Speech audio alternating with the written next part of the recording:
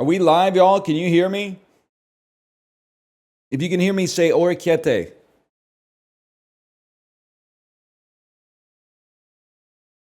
Orakiete. Nah, this bitch ain't working. Oh, no, it's fine. There you go. Okay, oh, I see it. Orikiete. Orechiette. If I... Oh, no, it's two C's, isn't it? Orecchiette.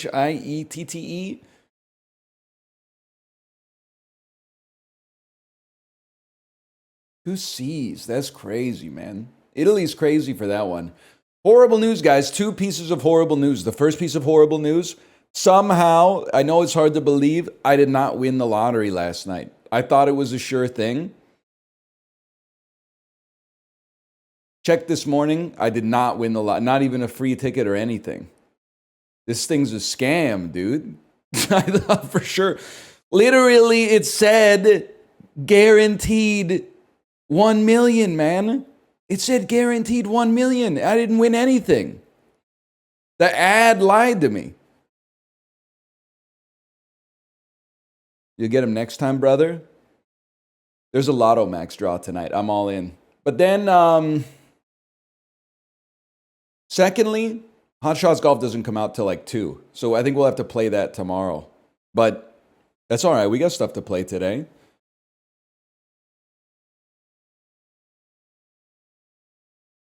I don't know what they're thinking, man. I think it's because it comes out in Japan at midnight on Friday. So they put it out 2 p.m. on Thursday. Does that make sense? Does that make any sense, man?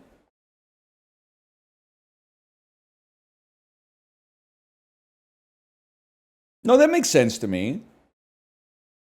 Yeah, that makes sense to me. Great ride this morning. You too, Doaku. You too, Doaku.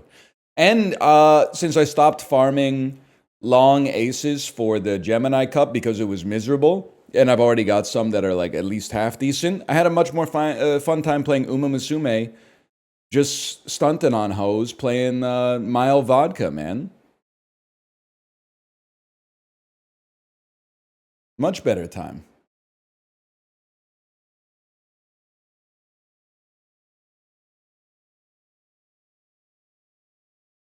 You can't say that? Oh, you can say that. You can absolutely say that.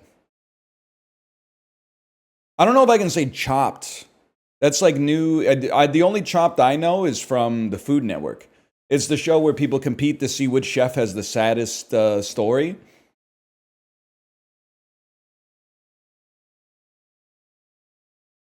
And then maybe they cook some food, but I don't know. It's been a while since I saw an episode.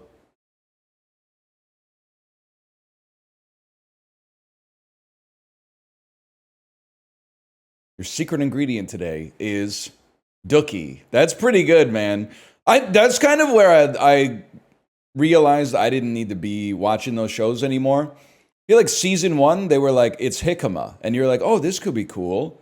And then like season 8, they were like, it's mud. It's the poisonous part of the blowfish. And you're like, well, I think I'll make it into a reduction.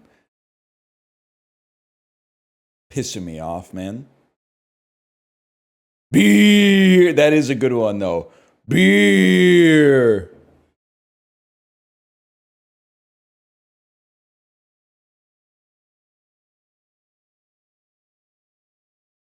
And they're always using the ice cream machine, man. They're always using the ice cream machine. You're like, don't use the ice cream machine. It never works, man. You don't have time. You don't have time.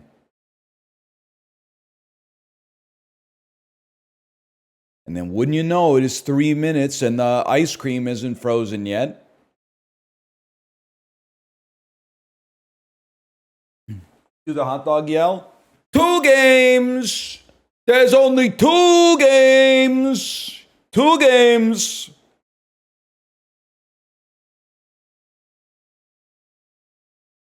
It's crazy that stadiums don't have...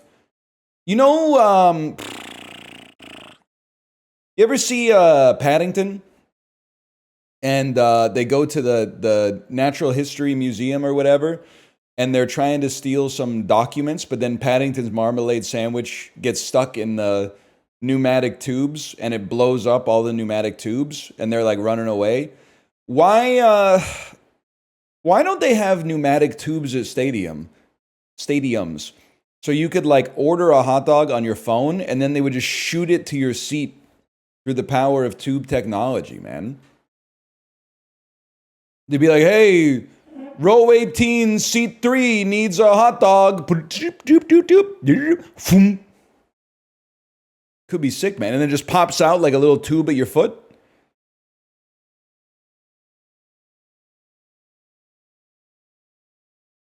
Could be cool.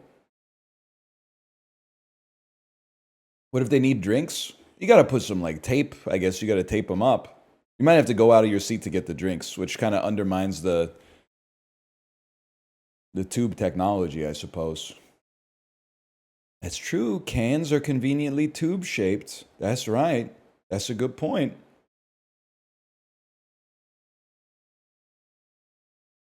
Dude, the video Dan showed where they shot the the hornet's nest with the PVC pipe with the firework put in it at point blank range got me laughing for like, I don't know, at least 8 or 9 minutes straight. I couldn't believe he only played it once. 1 second here.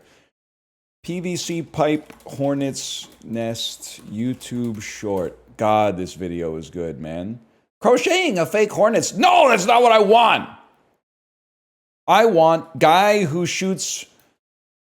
I don't want a cute craft. Guy who shoots hornet's nest with firework placed in PVC pipe. Straight shot, baby. That's the one. That's the one, man. This is one of the... Oh my God, my camera's frozen, man. Give me a sec. Jesus Christ. Lord above. Lord and baby. Starting to sound like a Minecraft YouTuber. Isn't that true? Minecraft YouTubers sound like that? Lord and baby Jesus of Redstone Vein. You pretty much got it. That's what it's all about, man.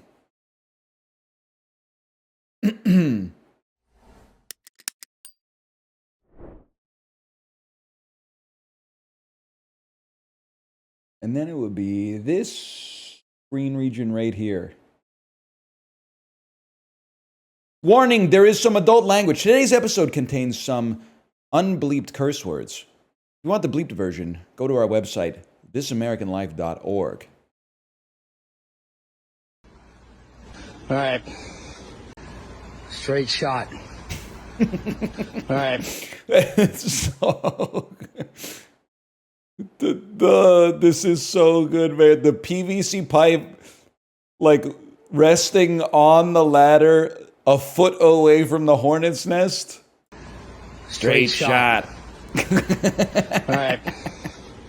I'm fucking going for it this time. Oh, straight shot. Straight shot, man. Straight shot. Going with this bitch. I'm gonna try to record it. Oh. I'm probably gonna run.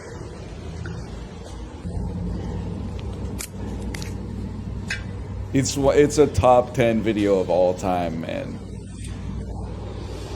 What do you think? We gonna get it?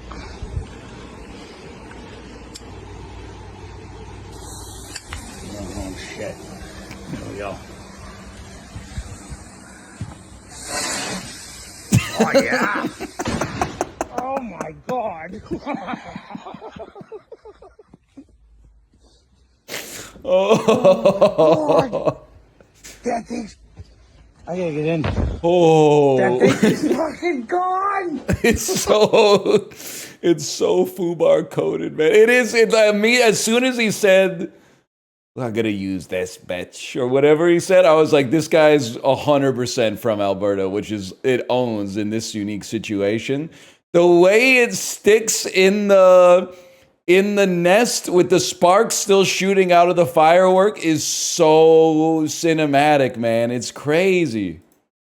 One more time. Straight shot. All right. I'm fucking going for it. That's the Canadian tell right there. I'm fucking going for it. I'm fucking going for it. Are you silly? I'm just gonna fucking send it. I've lost. I used to have it when I was like a kid and I grew up in the country. I'm fucking going for it. Straight shot. All right.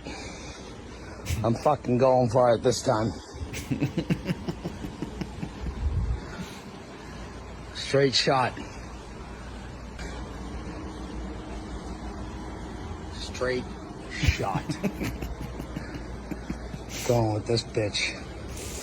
Oh, I'm gonna try to record it, but I'm probably gonna run. it's so good. Just one more time, man. Just one more time. What do you think? We gonna get it?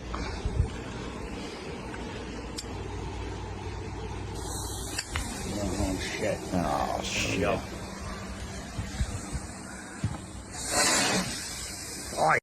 This is one of the greatest shots in 2020 cinema. I don't care, like, what kind of shit you're watching. The puff of smoke, the sparks shooting out of the hornet's nest. It's so good, man. Oh, you know the hornets are like, what the fuck was that, man? Yeah. Oh my god.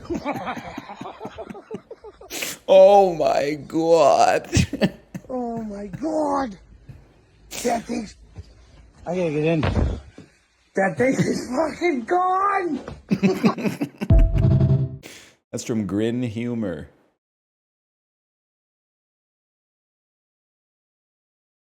Oh man, that's so good.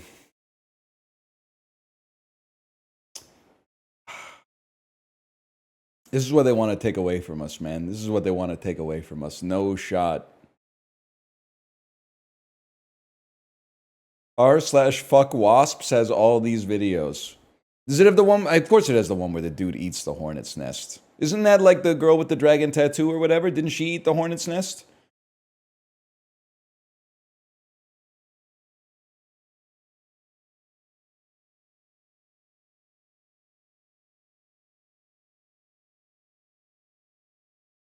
Something like that. She kicked it. She kicked it.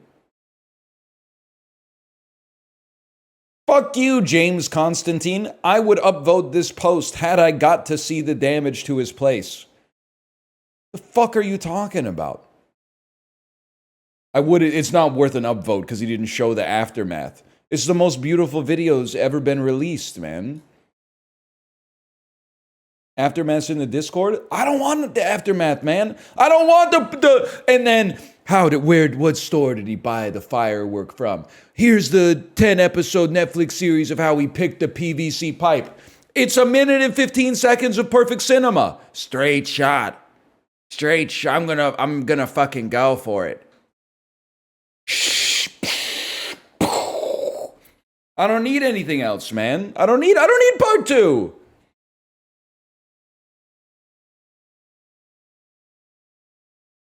It's the best thing ever.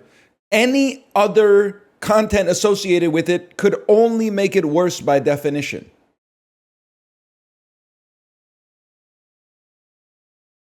That's it, man. We don't need any more.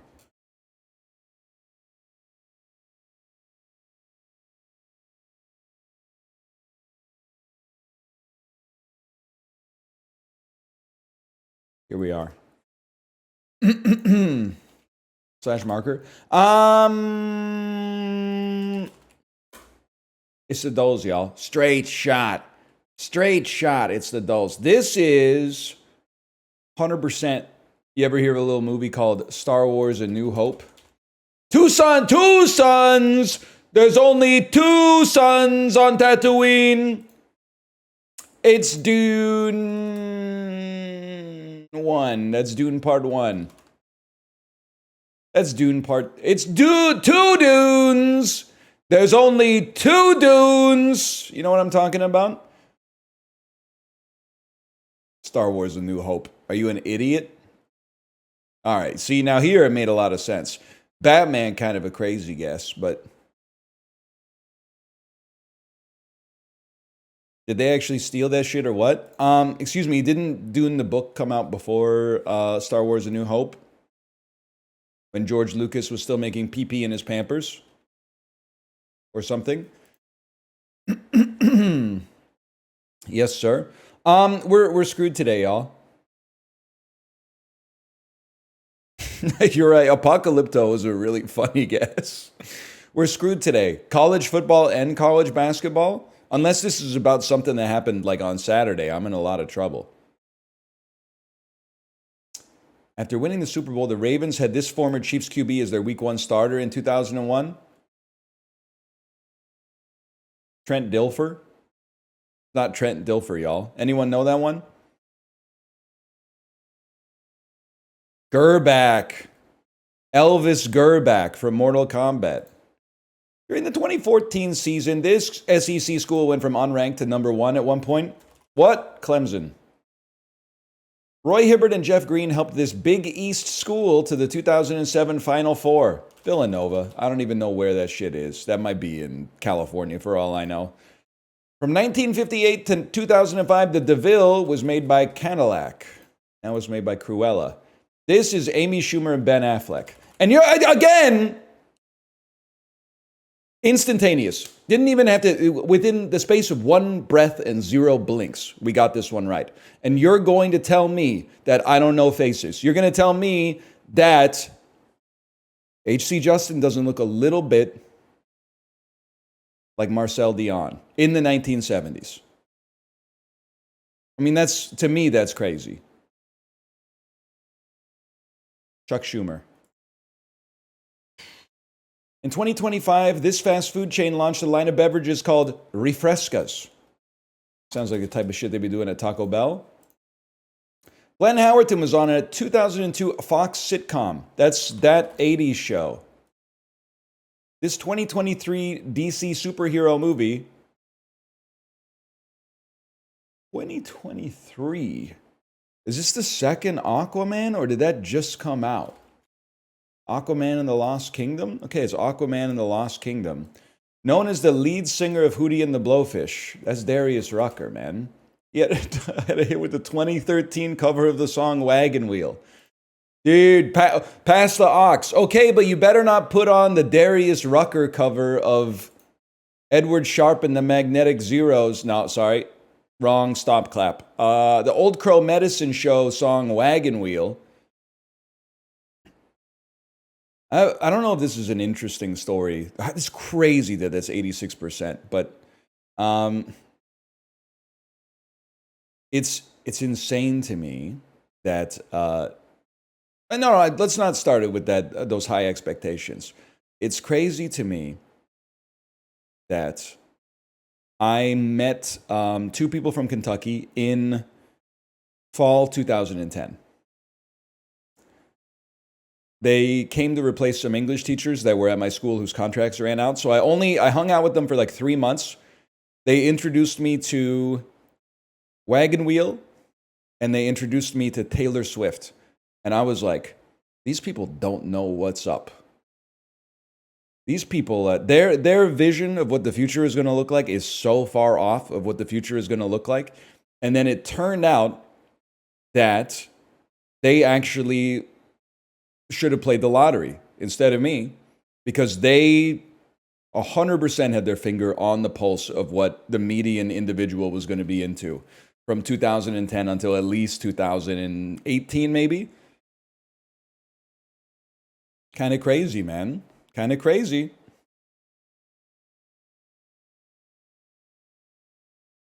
You're obsessed with the lottery? How is this bitch not on the TV every night? It should be on every channel. They're giving away $50 million. Why is this not on TV every night, man? They're giving away $50 million. Fuck Who Wants to Be a Millionaire, bro? Who cares about $1 million? I snooze. They're giving the Powerball's 1.7 billion. It should be 24-hour coverage of the Powerball, man. $1.7 billion. That seems insane. You should be able to bet on other people playing the lottery. Okay, that's fucking sweet. We need USDC backed stablecoin derivatives on whether or not I'm going to win the lottery. I want a 10x levered short on the Northern Lion Lottery Fund right now. Horizon ETFs, can you get on this?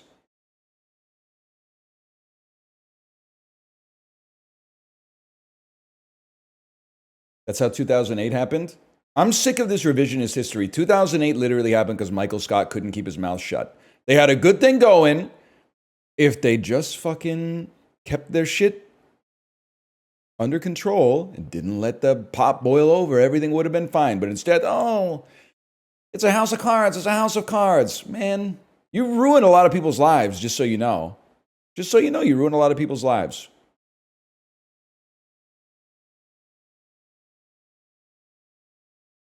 Honeycomb. It's a cereal. Pamplemousse. It has a dessert at the end. Cornichon. These are like French names for shit in English. French food names. Bread. Grapefruit. Pickle. Salad dressing. I run this town. French food words. I run this town.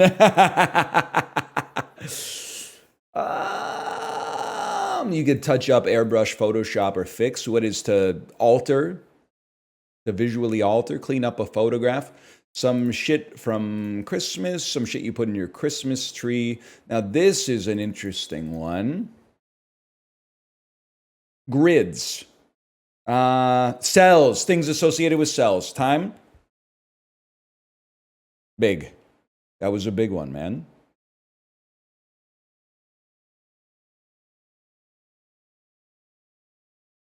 "41-second connections." That's not too bad. That's not too bad for a guy like me.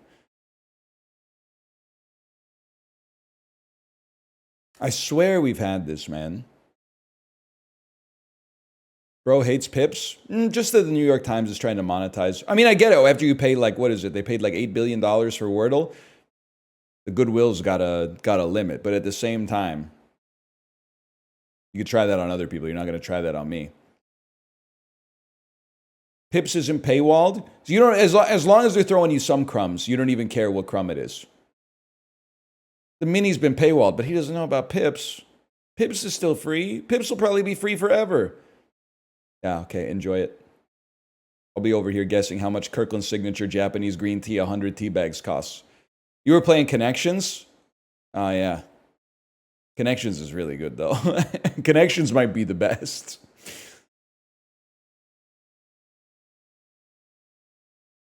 I bet it's 12 cents a tea bag. 13 cents a tea bag. I guess I might as well fuck off and die. Do you hate me? Tea is cheap, man. That's insane. There's probably some parts of the world where like the tea bag is cheaper than the water it takes to make the tea bag into tea. That's kind of crazy.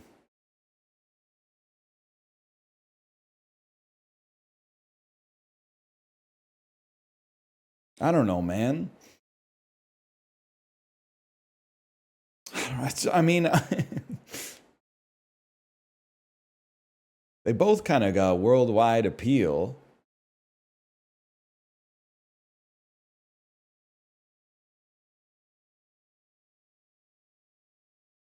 This one's tough because it's more about like what kind of person I want to be seen as with my guests.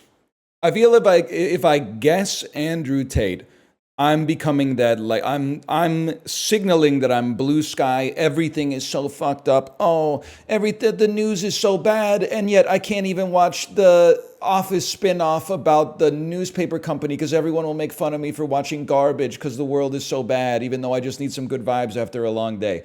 But if I guess Canada, people are going to be like, what the hell are you talking about, man? It's a country with like less than 40 million people that nobody's like looking up online. So I think I guess I'll just guess which one I think has more monthly searches, which I think is probably you.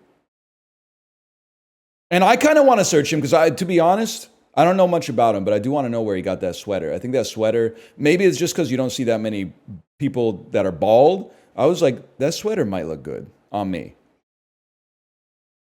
Does anyone know how to steal that look? I have a black shirt, but the sweater might be. The sweater didn't do anything wrong, bro. The dude the company that made the sweater is not like they have to disavow the dude wearing the sweater. It's not like the sweater is evil.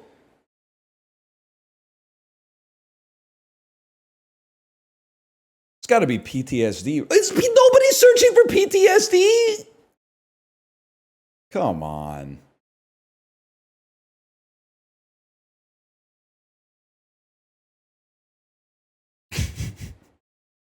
It's my friend's younger brother, man.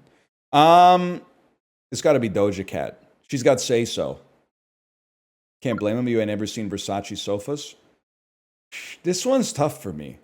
I think Doja Cat is more popular, but Sam Smith is also really popular. That's all I'm going to say. That's really close. I'm not going to feel bad about that one. Those are within like 2%. Which has a higher rating? I mean, this is tough, man. The Deer Hunter's like insanely good. But an Alfred Hitchcock movie starring Laurence Olivier? I still gotta go The Deer Hunter, though. Oh. Well, okay, they're trolling.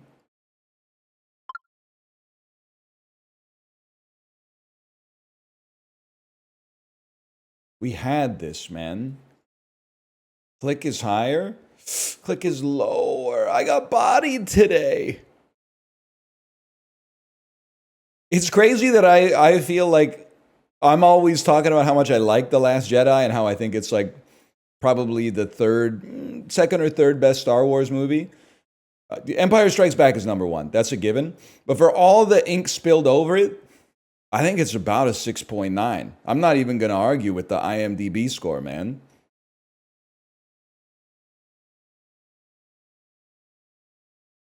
What's second? Well, it's either...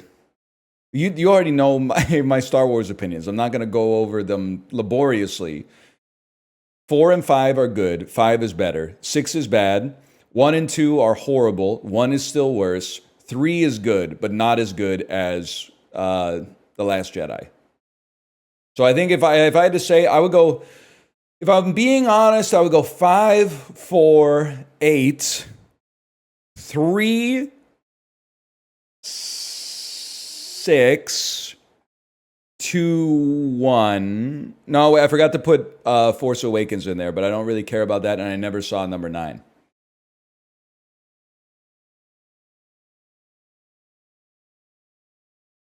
Eight is easily the worst one. No disrespect, but you might be fucking ass at watching movies if you think that The Last Jedi is worse than The Phantom Menace and Attack of the Clones. I don't really care where your personal rankings shake out, but thinking that any Star Wars movie is worse than episode 1 and 2 is crazy. Like, I think you're trying too hard. 1 and 2, if you haven't seen them since you were like a little kid, 1 and 2 are god awful, man. Jar Jar Binks gets his tongue stuck in the pod racer. 9 is worse. 9 is so bad I'll never see it because they pick a side. J.J. Abrams, pick a side.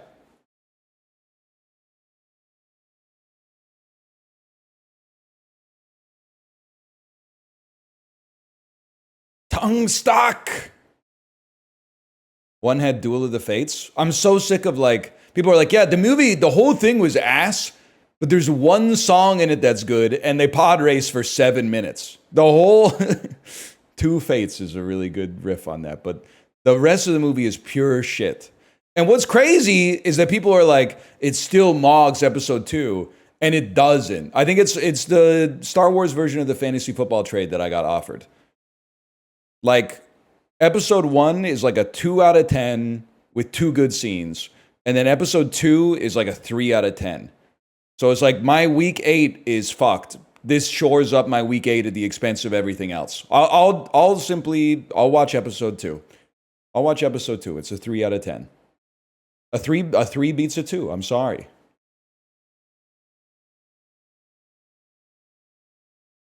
Two has no redeeming qualities whatsoever.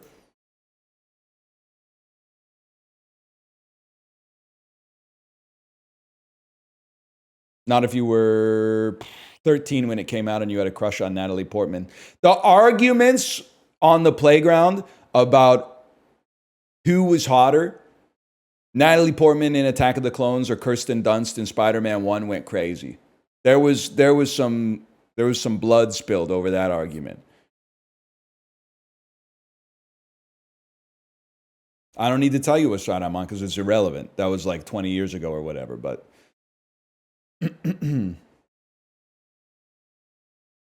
what was that? That was less more. Clicking me. I don't know, man.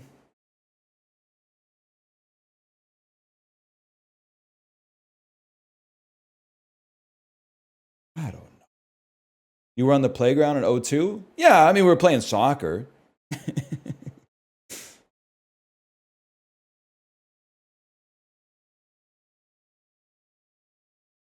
I don't know what this is, man. I think it could be. You look like Lesotho, bro. What? 10,000 kilometers. You're in like South or Southeast Asia. You are Laos. You are south of Laos. You're Cambodia or draw 25? Cambodia, we take those.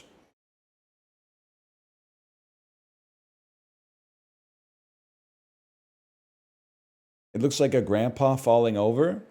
You know what? I didn't see it at first. I was like, what are you talking about? It just kind of looks like a blob. I can see it. So this is like, these are grandpa's tiny legs. This one in particular, because you can see it has a very clear like shoe pattern. And then this is like the grandpa's face, and like he's at a 90-degree bend, kind of like orthogonal to the camera. And he's going, whoa, whoa, whoa, whoa, like he's about to fall over. Yeah, I can see that.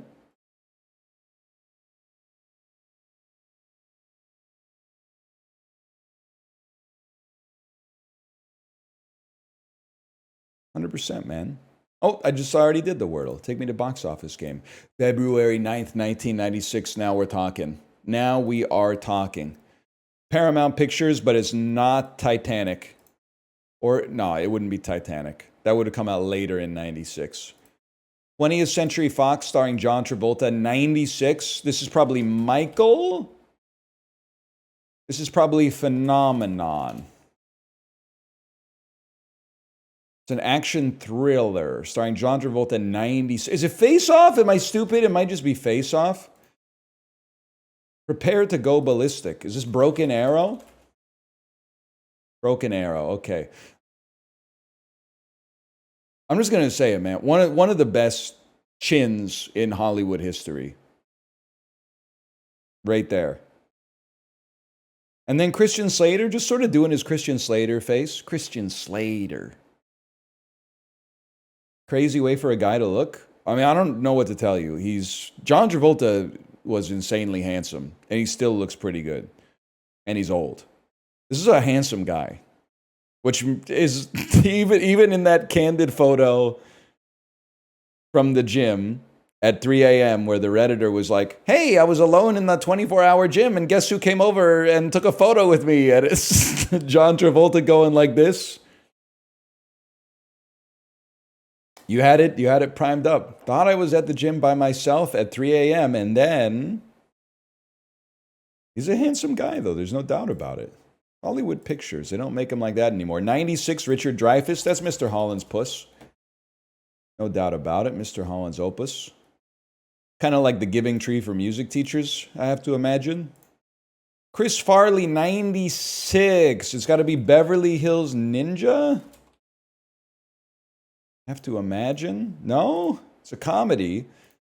I guess I feel like Tommy Boy is like a 95 jam, though. There's one in every family. Black Sheep came out. In my head, Black Sheep came out before Tommy Boy, but I might be wrong. I might be wrong about that.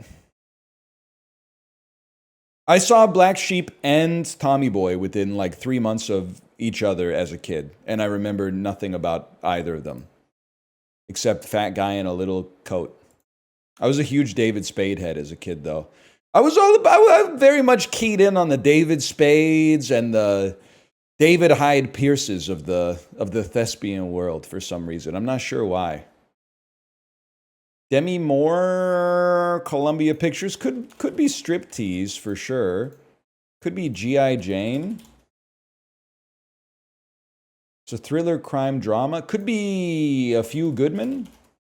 She wouldn't be top built. There is no defense. Witness. What is this movie called? Alec Baldwin. I should know this. It's not Witness for the prosecution. That movie's 100 years old. Joseph Gordon-Levitt. With his gangster boss on trial for murder, a mob thug known as the Teacher tells Annie Laird she must talk her fellow jurors into a not guilty verdict. The juror. Yeah, I guess I should have probably guessed that, but I just don't know that one. Just don't know the juror. Definitely has kind of like a John Grisham scent on it, for sure.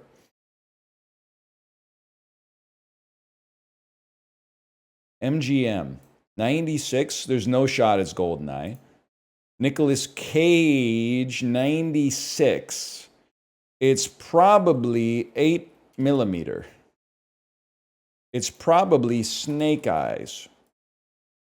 It is that was my last guess. It was Leaving Las Vegas, y'all. My bad. I was probably gonna be in like 3 or 4 guesses. That one stings. 390 points. That hurts. Why doesn't he just get on like a bus or something? Terrible movie week? What are you Leaving Las Vegas? He won the Oscar, man. He won the Oscar.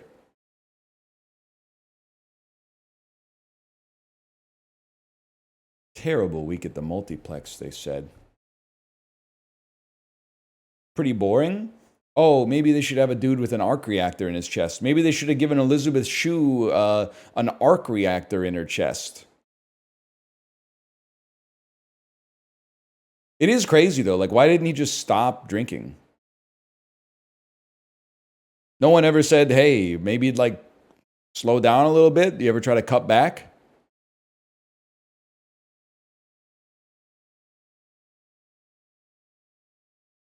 They didn't know what the fuck they were doing, man. This is going to be really hard. So we're going to... Craig T. Nelson's in this. Okay, so I can... No. This is going to be really easy. We're going to flip it around, and then we're going to start with John Cleese, and we're going to go to Rat Race. And from Rat Race, we can get anywhere. Because, I mean, it's got Whoopi Goldberg in it, and Wayne Knight, and John Lovitz. That's what Breckin Meyer looks like these days. Good for him, man. Good for him. Dave Thomas makes good burgers. Forgot about this guy. Forgot Dean Cain's in this one. Kathy Bates, of course. Kathy Bates. About Schmid. Dermot Mulroney. You fuckers. Hope Davis, are you not in adaptation? Am I freaking out? You're not in adaptation. How do I know Hope Davis, man? From Schenectady. A little different. Philip Seymour Hoffman's in it, though, and he's also in Lebowski with Buscemi, who's in Fargo with Frances McDormand, who's in Nomadland with Swanky. And now we're halfway there. We got to get to Poltergeist. Craig T. Nelson. We go David Strathairn. We're looking for like Rachel McAdams. Rachel McAdams must be associated with you. Rachel McAdams must be associated with one of you. I'm thinking it's Rooney Mara, that Jason Segel movie from like 2000 and, well, what was that called? The Discovery. You get Robert Redford, Jesse Plemons. We're trying to get to Craig T. Nelson. Trying to get to Craig T. Nelson, who's in The Incredibles with Holly Hunter. Craig T. Nelson. Craig T. Nelson, who's in The Family Stone with Diane Keaton, who's a Jason Segel. He's got to be in Funny People. He's not in Funny People. He's in Forgetting Sarah Marshall. He's in Knocked Up.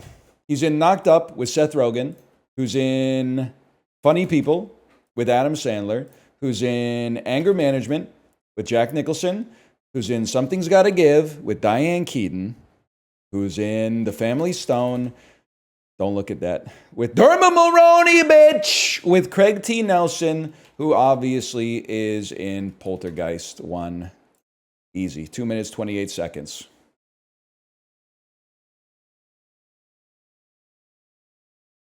Easy. Easy. You could also do Joe Beth Williams to the Big Ear, but I don't know either of those nouns, to be honest. Philip Seymour Hoffman is in Almost Famous with Frances McDormand. Oh my God, you've saved me. You saved me? Frances McDormand is Cameron Crowe's mom, and Philip Seymour Hoffman is Lester Bangs. That's going to save me like 3 links every single time, man. Pull up. We're spinning the block on Frances. They're calling it the Fargo skip.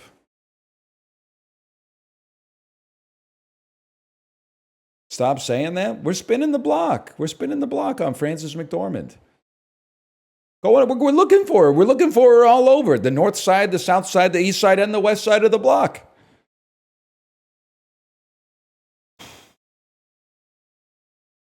Puck Doku. Oh, this is, now we're talking, man. McAdams and Plemons in game night. I should have known. How could that be profitable for Frito-Lay? San Jose Sharks, 2+ teams played for in one season. Anybody who's ever been traded ever, I guess, would be one answer. Let's go with Marco Sturm. Perhaps the most normal look. Actually, let's not say normal, because he is a striking resemblance to Jared Fogle, the Subway guy. But I'm not saying Marco Sturm has done anything untowards. That's just unfortunate. He does look a little bit like Christopher Mintz-Platz as well. I can see that. And as we know, I'm not face blind. 2+ teams played for in a single season. Did Gaborik go to free agency? Fleury's been bouncing. 2+ teams played for in a single season with 10+ wins in their postseason career. But they played for 2 teams. 2 teams in the same season. Got to be Dominic Hasek. What? Maybe he moved in free agency. I could see that happening. How about like Crystal Ball Huey? Am I stupid? Am I dumb? This doesn't make sense to me. Halak. Halak has won more than 10. Yeah, okay, well, we'll live with that. Who guesses? Sharks and Canucks. That's easy. His name is Yannick Hansen. The GOAT, the Honey Badger. Minnesota, and Vancouver.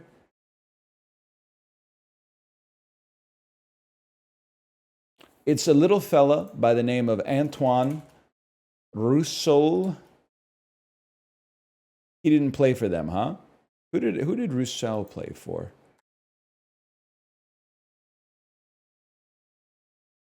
This one, I'm drawing a blank on this one. Vancouver Canucks 10+ playoff wins. We're going to go Richard Brodeur.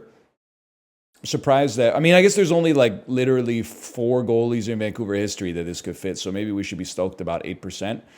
Sharks. The Sharks and the Canadiens. Vincent Damfus. That's an easy one. That's one of the easiest questions I've ever been asked. Okay, keep going. The Sharks and the Habs. That's that guy. That guy whose name is Josh Anderson. Didn't play for them, huh? Who cares? Montreal Canadiens, 10 plus wins in his postseason career. Yeah, I'm thinking Punch Imlach. thinking of some old motherfuckers. Can't play Turk Broda. You can play Jacques Plante, Ken Dryden-ass. I'm trying to think of this. Got to be some dude who played with like a hat on his head. You know what I'm talking about? Who's the dude? Like Gump Worsley. He strikes me as a Toronto guy. I'll play Plant, but like, who am I thinking of here?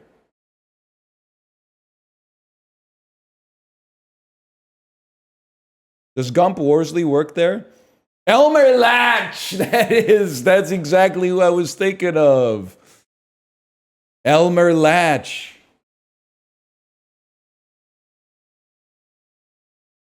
Anyway.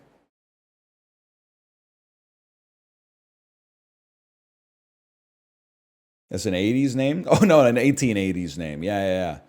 Antoine Roussel was the other green team? Dallas. He's a Dallas head. That makes sense.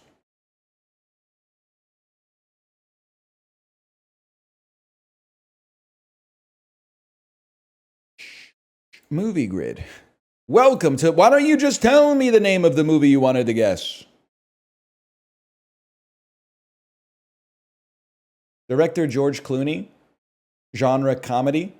What's the movie with the military school? I can't remember. Well, I guess we'll just play The Men Who Stare at Goats.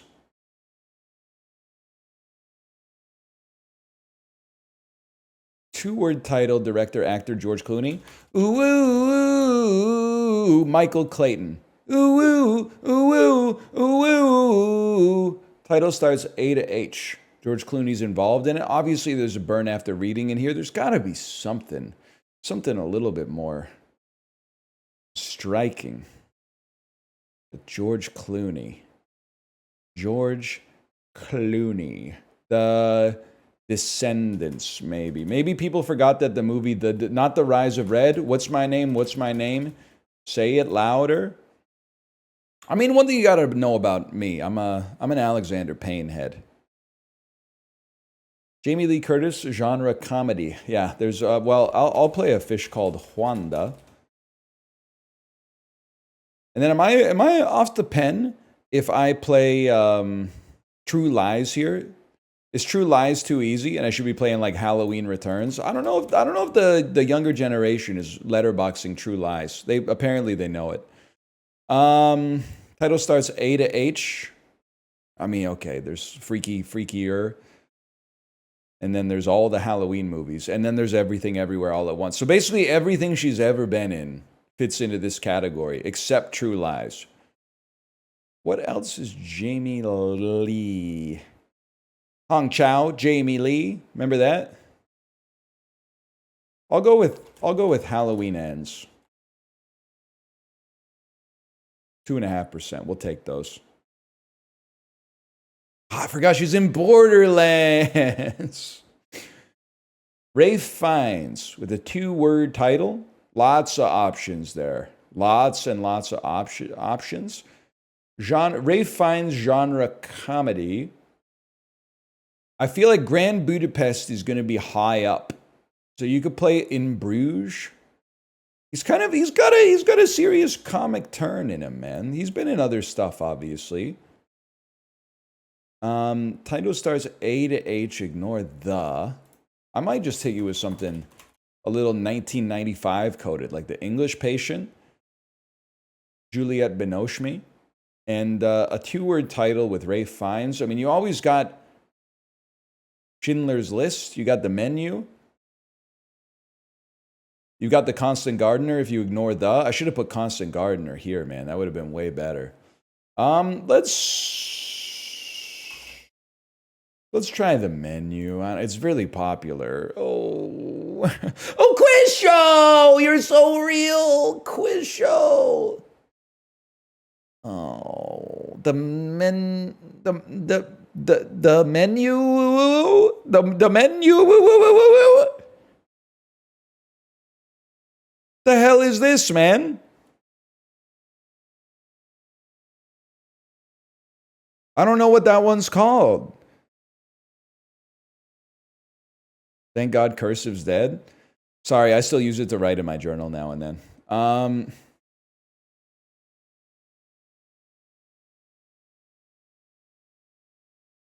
Won't die till I'm dead. Journal check.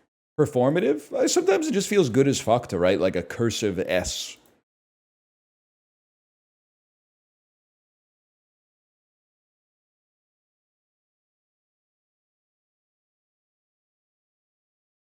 Impolite. An adjective meaning not polite. Impolite. Rude. Hydra. A noun. Speak. A verb. She used the voice, man. Dear. A noun. Contraction. A noun meaning. Oh, I have one anecdote about cursive writing that's very funny to me. We had, for anybody who didn't have to learn cursive writing in school, a lot of second grade was just like, hey, today we're learning like the letter G. And then you would get a piece of lined paper and you would write like 7 lines of just cursive G's. And then you would get like halfway through the page and then you would write 7 lines of like capital G's. And there's other tech, like some letters you got to do like a special little transition stroke in order to get it to link up to the next letter. But anyway, we were learning cursive T, which is one of the easiest letters of all. And I remember in second grade, our teacher made an example out of one of the students because all she did was she did, I don't know, 7 lines of just this. So you're just making like you're going down and up into the loop for the T, down and up into the loop for the T, no spaces between them or anything like that. Then she took a ruler and just went whoop, and did a line all the way across every single one of them. And our teacher was pissed, man. Our teacher was pissed off. But even back then, I was like, that's pretty smart, man. Illustrious. An adjective meaning notably or brilliantly outstanding. Virtual keyboard slowing me down. Sarcophagus. A noun meaning a stone coffin. We take those. Luminance. A noun meaning the quality or What? mournful. An adjective meaning expressing Judge? propinquity. A noun meaning nearness of blood, kinship. Propinquite originates from Latin propinquitat, meaning kinship or proximity. Propinquity. A noun.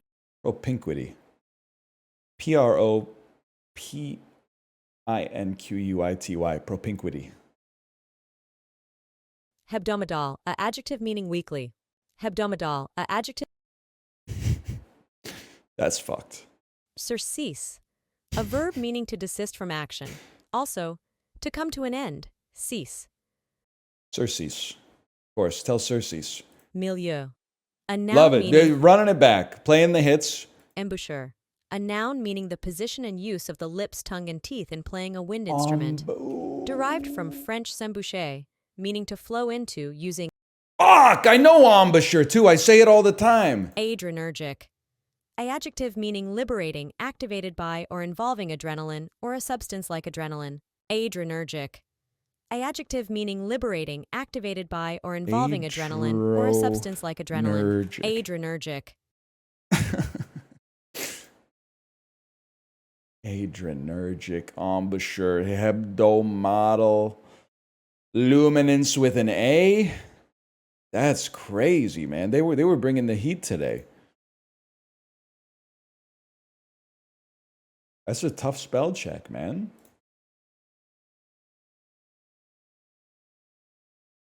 Get to something we're a little bit more familiar with. Judging foods. Terit or tinutuan. What are you made of? Stale bread in a flavorful broth? We're going to go with the Indonesian soup. Never mind. Okay. Mac and cheese, I think it probably clears. I'm not a mac and cheese head, but I think it clears. Cheese roll from New Zealand versus what easily looks like probably a top 100 food on planet Earth. Floken or panzanella? Beautiful looking salad or chocolate shavings and butter on a bun. Come on, man. Vince's Grassi. The sausages are just too big. That's just too big for a sausage. A sausage can get so big that it no longer looks appetizing. We're going to go Italian food usually wins. Passatelli versus Mi Assi. I'm going to just be real with you. I think this looks better. Apparently, that was not controversial. Chazuke versus... I mean, this... I know I keep saying it, and people keep agreeing, but I keep acting like I'm being persecuted for it. There's amazing Japanese foods. But people have taken the heuristic that lots of amazing foods are Japanese, and they've inverted it. A food must be amazing if it's from Japan. I've been there. It's just some of it clears and some of it's not all that. This to me looks like it's not all that, and this looks beautiful. That, like, why if they had any other flag associated with that picture, does it get 82% or whatever it had? I don't think so. I think if they change the flag from Japan to China, I bet that gets like a 52% in this game. You dishonest so-and-sos. You have the data, food guesser. What if you just A/B tested with like a fake country in it and then showed me the difference? And then we could figure out which countries are coasting on reputation. Mexico's going to win though. As they should. Kuzu tandir meat versus Rubian salad. I gotta go with Turkish food on this one.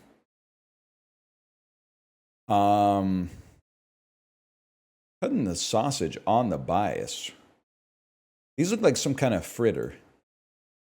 Ripe plantains stuffed with cheese. After stuffing, they're battered and fried again. All right, that looks really good. But I feel like a lot of people wouldn't click on the expand and would just vote sausage. He's getting good.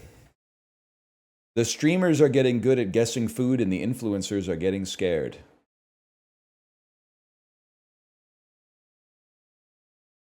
Now for the real deal.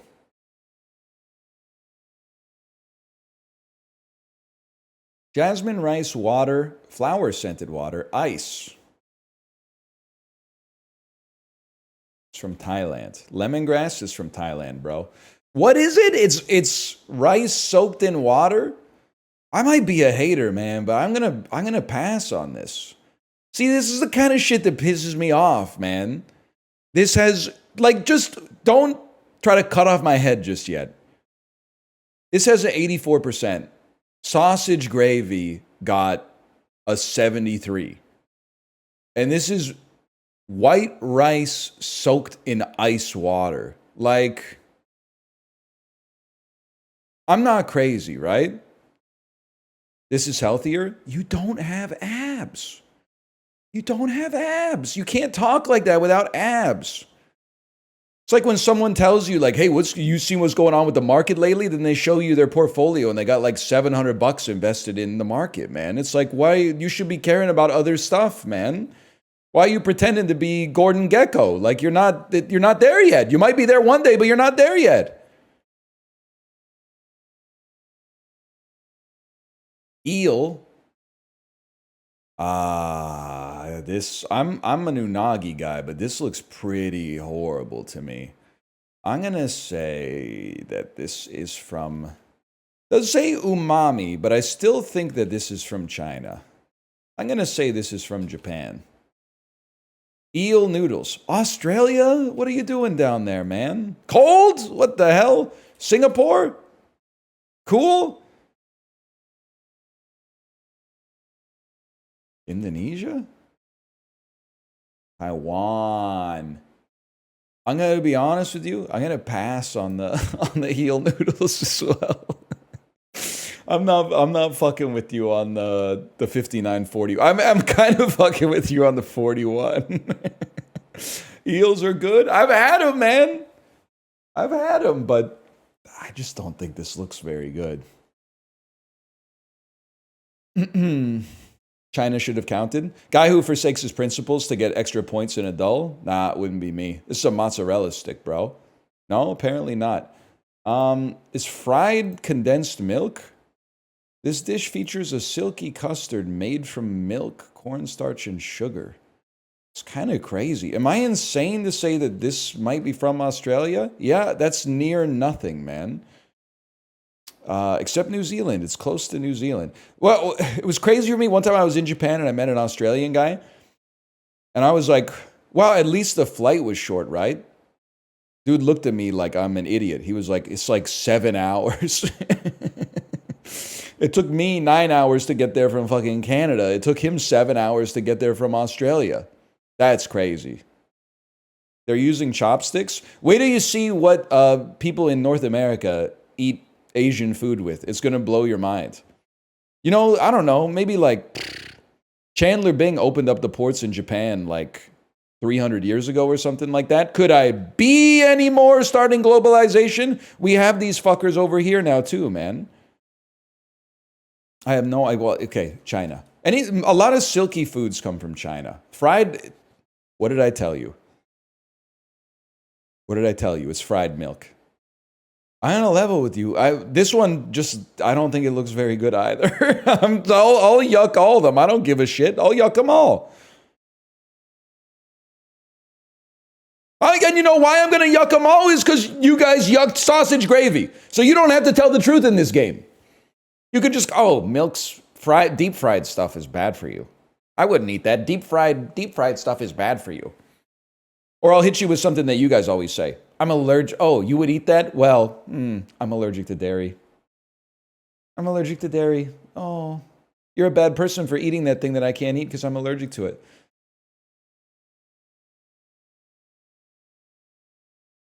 Show me your abs? I would. It's TOS.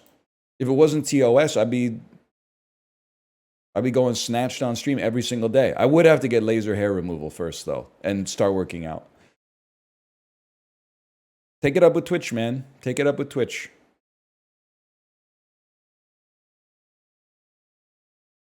Is it actually TOS? I don't know. You just say stuff sometimes. Hope it sticks. Put some misinformation out into the world.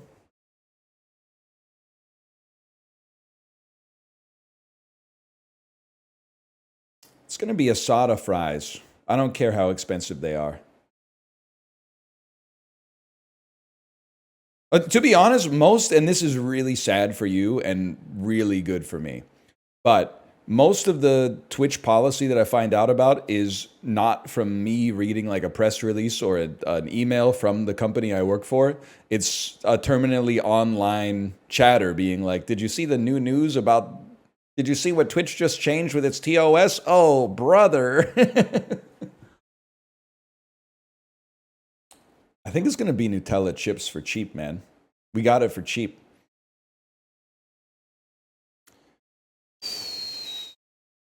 I mean, the chicken looks pretty all right. I'm not going to lie to you. With the waffle and the waffle fries. The roast potatoes look pretty good. Oh, I might be stupid. Berries free from a bush or the animal burger. I mean, you can't beat this. It's kind of OP, but this looks pretty good, and burgers don't lose, man. It's crazy to me that people would not eat the berry. I guess you shouldn't eat berries that you just pick from a bush, but those were clearly blackberries until you die. I think that looks not too bad for £3, man, but burgers don't lose. They lose to Twisted Pizza. It's not sick. Sick implies there's a cure. Burritos, easily top 20 food on the planet. Will not lose, even if the chicken and chips look all right. Bacon sandwich looks really bad. Loaded chili nachos look disgusting, but will clear.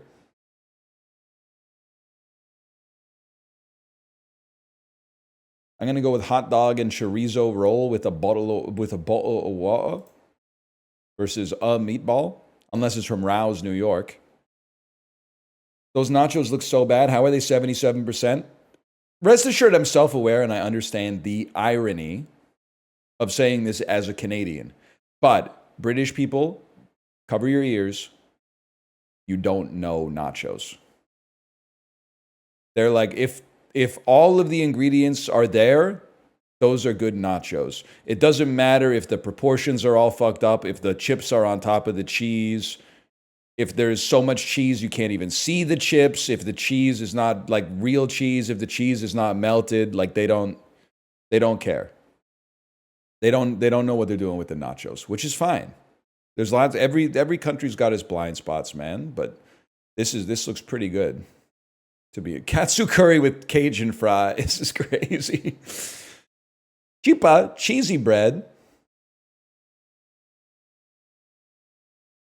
Sausage mix and chips. I mean, it's hard for me to imagine this losing, but this guy's got so much aura. Oh, 93 versus 90 is like my goats, man. Those are my goats. I can't be too mad about that one.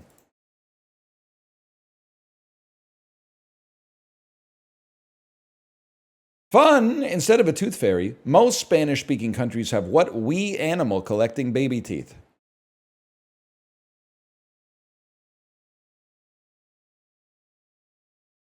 Wee animal. Yeah. Hamster. What's the most used animal for biomedical research? I'm going to say a mouse. That makes a lot more sense.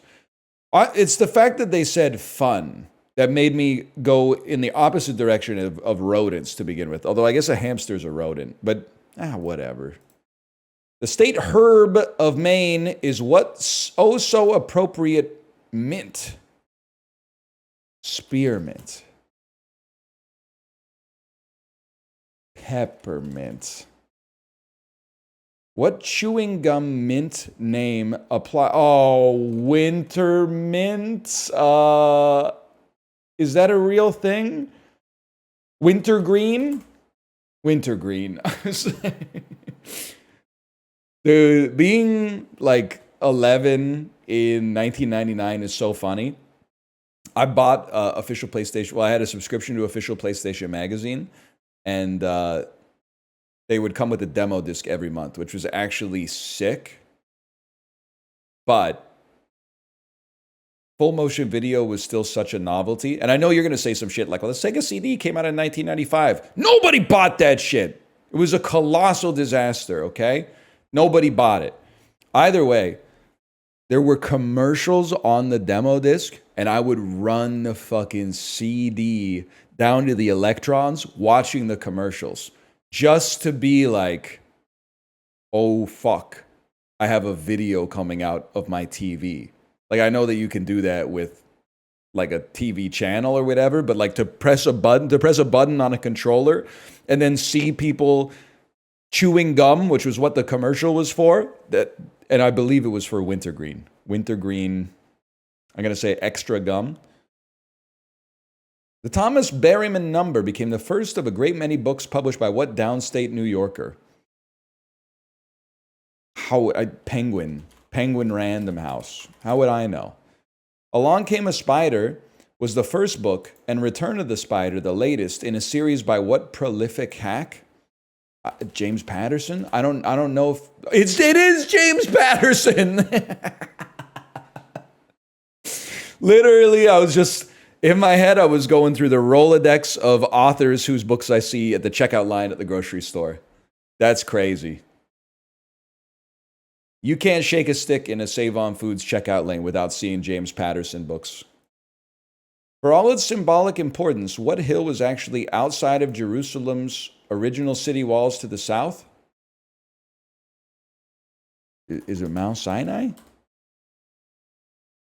What alphabetically challenged Utah park? Checking out the 3 patriarchs. You can visit a Tunnelly Monument Valley. That doesn't seem alphabetically challenged. A Tunnelly Canyon called the Subway. In what alphabetically challenged Utah park? Joshua Tree. That might be in California. Fans of Bob Marley or The Matrix? It's the Nebuchadnezzar. The name of what? It's Zion. I was going to type Nebuchadnezzar, man. Which is, I don't even know if I can't spell it without a text box. N-E-B, Neba. There's a silent D in there somewhere. Anyway.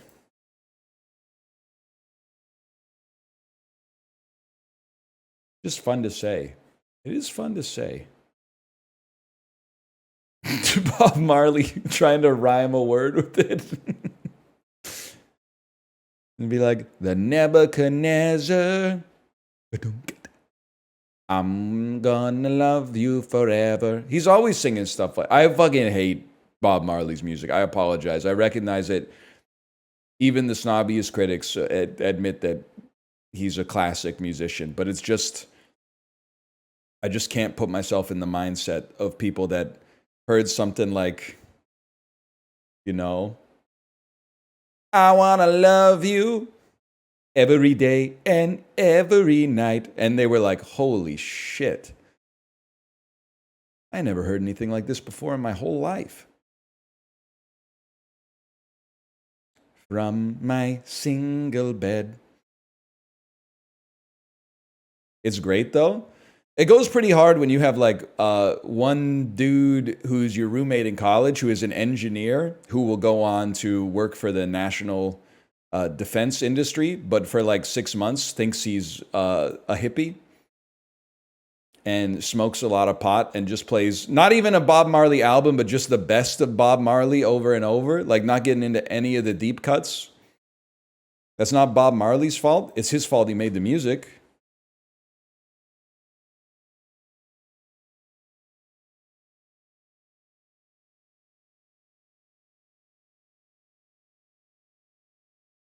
Sort these pairs of events by the length of time between them, starting with the longest. Top Gun Maverick, it's like 2022, 1986. Something like that. So that's like 36 years. This is easy. Okay, this is really short. George W. Bush and George Bush were inaugurated 12 years apart. Nelson Mandela was in prison for like 10 to 20 years. You're like 36 years. LeBron James debuted in like 04 or 05, and Bronny was like 2023. So that's like 18 years. Now the question is, how long were you in prison? I might be the GOAT, y'all. I might be the GOAT. 12 years, 21 years, 26 years, 36 years, 73 years. I guess that makes sense. It sunk, the Titanic sunk way before they had the capabilities to go down and get to the wreckage, now that I think about it, man. I don't know why in my head I was like, I don't know, it could have been like 2 years. And then I'm like, wait, that shit is like 8 kilometers below the surface of the earth or something like that. That's insane. Or below the surface of the water, I guess I should say. That's true. I guess someone saw the wreckage like as it was going down. That shit should be like a nanosecond. That should be last, man. Rose literally saw that bitch sink.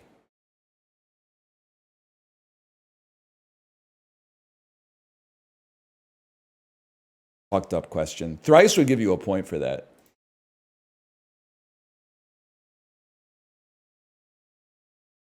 How you doing, Justin?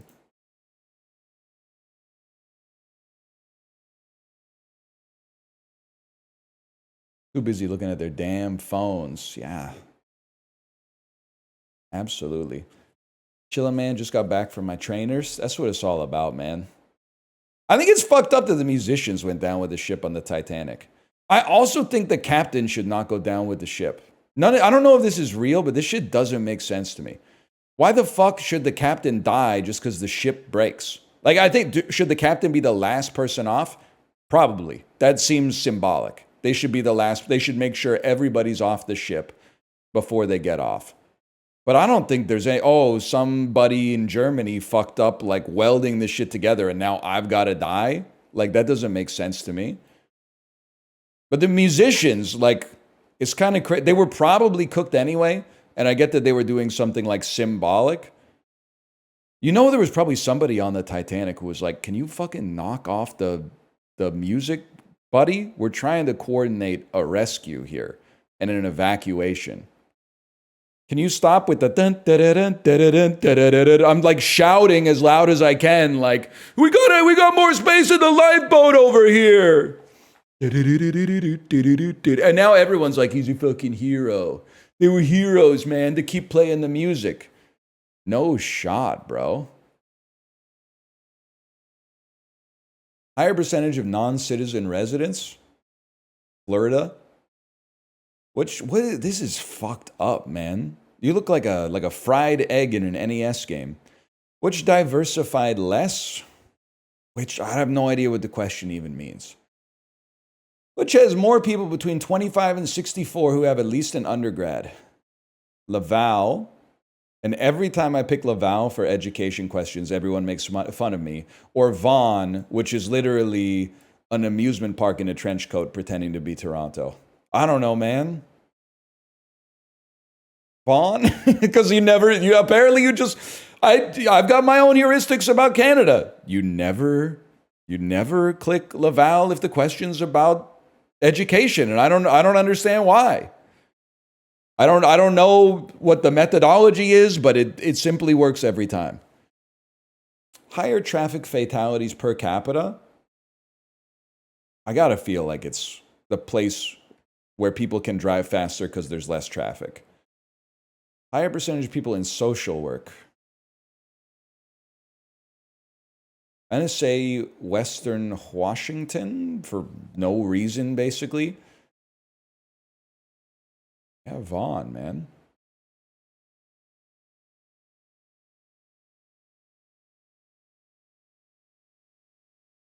What is that? The place where she inserted the blade. I don't know. I just like I like the way that it sounds. The place where she inserted the blade. It's got the same vibe as, and I know where the bastard sleeps.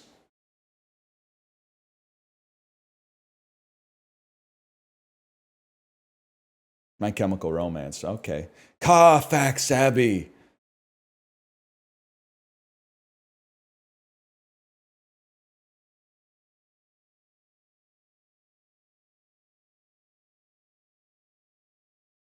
Internet's taking a long time to load today, man.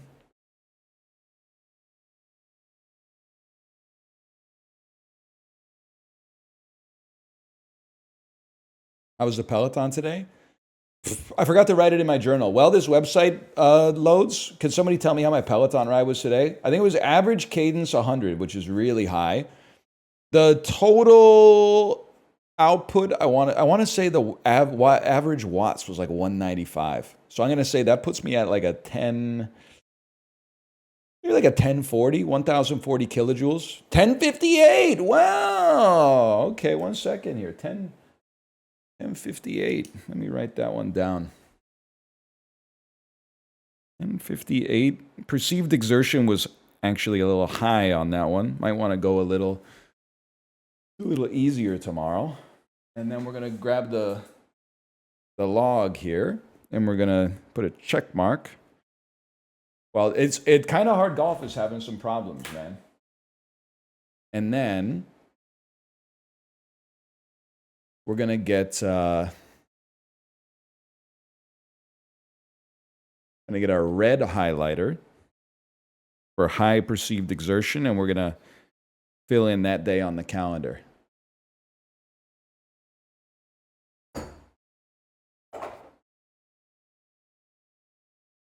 Kind of slow website. That's what it's all about, man. That's what it's all about. Okay, kind of hard golf. Maybe the dev is playing Silksong today. The website does not work. But angle Angle also does not work. So actually, I'm inclined to say the problem is maybe like on my end, man. Maybe if I close Firefox and reopen it.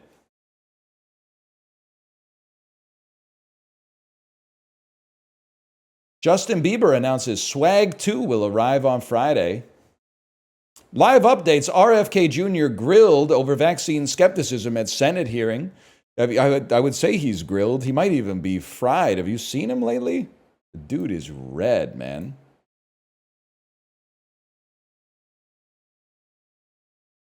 Dude is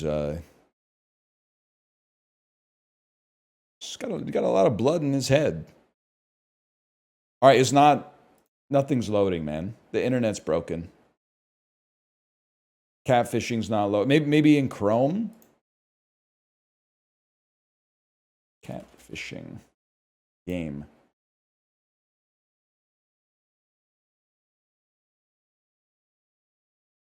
Catfishing is loading, but like loading insanely slowly in Chrome. I don't know what's going on, man.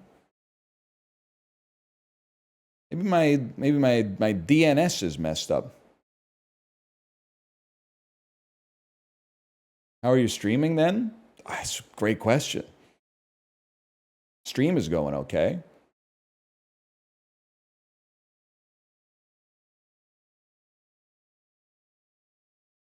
Chrome moment.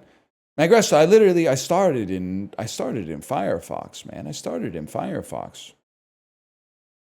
Firefox wasn't working. At least catfishing loaded the website.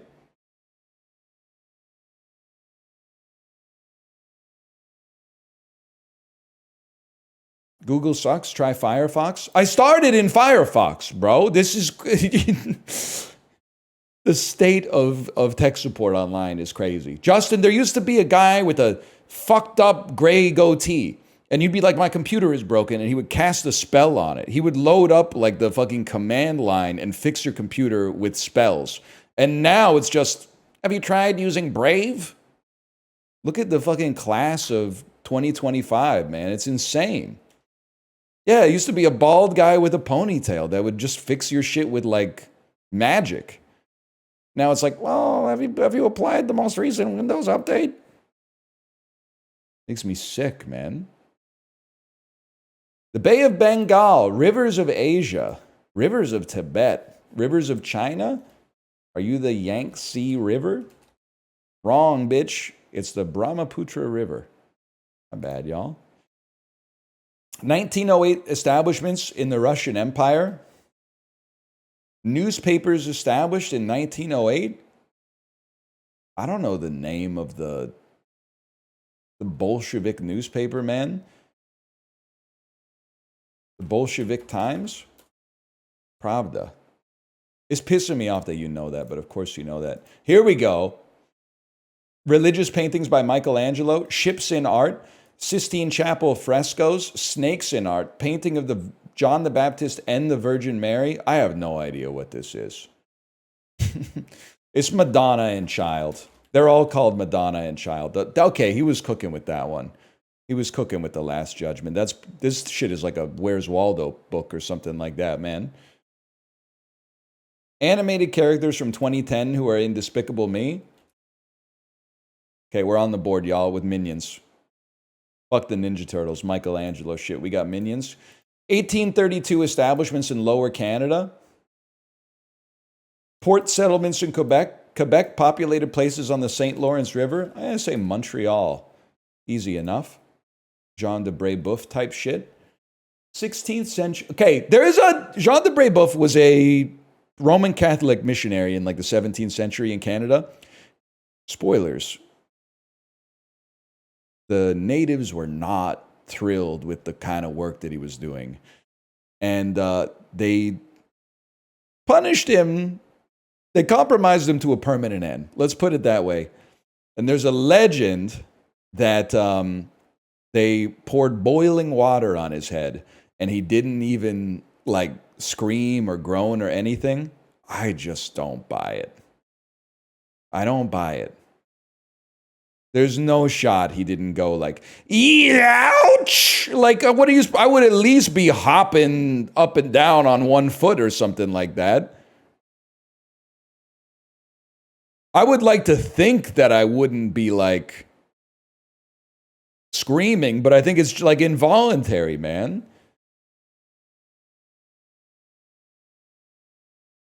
It's kind of fucked up to be burned by water, too. Ironic ass way to die. Definitely don't want to be boiled to death. That's not good. That's got to be one of the worst ways to go. He went, ooh, that's not, I mean, I don't know really. I'm not going to sign off on everything Jean de Brebeuf did in his life, but not many people deserve to be boiled to death. That's gotta, I don't feel comfortable joking about it, even suggesting that he made the Lego Star Wars Yoda death sound.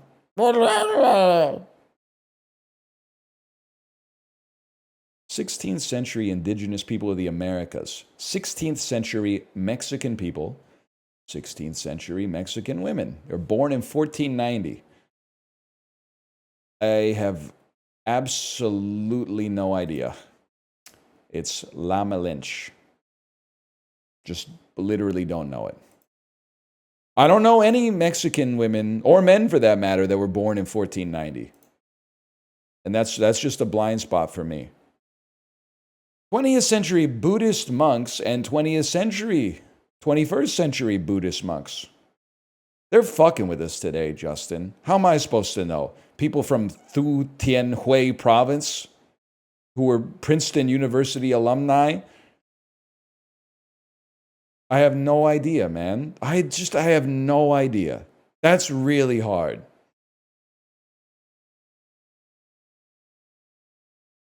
Why does everyone know it's Thich Nhat Hanh? Fuck, you got me. 1969 in British television, Monty Python sketches about the British Army. Fiction set in 1950 and 1944, cultural depiction. It's a sketch from Monty Python. Probably the Ministry of Funny Walks. The funniest joke in the world. I don't know this one, man. I don't know it.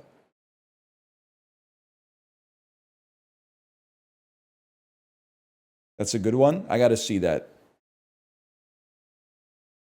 You guys ever see Black Adder? Or Black Adder Goes Forth? Now that's a show, man. 1959 songs, adaptations of works by Gilbert and Sullivan, novelty songs, patter songs, the periodic table in popular culture, songs written by Tom Lehrer, periodic table song, the elements. I don't know this, man. Doubt, hand gestures, punctuation, rhetoric.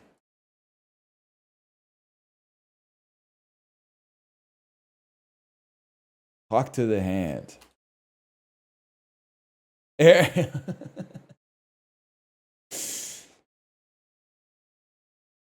I got two. That's a really tough catfishing one, man. That's a really tough one. What did I missed big on one of them, I'm sure. I missed big on the elements. That had 36% correct. You got Minions in Montreal. You don't need to spell it out like that. Like that's, when you put it that way, it sounds really bad. Can I say I got, I'm going to say that I got that 15th century Mexican hero. And I don't know. Dude, the internet's not loading. The internet's not loading. Way to go, Team Cherry. You broke the world.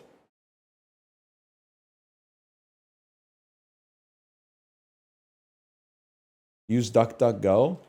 Fuck you. No, I'm not going to use DuckDuckGo. I'm going to wait 30 minutes. I'm not going to use DuckDuckGo, okay? It's insane.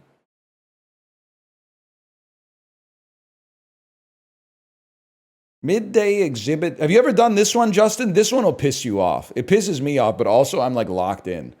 Midday exhibit oddly canceled. Okay, so midday oddly means we're going to take every second letter from something, or maybe from two things. I think. A, C, L, E.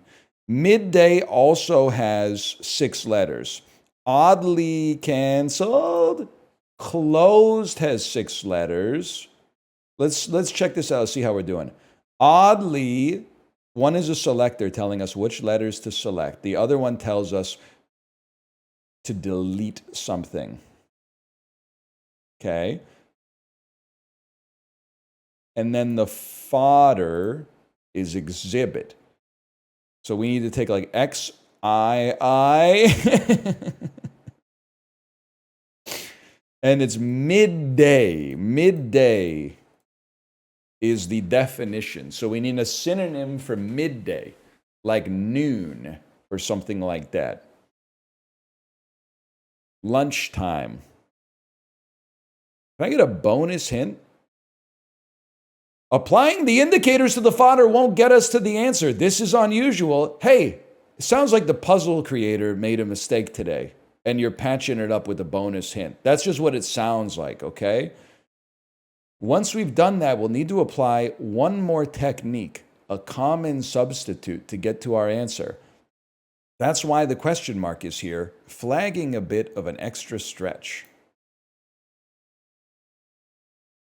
Definition is midday. Our answer will be a time, a word meaning this time of day. Well, okay.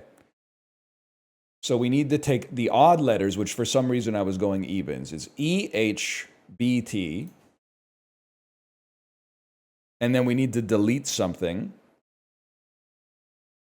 The day.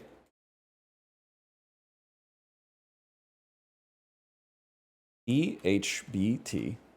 Delete something. And it's midday. Could be like TH here.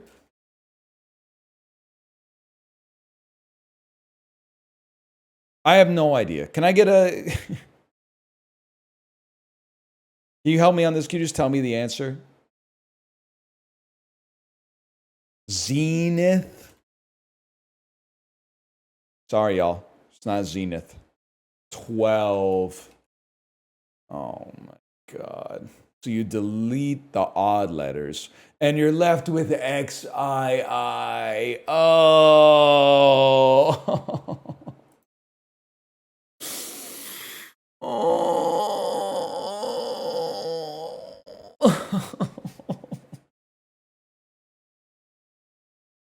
I know I say this every time. It's insane that they make a whole crossword out of those clues, man.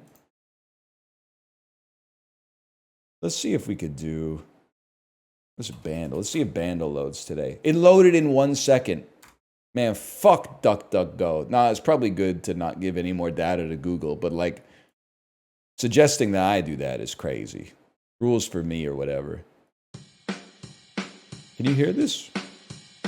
Put your left earbud in if you can't hear this.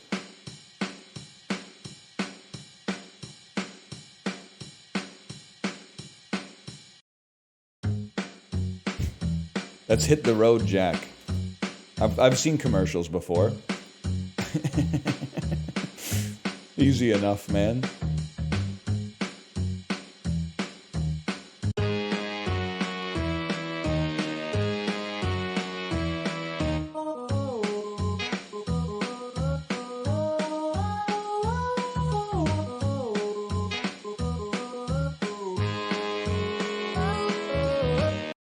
That's pretty good. Start the Trip Jack is really funny. If you imagine like Joe Biden saying it in college in like 1950. Well, now that I think about it, is Joe Biden, was he too old to do LSD when it came out? Joe Biden is 84, which means he was born in 1941. No, he was around the right age. Although, to be honest, when you're like 25 or something like that in 1963, like you had like 4 kids. So I guess that's like a little past the point. Back then, anyway.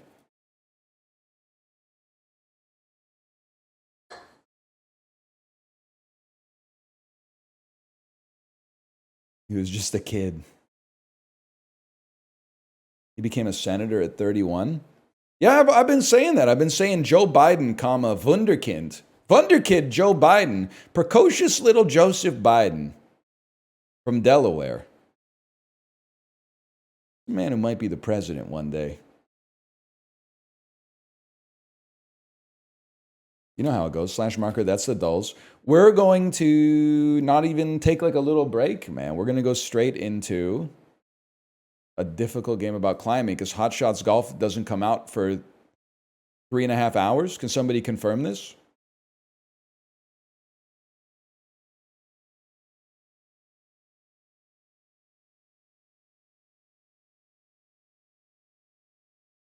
No pee? Well, I burned up too much fluid on the bike, man. I sweated too much fluid on the bike. Why is everyone playing this again? It has DLC now, Justin. It has 1 DLC level.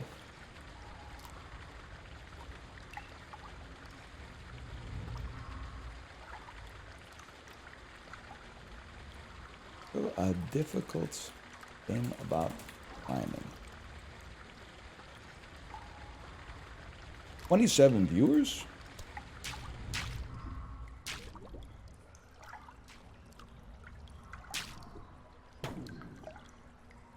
Wait, did I even say hash marker? A difficult game. All right, we're back with a difficult game about climbing. Someone said, NL, what's your essential fall movie? I don't watch movies, I read books, by the way. Hold. And I've been waiting for September 21st to come around because I'm like 50 pages from the end of The Fall by Camus. But I feel like I can't finish the book in summer. It just doesn't feel like the vibe is right. Like the book is not called The Summer, so... W book. I like a book with one character. Makes it easy to... It's like Moby Dick, man. It's like that's the captain. But then, like, you know what? It's a bad example. Because, like, right at the start of the book, he's like, call me Ishmael. And I'm like, what the fuck, dude? I'm going to call you Moby. It's on the front.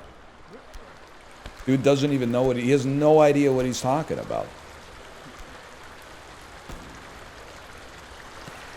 Hold.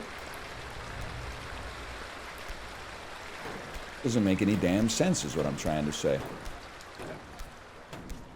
You got to admit this is crazy. Like, we're so back. I actually feel... Hold on. Whoop. I feel like I'm the guy. Like, I'm climbing so fluidly. This is where things get a little tough. That's all right. We'll do it again. Hold. Whoa!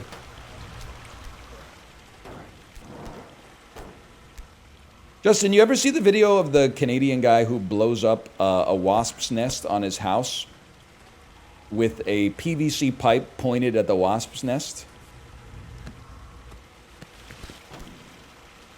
Straight shot. I think so. We watched it a little bit at the start of the stream today. It might be one of the funniest Dudes Rock videos ever made. Just gonna fucking go for it.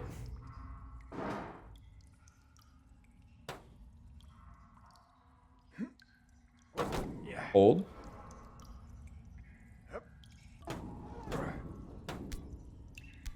Okay, this is what it's all about.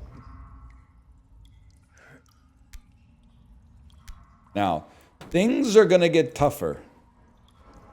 Ooh, child, things are gonna get more difficult. Remember that, Guardians of the Galaxy? Ooh, child, things are gonna get worse. This is where they get more difficult. It's a dance-off, bro. Remember that? You grab the bottom of the pipe.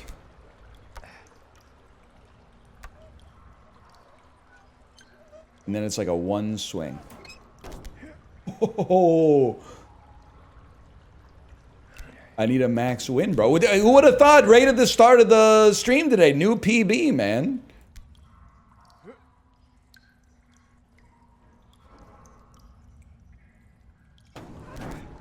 That's all right. Easy come, easy go. That's what these games are about, man. Not gonna beat the game on your first try. They would call it an easy game about climbing if you could do that. I don't know what I was thinking with that one. I deserve to go back in the loam for that one. Thoughts on Justin rating Ahead by a Century a D?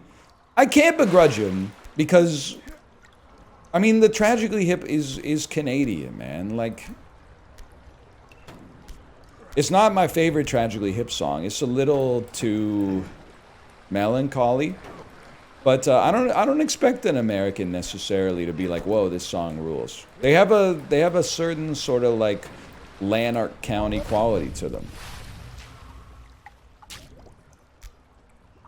Also, not to suggest that the band rating lists or song rating lists are necessarily not rigorous forms of criticism, but it is kind of insane to be like, we'll listen to 1 minute of this song and then rate it.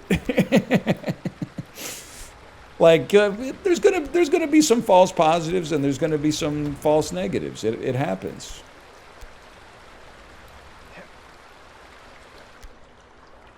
Like, if you listen to the first minute of What Would I Want, Sky or something like that, you'd be like, it's not even a song, man. You just keep saying like My Disease or whatever over and over. Hasn't even gotten to the part where like a fly on the river really can't make a change or whatever. I scan halfway through the song too. Now I've got a good tip for you. I got a good tip for you. Maybe just have Grok summarize the song next time and tell you whether or not it's good. Nah, I'm playing. Could be fun though. Could be fun. Has anyone ever asked Grok what its favorite song is? Probably gonna be some shit like, what does the fox say? I know some of you guys are hiding in here with fucking Twitter Blue subscriptions. Go ask XAI Grok what its favorite song is. What does the Grok say?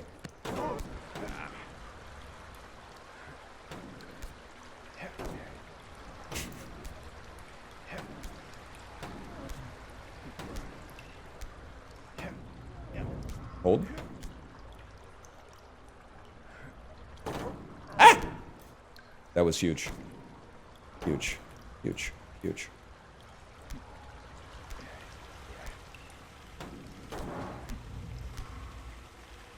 You don't need Twitter Blue to use Grok? Yeah, but you need to be the type of person who would pay for Twitter to still be on Twitter, even for free these days, so.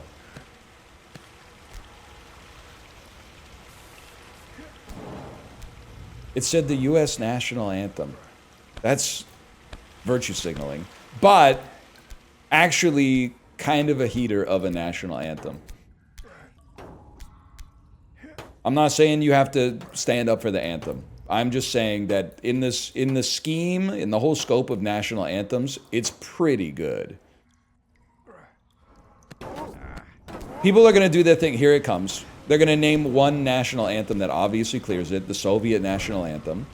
And then they're going to... It's not that good. There's literally one out of 200 countries that clear it easily. I'll tell you, I'm from Canada. Oh, Canada is way worse than the Star Spangled Banner. Doesn't Oh Canada clear it? No, man. Oh Canada is like... It's maybe like a C national anthem. It's fine.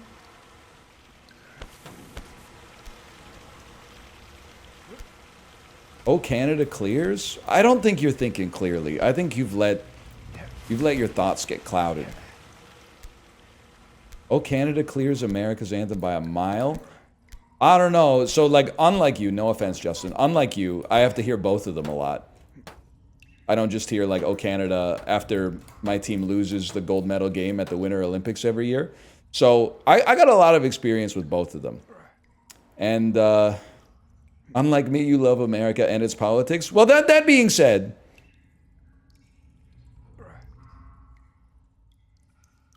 hold. We already knew that, okay? Can we trade? I would happily trade anthems, but like, neither of them really makes sense about the other country. Like, ours has Canada in the title, and then like the Canadian flag does not have broad stripes or bright stars. It's got a leaf on it. The Soviet anthem clears both? That's one anthem, though. That's one anthem. I'm not even debating that. Like, you're saying burritos aren't good because, like, pizza's better. And now, hopefully, you realize how insane the suggestion is. You can have both.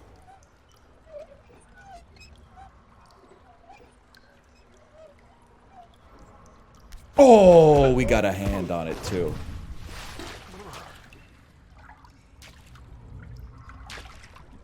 The Italian one is goated. I don't watch professional cycling, so to be honest with you, I'm not sure I've ever heard the Italian anthem.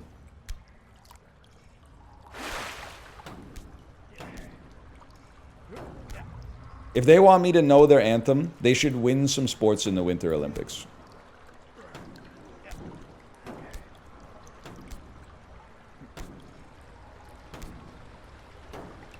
Tennis? No, Yannick Sinner's the devil. I'm going to parlay my lottery jackpot into shorting the guy who's playing Yannick Sinner in the semifinals. Who is it? Felix Olger Aliassam? I'm sorry, buddy. I know that I would love to see you win, man, because you're Canadian and you're on the ups. I just don't see it happening, man. I just don't see it happening. I feel like Yannick Sinner is gonna emotionlessly take him out. Probably like, I'm gonna say it goes 6-4, 6-2, 6-2, and Yannick Sinner is like not even gonna break a sweat. Like he might not even put on workout shoes, man. He might still wear his damn loafers for the game.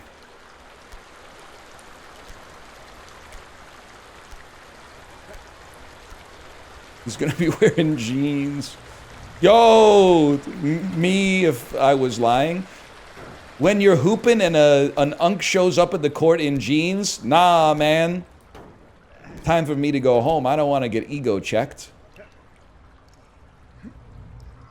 That was a huge swing.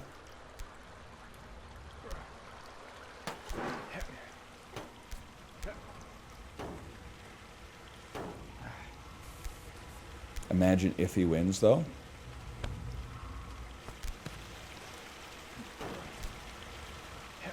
What? It would go so hard if Alcaraz, because he's already got the cut. Imagine if he showed up to the US Open Finals wearing jean shorts.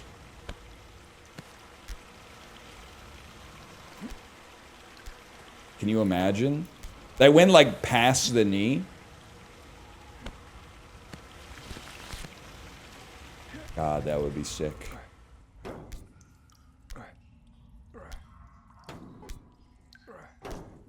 Kevin Smith style. Kevin Smith style. Denim armor. Full set. Oh, that scammed.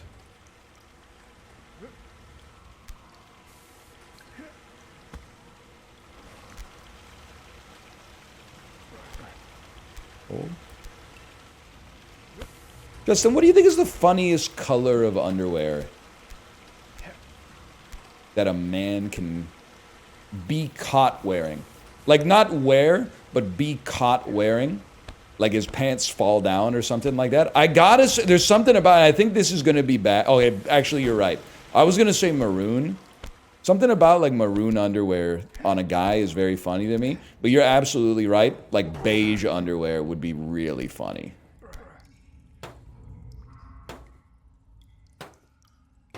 Like a dude's pants falling down and he's got on like beige underwear. he's wearing Skims, exactly. He's wearing Skims. Shirts versus Skims, is this anything? Game blouses?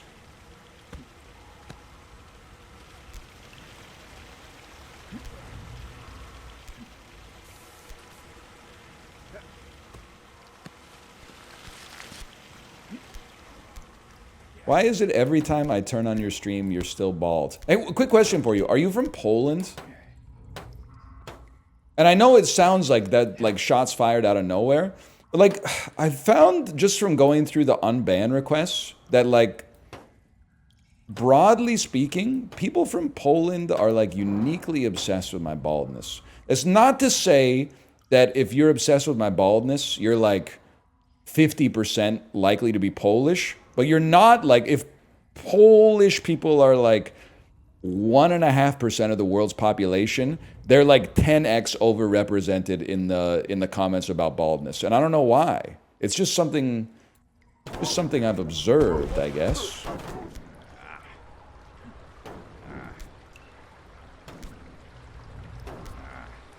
I'm not Polish, but thanks for reading my message. No, I read the message. No, I lost, dude. I mean, like, I'm reading passively all the time. I can't stop reading. If you type something, I can't not read it. By the time my eyes have made contact with the words, that shit's already being said out loud in my head. I spent nothing and gained everything. This isn't like, you know, a journalist career in 1971 where you get, you know, you pay by the word or something like that. This is like a journalist career in 2025. It's like, it's basically free. Look, I can't stop reading it.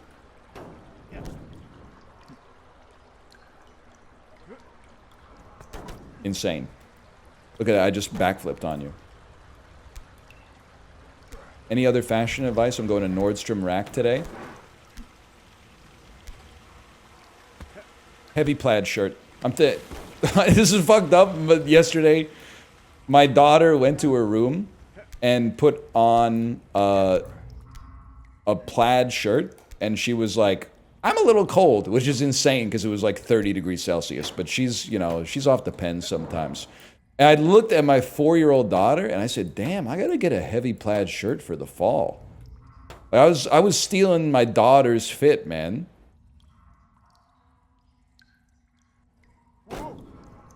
But I don't know, she had that shit on.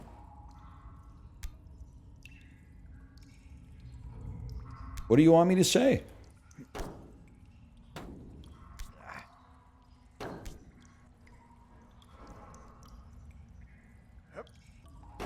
She's iced out. She's got tons of jewelry, man. Little plastic rings with like cobs of corn on them and stuff like that. That wasn't even, we generated 0 momentum. Gonna be camo fall. Could be the vibe, Justin. Could be the play, camo fall. I'm embracing fall this year. I feel like previously I've only like tolerated fall, and I've wasted fall worrying about winter. But this year, summer can suck me, and I'm so ready for it to be over. I'm gonna be embracing the fuck out of fall, and I'll tolerate winter, because there's very little to like about. The only thing to like about winter in Vancouver is like you can be smug about the weather. The weather still sucks, but you can be like, at least we don't live anywhere else in the country, but like it's still just not great.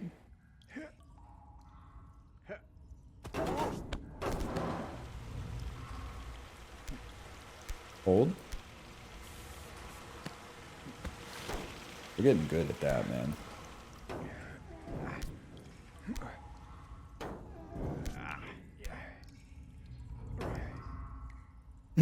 Are there sunny days in the winter in Vancouver? Yeah, but I mean, for how long? Like 30 seconds between sunrise and sunset?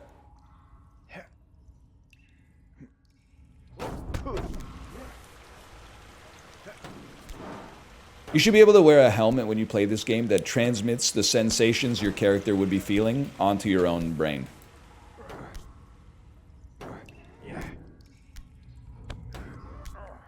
Justin, if you're on the fence, don't play Silksong. This is my 2 cents, okay? If you are playing Silksong, and you want to, I don't hate you. You've waited a long time for Silksong. You should play it. And if you're a streamer, you should stream it, because you're going to stream what you're playing. If you are just like, maybe I'll check it out, the finger I want to put on the scale is don't. Because I think, I feel like it's not a good streaming game. What happens, I was talking about this with Dan, and I'm just one guy. I'm not saying I'm an authoritative source on this. But Dan was asking me about Silksong, and I said, you know the play. You know the play, Dan. Everybody clears their schedule. Big new game comes out. They all stream the same thing. They eat each other's viewership because they're all streaming exactly the same thing. And then your ass on day one was like, yeah, I'm definitely gonna 100% it. I'm definitely gonna do all the DLC. I'm definitely gonna do all the optional challenges and stuff like that. And now, stream 2 of Silksong, you're at 60% of your average viewership, and you're like, fuck, I'm really gonna be playing this thing until November? That's rough, man. That's rough. I've done it myself. I've been there. Now, I'm not ignoring Silksong for analytics reasons. I'm ignoring it just because, like, it's not really my vibe. That's why I'm saying if you're a big Hollow Knight head, you should play it.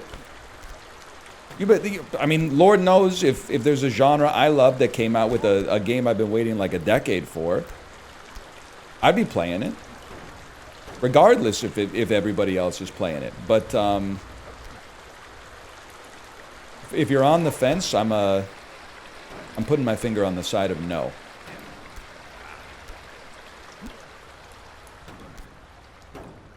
That's just my 2 cents.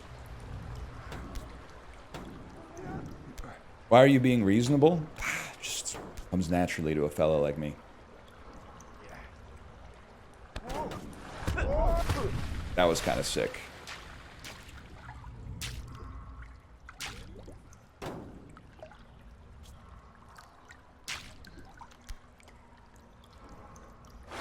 Said the guy who said Steve Carell isn't in any good movies. I didn't say he's not in any good movies. I said he's squandered a lot of goodwill recently. His first 10 years of his cinematic career, he's got lots of classics. But he's been doing a little too much Adam McKay stuff. He's been doing a little bit too much Blue Sky stuff. And what was the movie that I gave a 1 star on Letterboxd? That was from the creator of Succession. That was Mountainhead. Yes, Mountainhead. Mountainhead for me was like, you popped your bubble shield, Steve. You popped it.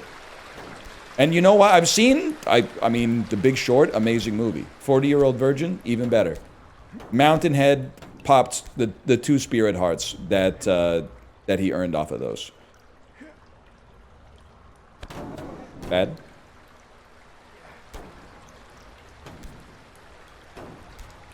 Little Miss Sunshine? Okay, no, you're right. He's got another spirit. He's got another spirit heart. Because Little Miss Sunshine is a guaranteed 5.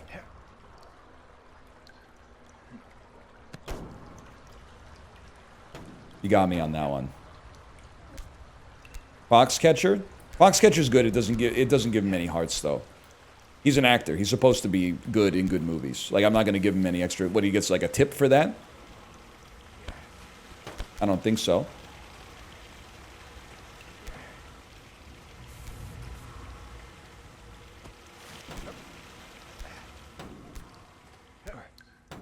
Plus, he's in Evan Almighty. Exactly, man. So's John Goodman, though. John Goodman's the other one. And I like John Goodman, but he's been in a lot of trash. He's always, like, the best part of the trash. Fuck you, man.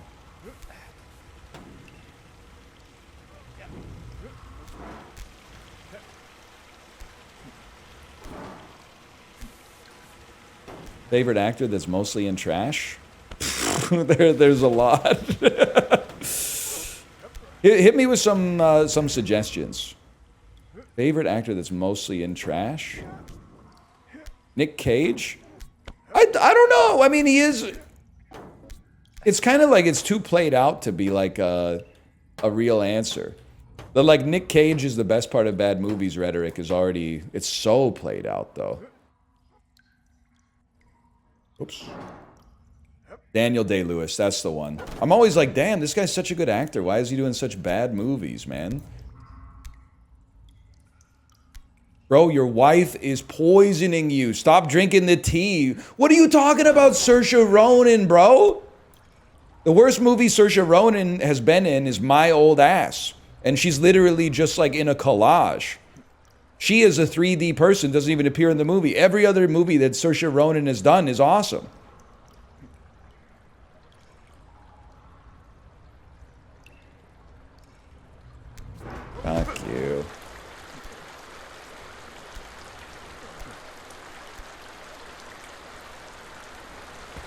Lady Bird was a scam. It's literally one of the best movies of the 21st century. It's a top 25 movie of the 21st century.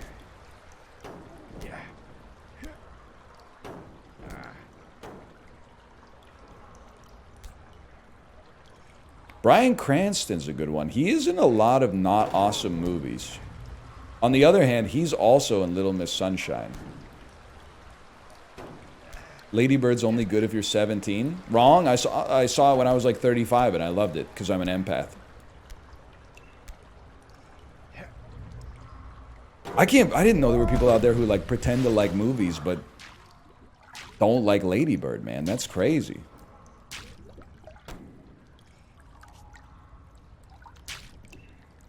Old?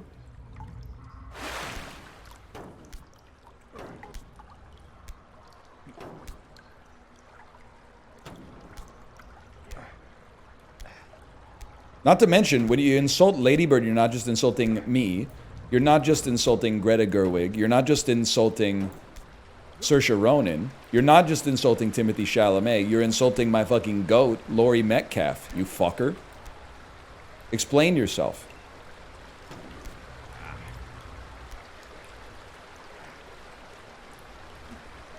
Hold.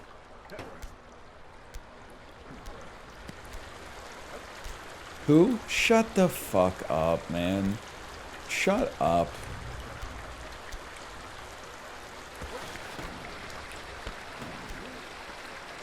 It's an art house version of a CW show. So, like, is anyone going to criticize the movie, or are they just going to argue by analogy and be like, Lady Bird is basically like if you took Superbad and removed all the jokes. Can you tell me a single thing about the film instead of just saying it's actually... Lady Bird is a lot like something that would be bad if it existed. The state of film criticism on this website, man, it's insane. It's boring? It's not boring. I cried like 30 times. Superbad's better? Yeah, okay, it's the best movie of all time. We're back to the Soviet anthem discourse again.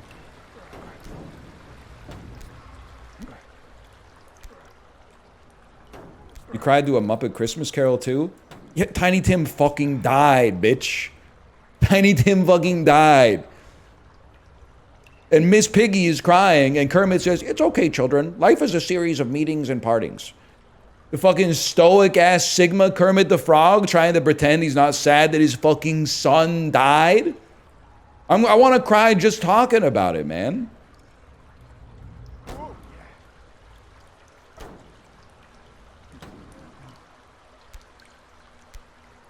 Tiny Tim was Kermit's son in that.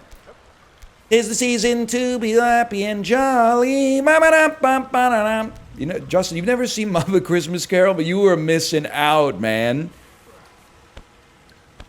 It's actually, like, that's my... It's not even my family's Christmas movie. It's my Christmas movie. I watch that shit, like, alone, by myself every Christmas. And bawl my fucking eyes out.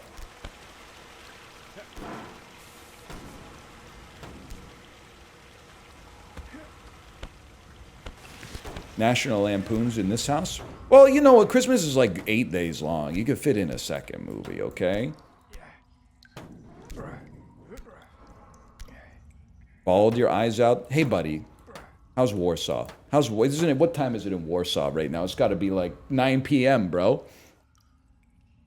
are you doing posting like that at 9 p.m.?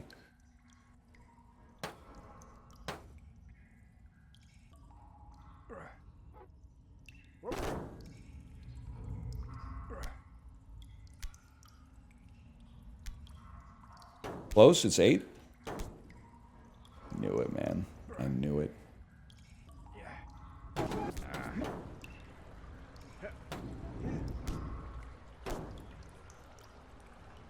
there a time of day you won't make fun of someone for posting it? No, not really. Not really. You kind of caught me with that one. It's kind of, well, that's just because, like, you might think it's dishonest, but actually I think it's very honest. It's kind of embarrassing to post anything on the internet at any time. Like, I know people say, like, here's that attention you ordered, and it's supposed to be like an insult, but anybody posting anything online at any time, myself included, is just doing it for attention. So, like, what are we talking about? Oh.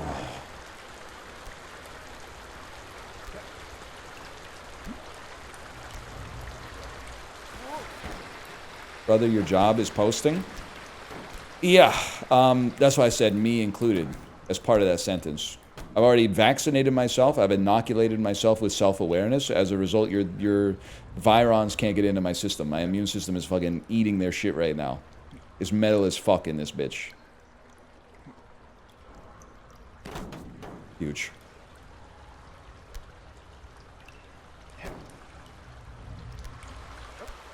You're doing it for money, though? Well, partly. Because, like, people were like, if you win the lottery, which, honest to God, last night I thought was guaranteed. Especially when it took so long for the numbers to come out. I was like, this is the one.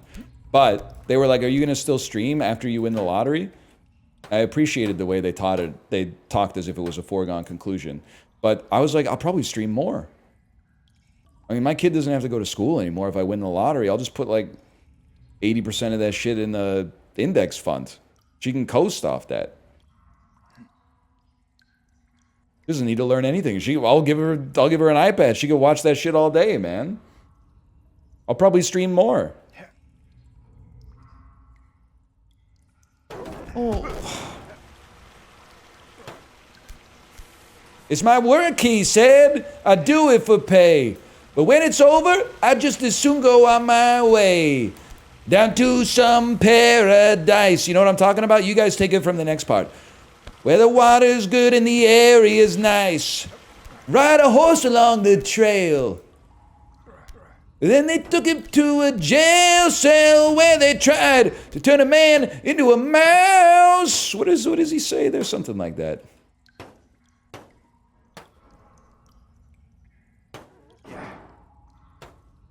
You'd kill it as a Bob Dylan cover singer. People don't even want to see him sing, man. So, like, I think that's kind of a dead industry. Bob Dylan cover band? To see, like, a not famous guy who can't sing very well. Okay,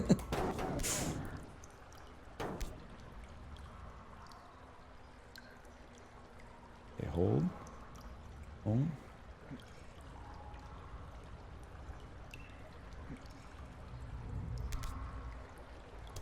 Okay, hold.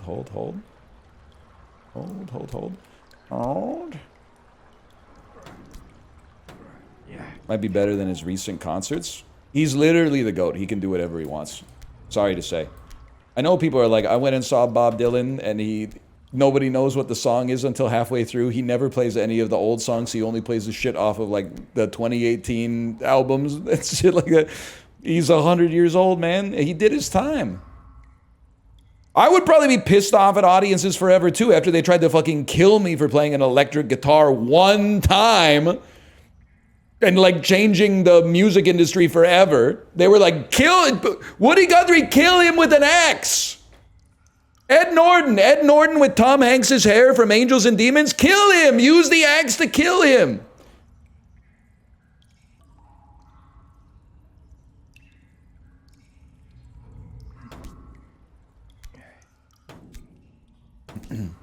If he sings bad, why do you like him? Song's not all about singing, man. I got a guy for you, John Legend. If you like good singers, you'd really like John Legend, man. New PB? I'm the type of beast that doesn't want to work on Maggie's farm no more. He's beating this shit clean off.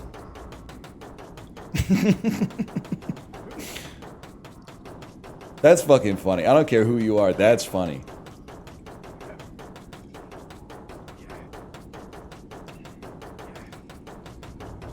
You can see his breath and everything. No way. It's never went that far.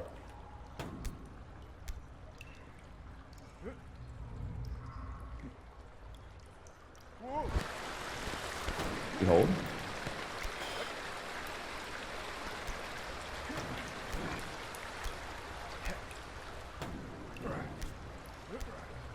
Anyway, what are we talking about? I don't need to keep a log of all the concerts I've ever been to. Because I know I said it yesterday, I think I've been to like 8 concerts in my whole life. Now, 3 of them are music festivals. And there were multiple concerts at them. But counting a music festival as like 20 concerts is like the guy who's like, oh, I've been to 100 countries. But like you find out like 80% of them, he was just at the airport connecting to like another country. But yeah, I haven't been to a whole lot of concerts. But it's, you know, I've seen some stuff I wanted. I saw Bob Dylan in concert. It pretty much sucked. Which is fine. I crossed it off the bucket list. Saw Modest Mouse in concert in Kingston. Also wasn't really that good, but I can't really blame them because they were famous and they were playing in Kingston, Ontario. I don't think they wanted to be there, but they had to get from Toronto to Montreal, so they said you might as well stop. You might as well stop here. What era of Modest Mouse? It was like 2009, so it was like post We Were Dead before the ship even sank, but before the next album came out. They, to their credit, they did play a lot of old stuff, and they did not play Float On, which I thought was good. Even though I think Float On is a fine song. I was happy they didn't waste their time playing it. Okay.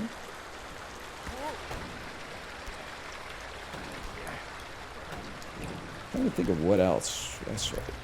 Definitely saw, I mean, I've seen a lot of like Canadian bands at concert at like Hillside Music Festival. I'm trying to think. Definitely Japan Droids. I was like extremely intoxicated for every single one of these, so you gotta bear with me. But like lots of bands that didn't, like, I was like, this band's gonna pop off next year, and then they like got real jobs and broke up. I have been to a Hatsune Miku concert, that's true. Like I've seen the goats, man.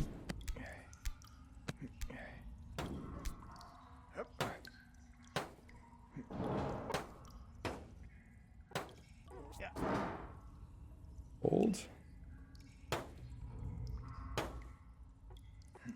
Hold. Hold. Hold. Hold. Who do you want to see? Nobody. Concerts start too late. Doors open at 8? Sorry. Eyes closed at 8:30. Nice try, buddy. You ever play a matinee? If we can ever get a Fugazi matinee going on within 30 minutes of my house, maybe I'll be there. I don't know.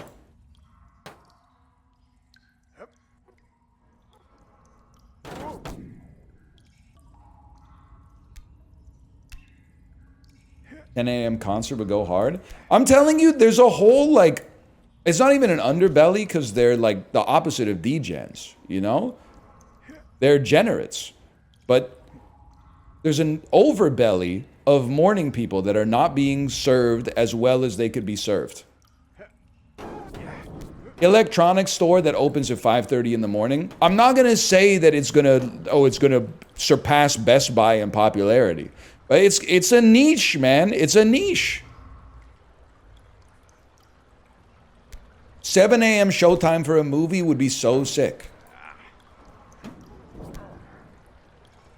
Not for everybody. You're going to be like, I'm still sleeping. Okay, well, don't fucking go then. I'll be there.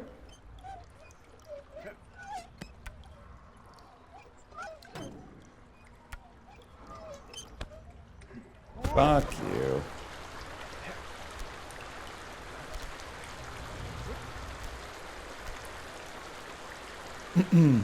Guy who's vegan to avoid satisfying his wife? Dan, this is there's a whole arc to this.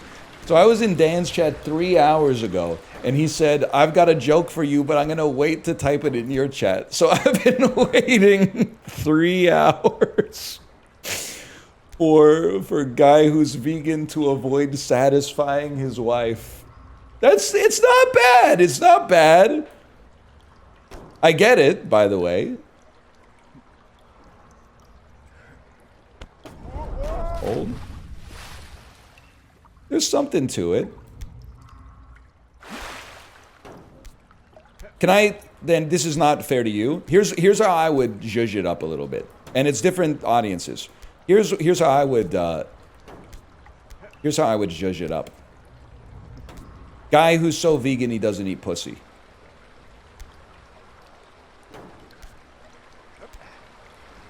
You get the viscerality of the word pussy at the very end of the word, which is like a, it hits like a puh, and then the fist snaps back like right away. It's like the hand speed is crazy. And then so vegan, as if vegan isn't like a Boolean condition, but rather has like a spectrum, which I found out it does because every time I turn on Chibli's stream, he's talking about eating chicken nuggets for some reason.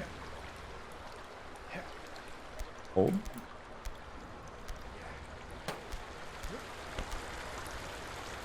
So that's how I would punch it up a little bit. The punchline isn't that, though. The punchline, he doesn't eat meat because his wife doesn't like going to the steakhouse. He doesn't eat... It's a guy who says he's vegan to avoid satisfying his wife because his wife doesn't go to the steakhouse.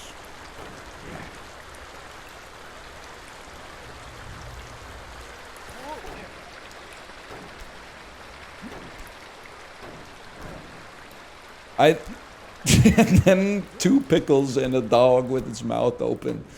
All right. He's honestly, this might be like I'm going, what is he cooking? But maybe I'm on like, I'm only halfway through the recipe and it's all going to come together like an art attack at the end.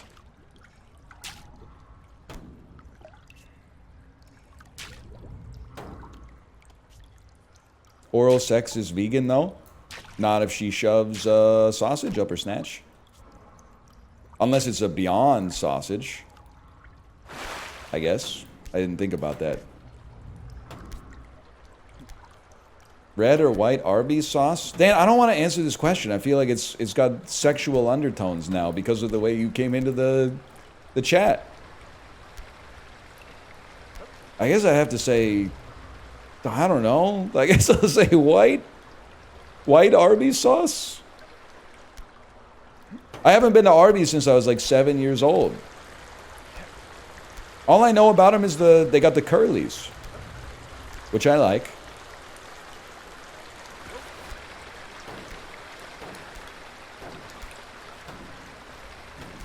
Yeah, okay, you're onto something. Plant-based pussy, you're onto something. Leftist vegan baddie in combat boots with a wolf cut, be like, she got that Beyond. It's too much. It's too. I tried to shove too much into it. Leftist vegan barista got that plant-based.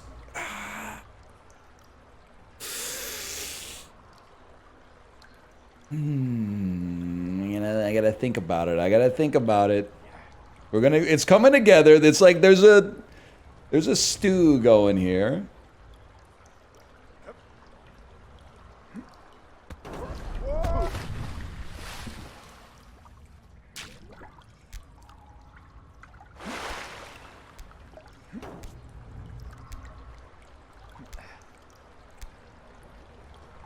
I'm trying to do the adjective order thing.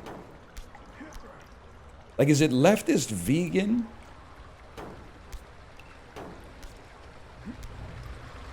Or is it vegan leftist? Like, there's no doubt if it was a YouTube channel, it would be the vegan leftist. But I feel like if you had like someone in a newspaper, if you had their photo in a newspaper, you wouldn't be like Ophelia, vegan leftist. You would be like Ophelia. No, you would be like Ophelia, vegan leftist. You wouldn't say Ophelia, leftist vegan. That left something. That's a tough. You know what? We're probably saying it more often than anybody in history has ever said it, so we get to set the rules.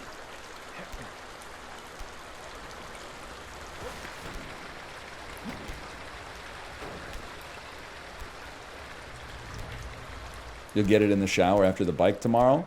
Is that a threat or a promise? Bob Barker was a vegan? Is he the first like verifiable case of a vegan Republican? No way, he might be. I get that he was old and rich. He might, I don't know. Anyone know? Someone ask Grok. Oh, right. That guy.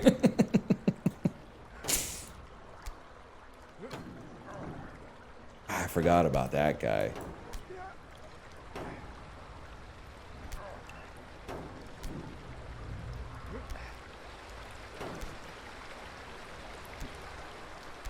He wasn't vegan, he was vegetarian. Oh, okay. All right.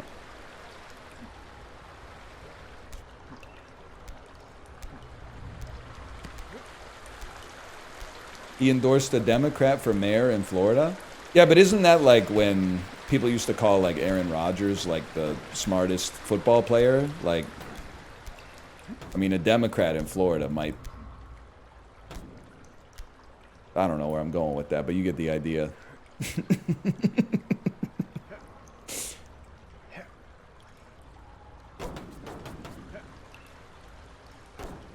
Hold.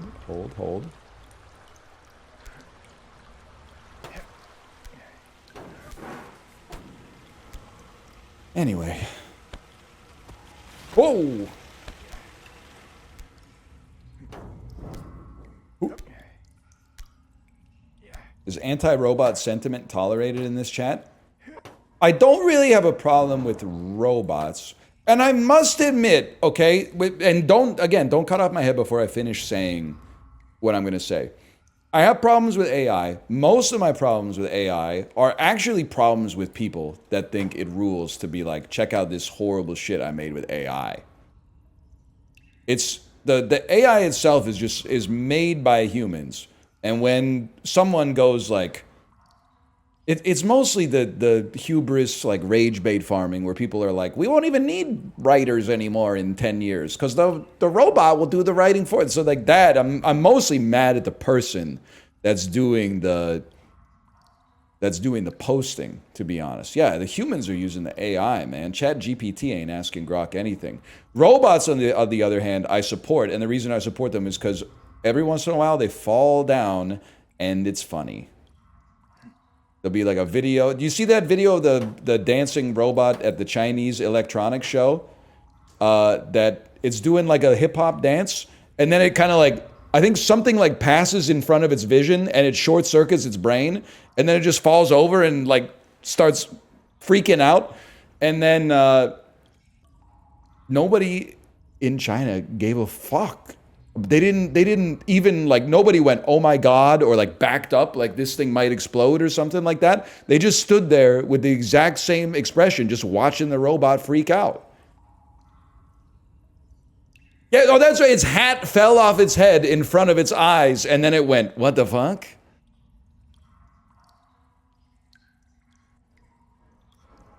It's like they've seen this shit 1,000 times before, man.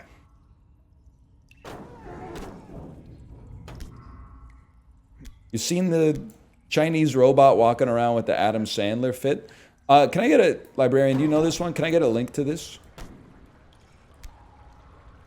Chinese robot walking around with Adam Sandler's fit. So it's like a shirt, a large shirt and oversized gym, like basketball shorts. You haven't seen it? I haven't seen anything, man. You know what type of shit I'm following on social media right now? The Globe and Mail's reporting on whether Mark Carney can get Donald Trump to bring back the de minimis exception for cross-border shipments, man. I'm trying to send some PC parts, but I'm not gonna fucking send them if the person receiving them has to pay 34% on my old-ass PC parts, man. I gotta wait for the de minimis to come back. Then I can at least send the parts one at a time. Okay, let me see this. Let me see this. Copy the link address.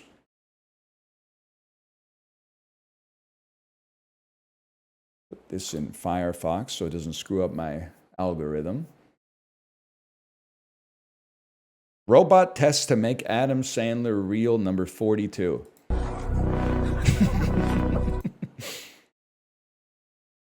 That is the Adam Sandler fit, man. That's really good. That's really good.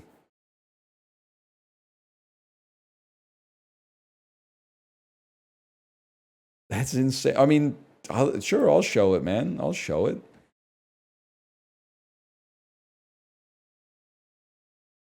No, it doesn't show up. You just get like a little white border around the outside of a difficult game about climbing.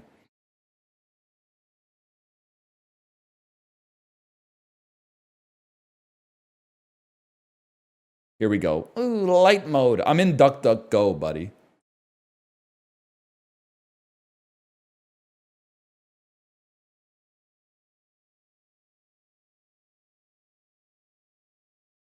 This is really good. It's really good, man. He got that shit on. Absolutely, he's got that shit on. What would you do if that ran at you? I'd probably be like, hey, I loved your movies. Bobby Boucher. That's Bobby Boucher right there.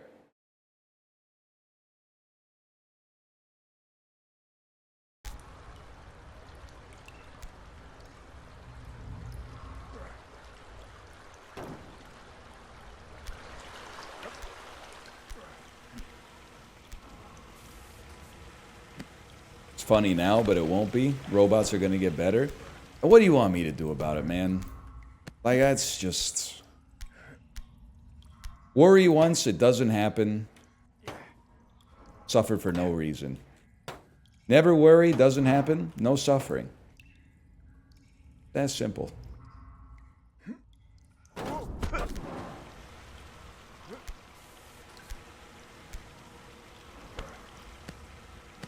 Hold. Simple as.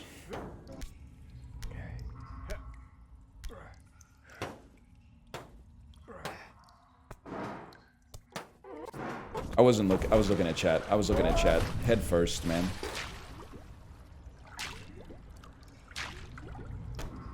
I think I could be boys with the robot.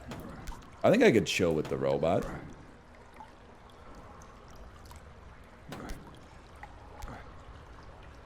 I have no quarrel with the robot itself. The creator of the robot, we might have some words, but the robot itself, I have no quarrel with. It didn't ask to be made.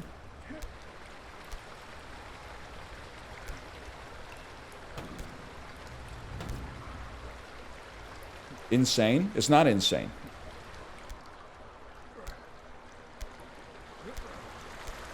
I'm trying to be careful with my verbiage here.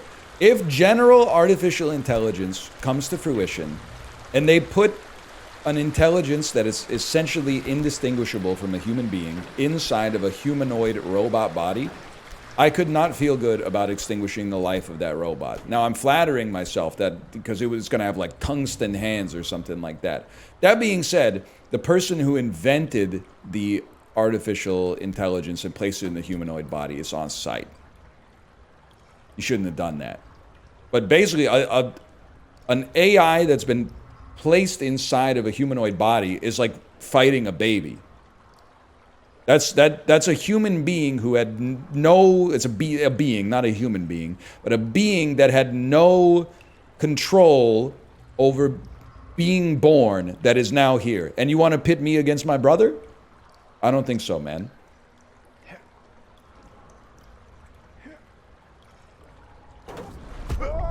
That's not going to happen.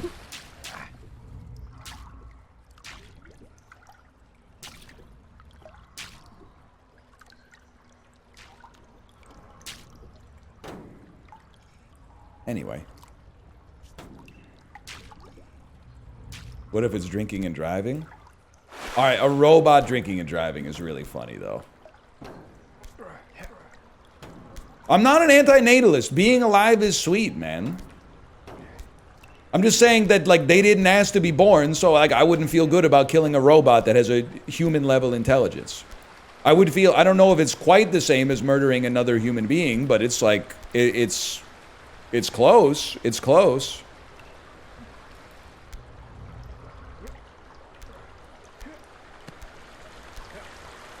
Data's not sentient? Yeah, but we're just like data too, man. That's what's so interesting. And I mean, if you can't have a sense of humor about this stuff, you might be cooked. But you know that, like, it's so funny that basically we're just awesome at living on the Earth. Human beings are like crazy good at like being on planet Earth and living. If there is somebody watching the experiment of life on Earth, they would probably watch it like, oh shit, look at this. Whoa, look at, oh, there's all that water. Guess what, bitch? They turned into fucking fish. They're swimming in the water. They're taking advantage of, oh my God. And then one of them got out of the water. No, this is crazy, dude. And then they got to like us and they're like, whoa, whoa, whoa. Holy shit, tools? Can they do that? What the fuck? Well, this is amazing, dude. We knocked it out of, and now we're so, what's on? What's on? What's on tonight? What's on? And they're like, what the fuck? It went so wrong, man. It went so wrong. But for us, it went right because we're the ones holding it. You know what I mean? Like on an individual level, it's sick. We turned the fucking experiment around on them. And they're out here, we made a machine that is, we made a biological entity that is so good at getting resources. It became the dominant species on the planet. Take a look at them.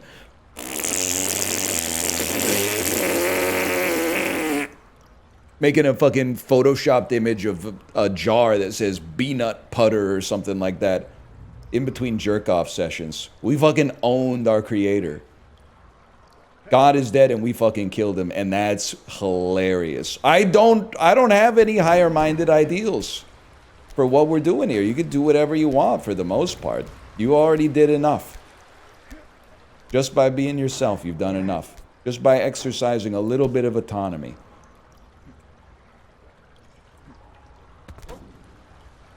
So I hope that there's like a fucking space engineer out there keeping an eye on us. I hope he's got a sense of humor about this. It's not lost on a fella like me.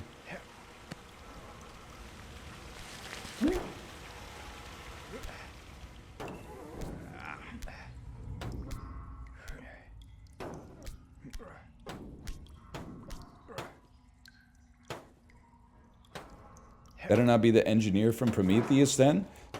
Okay, first off, that's not my engineer. I don't believe that it's a suit of armor that he wears when he's piloting the ship. The engineer is supposed to look like a weird sea creature. So I'm not fucking with Ridley Scott on that one. Secondly, I have some sympathy for the big motherfucker who ripped off Michael Fassbender's head when he woke up. Because literally the dude had been asleep for like 1,000 years. Imagine you were asleep for 1,000 years. Somebody woke you up and was like, what's the meaning of life? You'd be like, damn, bitch, I haven't even had breakfast yet. Chill.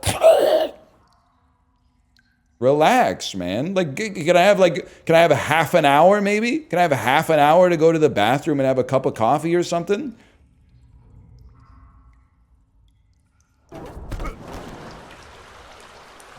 Don't talk to me until I've had my coffee. My space coffee.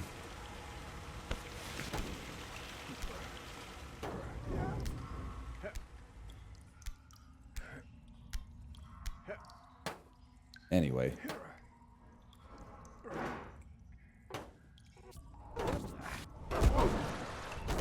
Anyone here from Vancouver or Burnaby, British Columbia? You ever eat at Space Chicken? I always see it when I'm driving around. Never been. Have you seen it though? It's on Kingsway. It's hard to miss. Always wanted to try it. Yeah, I mean, even like the sign, it doesn't say like fried chicken. It says, it has like a picture of like Jupiter chicken, Saturn chicken. Guy who's so vegan, he won't eat Uranus chicken.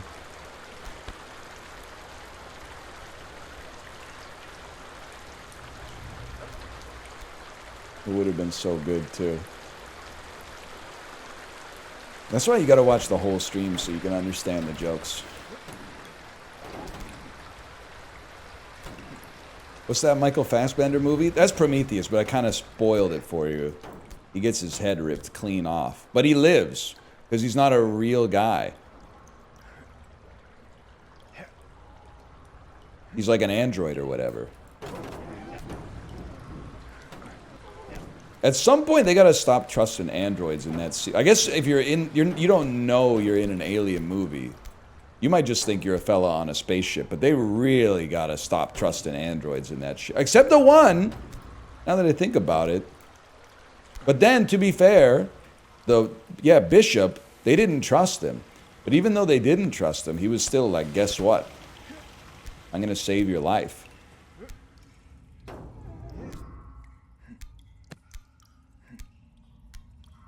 What food trend comes after all the protein maxing?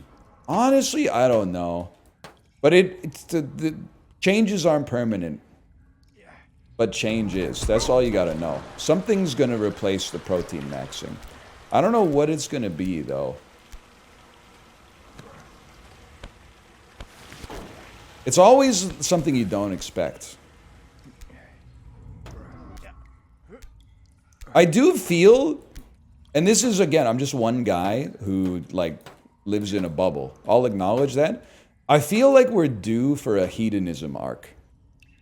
Because everything in life is reflexive. Like, there's no such thing as, like, this is how things are. They're always bouncing back and forth between two extremes. And I feel like we're in a very ascetic world right now, where people are like, I'm depriving myself of all pleasure. I'm measuring my sleep. I'm logging my food. I'm logging all of my exercise. I never eat sugar. I never do this. I never do that. I feel like the reflexivity is it's gonna bounce back a little bit to like, you're going to die someday. Don't worry that much about like eating ice cream. I think we're going to move. That's my hunch, is that we're going to enter a more hedonistic arc. Because I personally, and this is not to rag on people that are literally probably like 12, but like I can't spend the rest of my adult life living in a world where people think it's like immoral for a movie to have a sex scene. We gotta get a little bit more, and I'm not even like a libertine guy. I just think the world is underbought on libertine right now and needs to come back a little bit. Right now, it's like, what happened to my culture, man? Can't have sex scenes in movies. The only thing you can have is like protein, coffee, and sports gambling. Like we gotta save the culture just a little bit, man. Hold. That only exists online? Well, Justin, I think you're right. The problem is that like online is like more real than real life these days. Or something. I don't know. I hadn't really thought about it before I said it. Hold.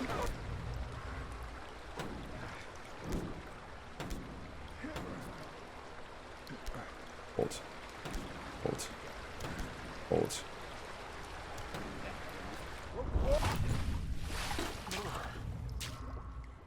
It's really not? It is, actually. It is. I just said it is. Hold. I recommend Sinners to my friend, and he said it seemed risque just for the sake of it. See, you know what it is? It's, I guess, everything has its day and everything has its nadir, right? Because when I was a teenager, if a movie had a sex scene, we were like, that's awesome, I could jerk off to that. But if a movie had someone say like a 3-syllable word, you would just be like, I didn't really like it. It seemed pretentious. So I guess like I'm as guilty of it, but like in a different domain as anybody else.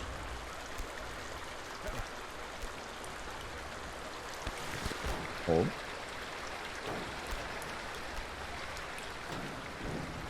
My friend's first jerk off was to 300 by accident.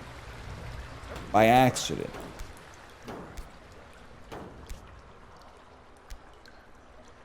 Can you speak on that a little bit?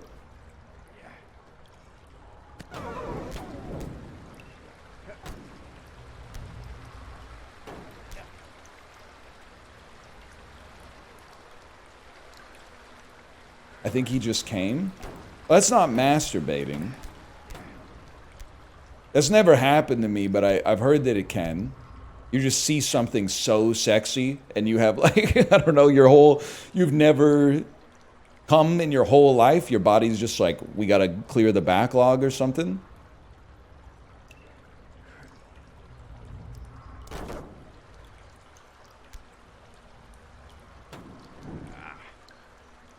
Fuck, I was looking at the fucking chat. And he was like, this is sperma. Yeah. You know what's crazy? I know I've talked about this before. Justin, feel free to weigh in on this. What percentage of people do you think were taught to jerk off versus just figured it out? No one taught me. I just figured it out. Now, it's not rocket science, let's be honest. It's like an elevator. It's got 2 buttons. And it's just, you're either going up or you're going down. And if you just went up, guess where you're going, buddy? You're already on the top floor. Might as well take it down to the basement. So I discovered it naturally, ambiently, or organically. But who would be teaching? Well, I don't know, like maybe your older sibling or something is like, buddy, you're not gonna believe this. Or like friends at a sleepover, or like sharing the wisdom of like, you won't believe this. People are hitting me with, huh?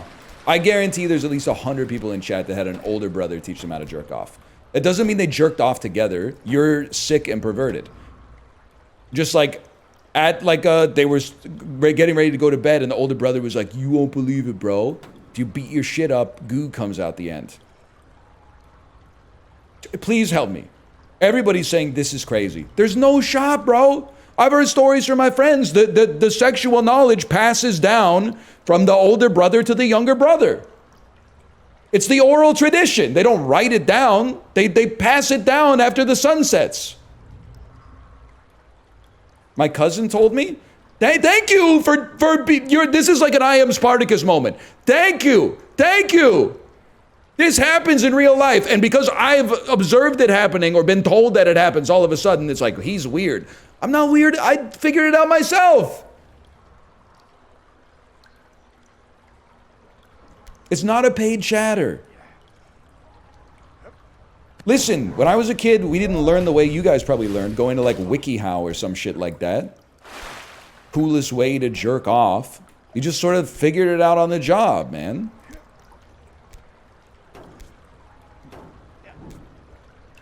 All I was asking is what percentage of men out there, because I wonder if there's a guy who doesn't know how to jerk off, like an adult man who's like, he's like, yeah, guys, me too, but he like never figured it out. There's got to be at least one. There's like 3.5 billion guys out there. There's got to be some people that do it wrong too, which is really funny. Imagine jerking off for like 20 years and then someone's like, try turning your hand. Like someone's doing it like overhand style like this. And then they're like, here. Can I help you there? Try going like, you're like, oh, now I got so much wasted time. Oh.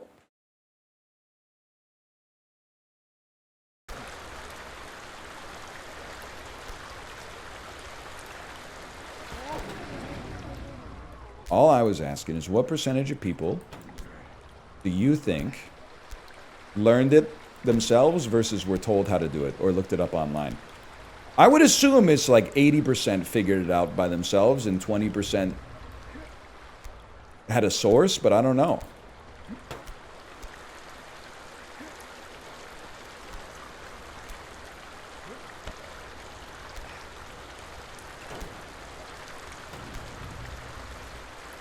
Well, I don't know, because I figured it out myself. So I don't know. Maybe like I'm a lot smarter than the average fella. That's for sure. So I don't know. Maybe maybe 1 in 5 motherfuckers needed to be taught how to beat their shit clean.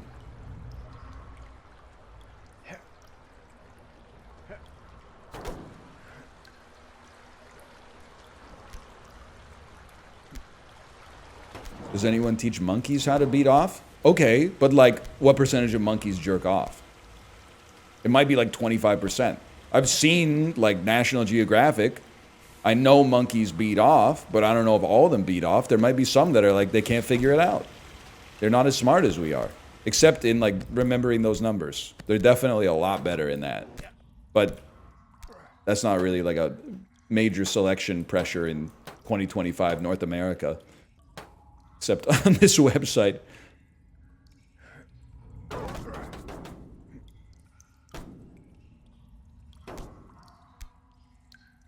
Female viewership taking another L. You don't know any women, do you? Might surprise you to find out a lot of them have a sense of humor. You talk to them for a few minutes. Not all of them, it must be said. not all of them. But a lot of them.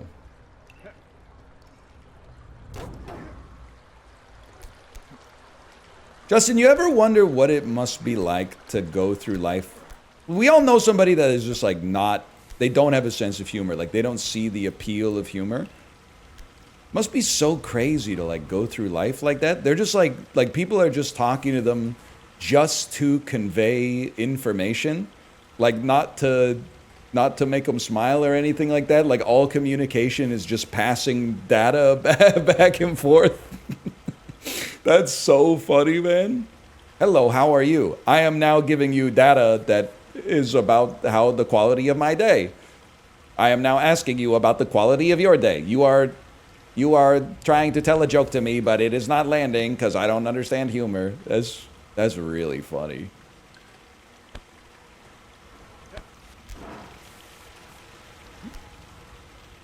It's not funny? See, now you're getting it.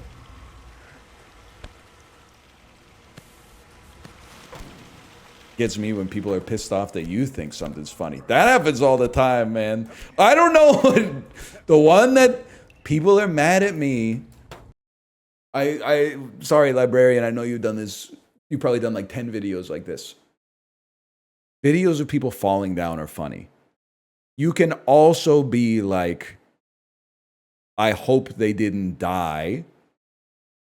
But it's really funny when you see a video of someone falling down. It's funny when I fall down. And some of those Korean dash cam videos that Kate showed me are funny.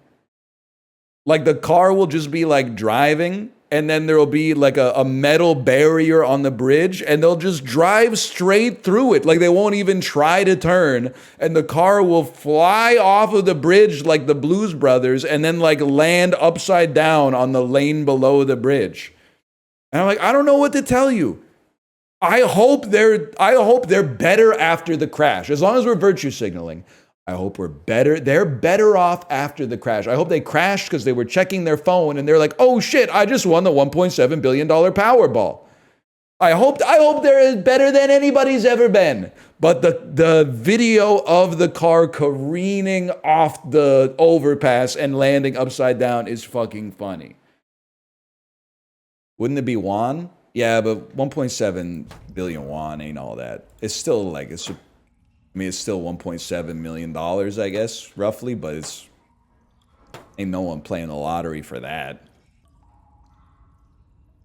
You could just do a heist or something.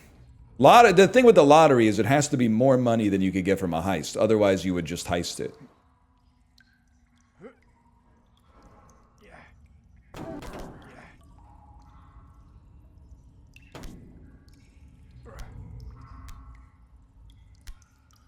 Anyway.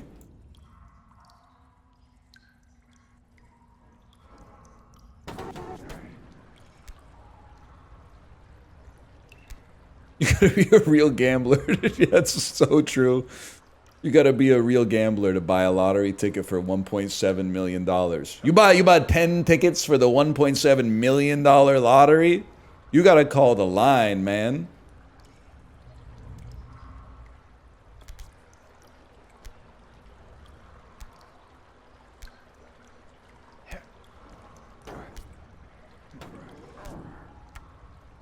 Hold.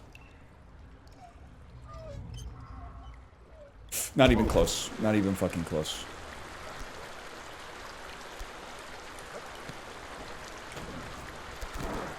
Is there new content or are you just playing this again? Hey, when you saw me play this the first time, was it in a sewer or were we climbing like rocks covered in slippery ice?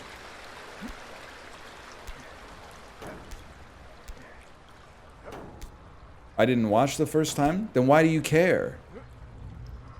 Doesn't make any sense.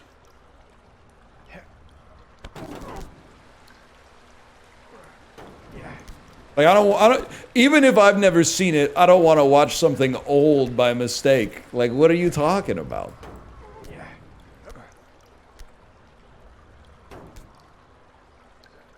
If I saw it.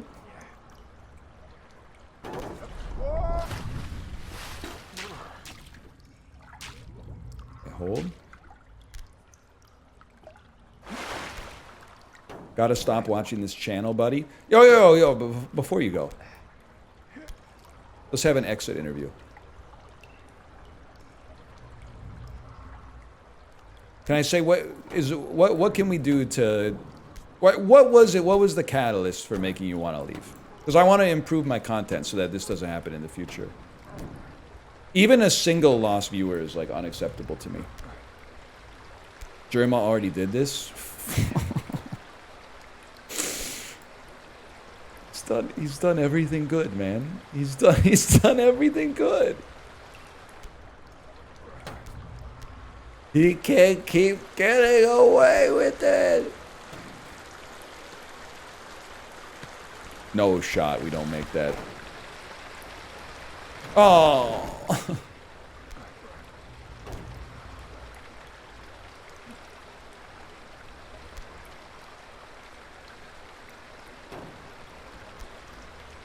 Okay, hold.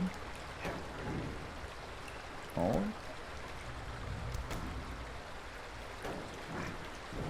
Favorite Breaking Bad moment? There's so many funny answers. I don't know. Ozymandias is kind of like one of the greatest episodes of television ever made.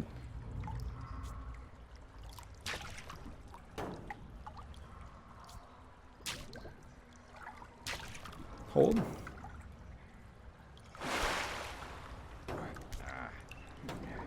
When Walt Jr. breaks bad. Murray, when you introduce me, can you call me Flynn?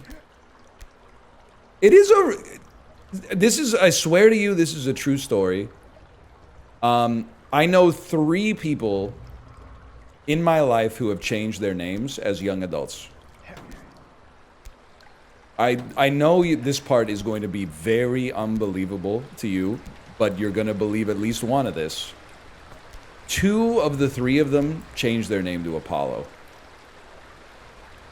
Which is... One was like surprising. 2 was like, what's going on here? Yeah, I had a roommate, well, a housemate in college who was like, I've changed my name to Apollo. Like he was almost like our Kramer. Like stuff was always like just happening to him while we were going about our lives that would just add a little bit of humor into our day-to-day.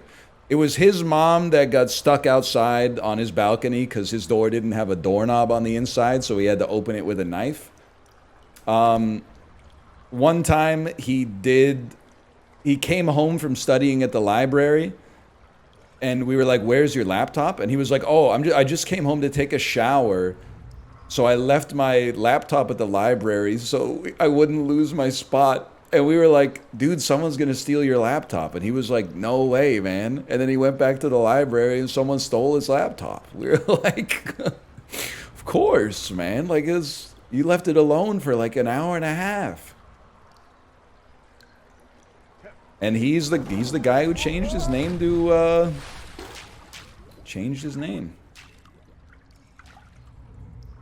He was always doing stuff.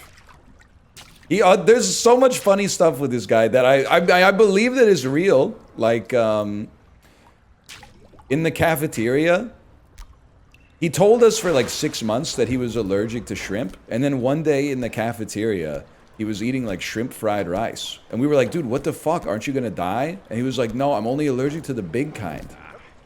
You're like, what the fuck? I don't know if that's like a real thing, but he tanked the shrimp.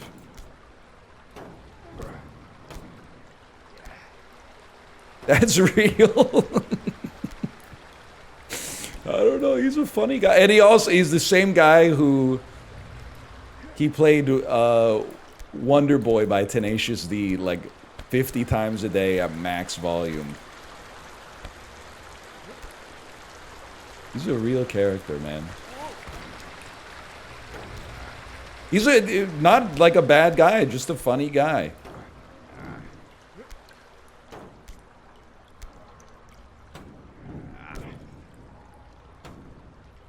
What's he up to now? I mean, to be honest, I don't know, but I'm based on the academic path he was on. He's got people's lives in his hands. If I had to guess, he was a very academically motivated individual.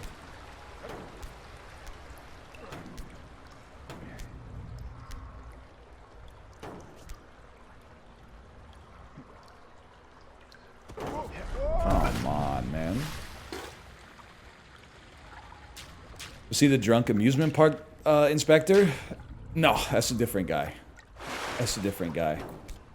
He's a character too.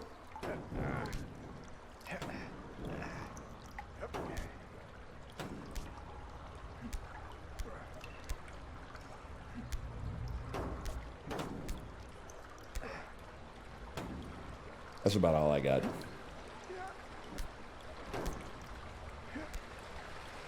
Hi, I just came from Twitter. Is this Jerkoff 101?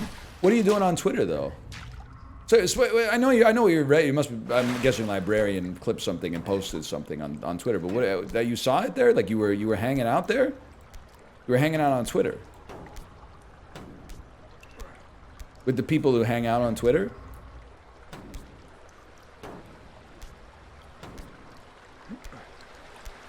Librarian said there'd be JOI. Yeah. Where did he say it though? I'm on Twitter. I exclusively follow the librarian. Maybe you could just give librarian, like, you could just add him to the group chat or something like that.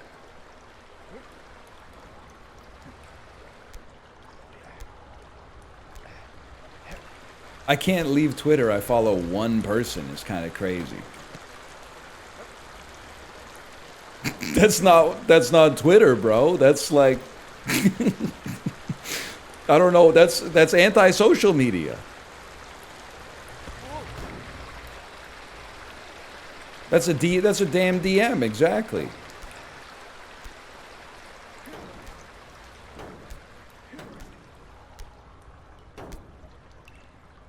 Isn't librarian on Twitter? Listen, for all I know, librarian might be MAGA. I have no idea. I don't know. I know basically nothing about them. We have a separation of concerns, man.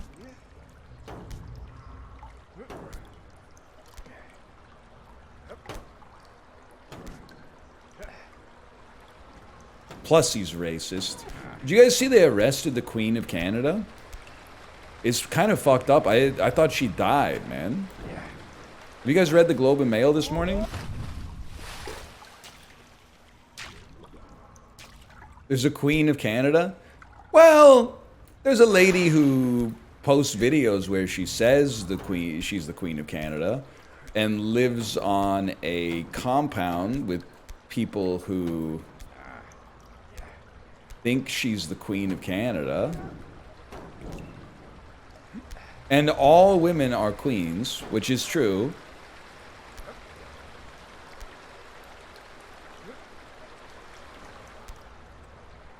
So I gotta find a way to get out of this one. At an abandoned school? Well, it's not abandoned. The Queen lives there, man. Would you call Buckingham Palace abandoned? I don't think so.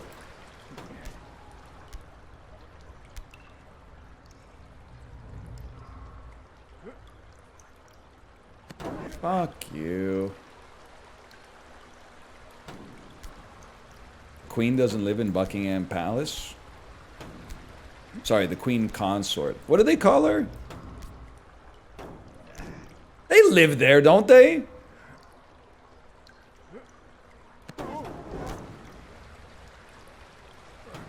Yeah, she lives there. Okay, good. She died? Well, I know she died in Windsor Castle. The Queen Console. Now we're talking. That was huge. That was huge, man.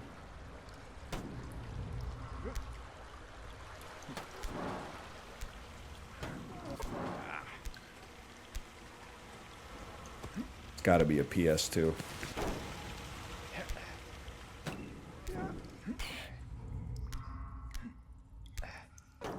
I'm kind of out of shit to say, but it's still funny. You ever see the video of all the guys reacting to Princess Diana's death while they're playing Uno? Dude. It has been, it's been a mixed bag, everybody having an HD camera, but it has really compromised the liminal nature of like, your dad just happened to be testing his new camcorder out when like a world-changing event happened. Like when that alien walked across the fucking street at the Brazilian birthday party, like if we had smartphones, we would just be like, well, another alien video, huh? Okay, next.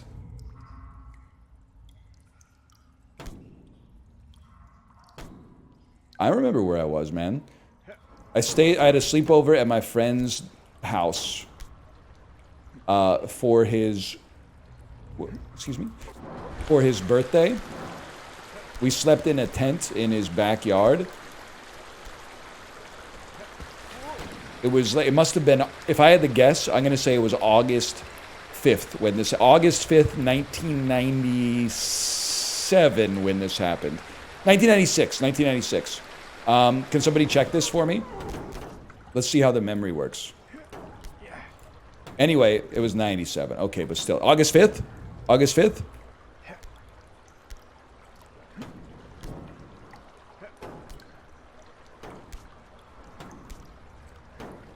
August 31st. Maybe that was like a body double or something. Either way, it's messed up because his birthday was not the 31st, man. But I do have a memory of that it was like the last hangout before school started. But either way, his dad, like in the morning, his dad unzipped the front of the tent and went, I just thought you guys would want to know Princess Diana died. So we were at 8. And he was like, good morning. Just so you know, the Princess of England died. And we went, what? Because like at that age, you're still kind of like, it's shocking that like someone you know of can no longer be alive.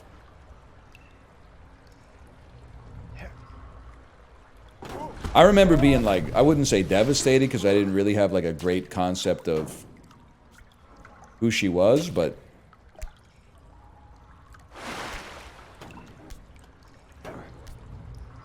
I was like, damn, I'm sorry anybody dies at all these days, man.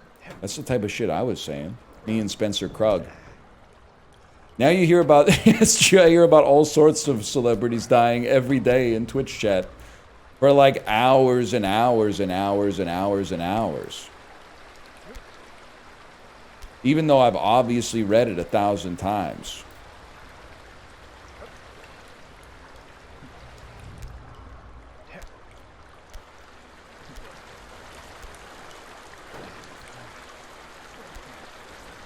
Curtains for Zushka, exactly. It's good when someone you hate dies. I can't comment on that. I have to seem self-righteous. I will say this is not even related to what you said. We're just transitioning from that. But I feel like you gotta be careful with the phrasing. I feel like we're going to experience more news of celebrity deaths for like the next 20 years. And the reason I say that is because I feel like we're like in the 80s was such a unfortunate boom for culture because that's when the baby boomers were getting to like the age where they were making movies and they were becoming professional athletes and wrestlers and musicians and starting bands and so on and so forth. So like the most of the people who were dying, not all, but most of the people that were dying when I was like 10 in 1998 were born in like 1910. There were just less motherfuckers back then, man. There were a lot of baby boomers born in that 45 to like 62 region. So I think like what I'm trying to say is that we gotta raise the standard of celebrity death that we choose to mourn. Otherwise, we're just gonna be mourning, oh, the dude who played the fucking sports anchor on some sitcom from 1987? No, man. No, they got to at least be in the main cast, okay?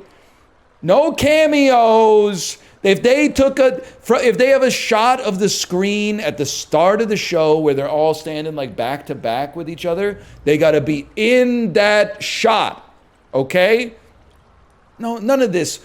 Oh, he was the milkman. He was the milkman on fucking Married with Children. Sorry, bro. If you wanted to be mourned for that, you should have died when there were less famous people dying, okay? You should have died in like 1993, and then people would have been not the milkman, but you made it, and now there's like 10 celebrities going each month now, man. He was a good guy. What are you talking about? He's the nicest guy I've ever met.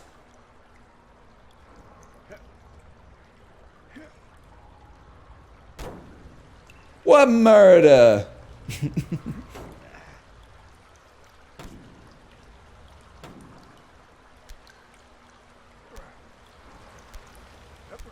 Anyway.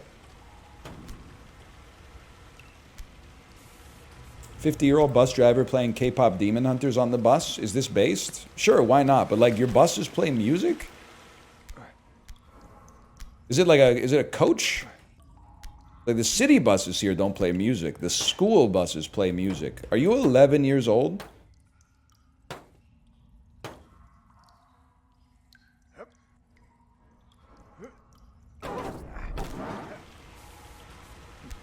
Are you DL Guiga? DL Guiga doesn't listen to K-pop Demon Hunters. This is real. DL Guiga is a financial wizard in charge of determining the correct price to pay for businesses in mergers and acquisitions. Also happens to be a fan of mine and a huge reggaeton head. It's an interesting individual.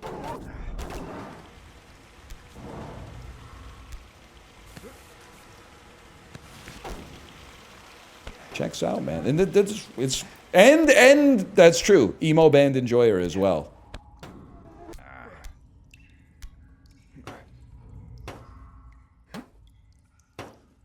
He said he doesn't like sausage gravy.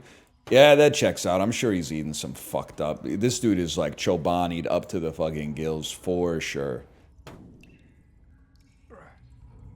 He's gonna hit me with some shit like Chobani used to be good before they got bought by private equity. Now I use a local. Fuck you, buddy. I don't even know what Chobani is.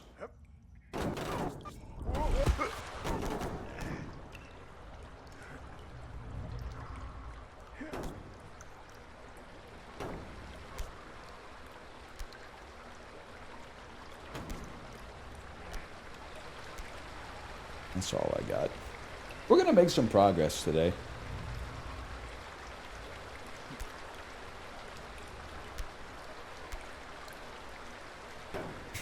It's gonna happen.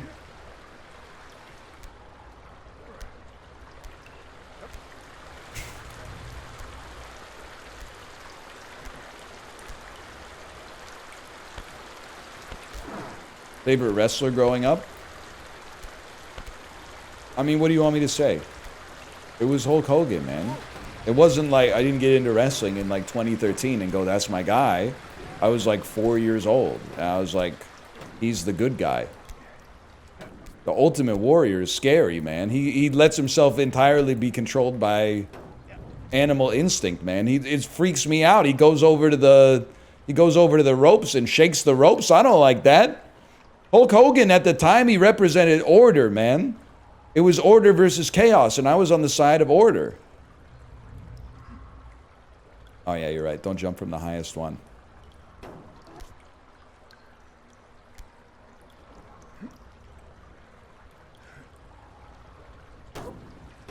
I had an aunt who was really into wrestling. You know who her favorite wrestler was at that time? The 1-2-3 Kid. I don't know if anyone remembers the 1-2-3 Kid.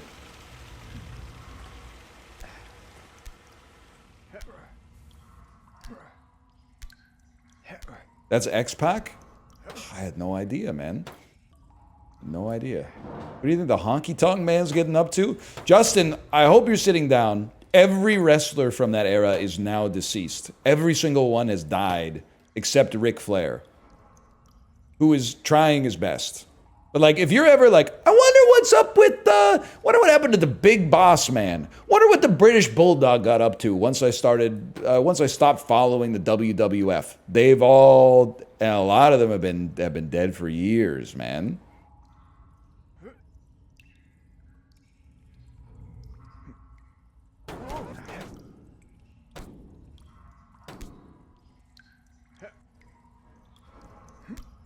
My friend ran into Ric Flair when he was a kid, and Ric Flair told him to fuck off.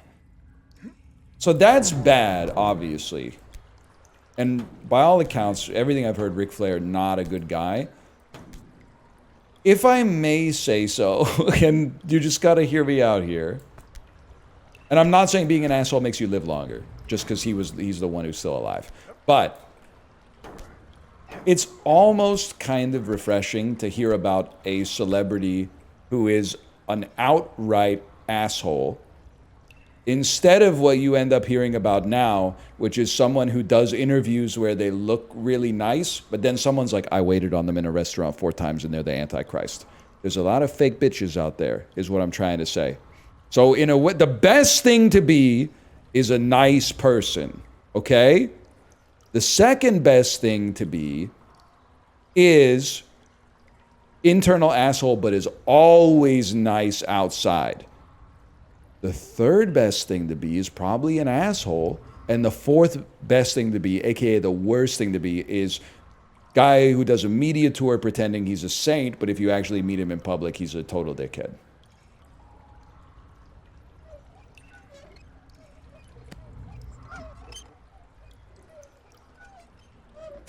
Oh! Which one are you? Probably like guy who's kind of like a bit of an asshole internally, but behaves well in public. Now, just to avoid the false like equivalency, I would never meet a 9-year-old kid and be like, I want to tell this kid to fuck off. But I don't think I'm a naturally like I'm not kindergarten teacher nice. I'm a little acerbic sometimes, but I put on a filter of extra politeness in public. But it's not like look at all the philanthropic work that I'm doing, and then when I go out to eat, I'm like, why is the waiter talking to me? Kate, I told you, I don't talk to the help. I'm going, oh, I'll have this, please? And then if they bring the wrong food, I still eat it.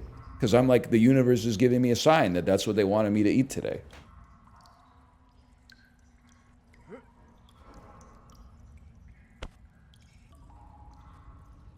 Hold.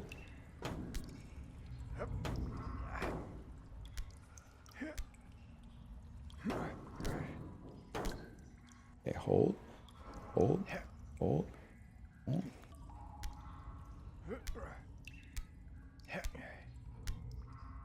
And hold. Like, I don't understand why Usher won't order food, man. Like, Usher needs someone to order his food at the restaurant for him. Like, he thinks he's above the duty of ordering his own food. Why don't you just order food? You're Usher. I don't get it. Maybe he's shy. I just sort of don't. Like, I feel like you're so famous. Why wouldn't you order it? Whatever you order, people are going to be like, great order, Usher. It's not like anyone's going to be like, fuck you, Usher. You can't have like the ceviche or whatever. They're going to be like, oh my God, you won't believe what Usher just ordered. It's the ceviche.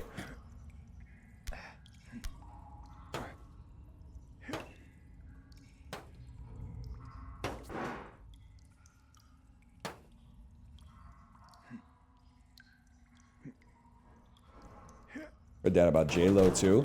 I mean, I'm sure we all have like some of us probably have a story of a famous person who's like a dickhead. Most of us are just piggybacking off of like, 3 Reddit threads we've seen in our lives about like what celebrity is actually annoying or evil in real life.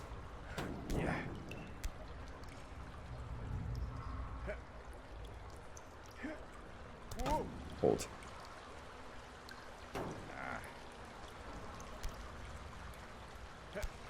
Everyone in LA has an encounter like that. Never really had... I guess I've had some encounters with some YouTubers, but that's about it. And most of them were just like... It's not like they were rude. They were just talking about some shit like I didn't care about. Like video games.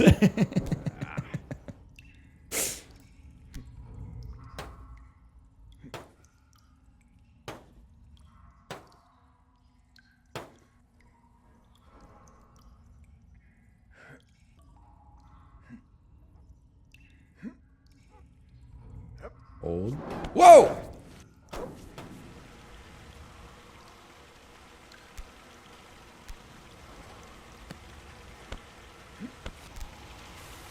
I don't know, man. I'm like... I have a bias. And the bias doesn't make sense. Like, I don't think there's any data to back this up. There might be anecdata. But, like, my... I'm trying to think of the right way to describe it, because it's not like a stereotype. It's more like... The more outwardly nice you present yourself as, the more I kind of believe that you are evil. And there is one exception, and the exception is kindergarten teachers, who they just, because I've met a few of them, because my daughter's been in school for a couple of years now, they're just literally built different. They're the world's greatest heroes. They like spending all day with 4- and 5-year-olds. They talk like that. They have like a very kind tone even when they talk to adults. They make you, as a 36-year-old adult, you feel like safe in the classroom.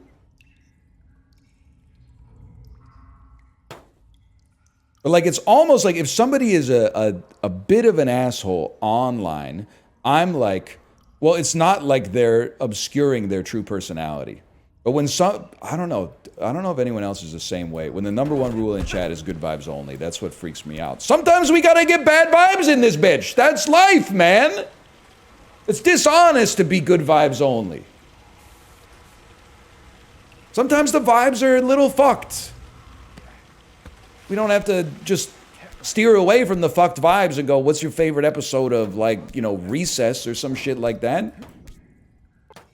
Sometimes you gotta air that shit out, man, so it doesn't stink.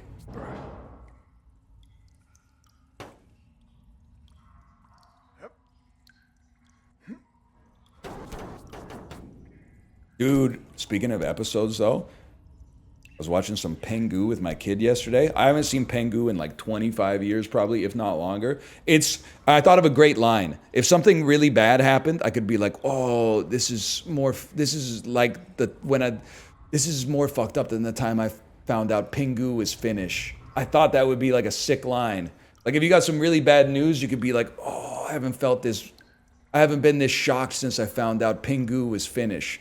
But the episode of Pengu where Pengu is jealous of Pinga, the new baby, that's actually like better than anything the Marx Brothers ever made. And Pingu's building the block tower and going like, tick, tick, tick, tick, tick, tick. And then the blocks fall down and he goes like, woo, woo, and like he spins around and he makes his body go like really small and then he makes it go like really tall and skinny. And then he's like he goes up to his mom and goes like, meh. And the mom is like knitting and she's like, I'm not fucking with you, Pengu. I got a baby now that I got to take care of. And he goes, arr, and he tries to build the blocks again and it falls down and he goes like, meh, and his mouth goes like, brr. So then he goes over and he puts the fucking like the pot on his head and he just starts walking around in a circle and banging the pot with the spoon, going dung dung dung dung dung dung dung dung dung dung dung dung dung dung dung dung.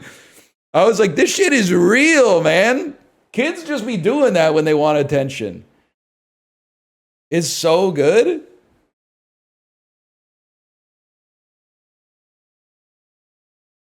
I forgot he did all that stretchy stuff too, man.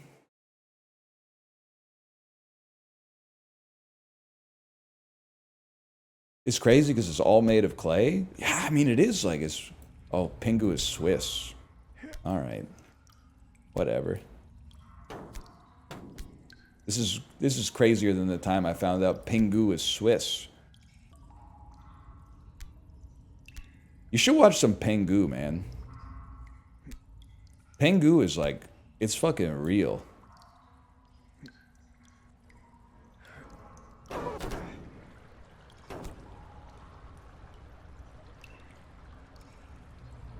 I really thought it was French-Canadian. I mean, how could you not? That shit was on YTV. I thought 100% Pingu was Canadian, man.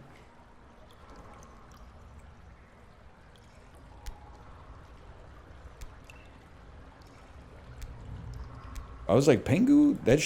That's realer than any shit they're making these days.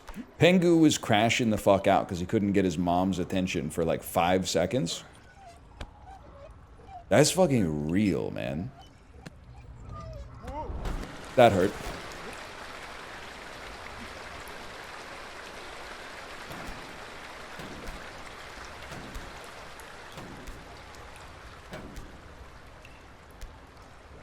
Where the dad, though? Pingu's dad was in an episode where Pingu was born. And Pingu was, he's exactly the same thing. He was trying to get his mom and dad's attention. He was trying to see the baby, and they kept, like, blocking him from seeing the baby. Pingu, you don't want to see that shit, man.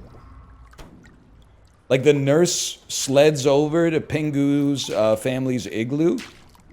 But when she goes in through the front door, her hat falls off. So Pingu puts it on. He goes over to his parents and is like, check it out, I'm a nurse.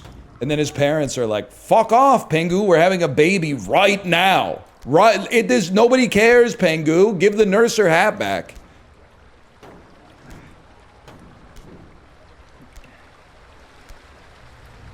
I may actually, like, watch it for fun, man.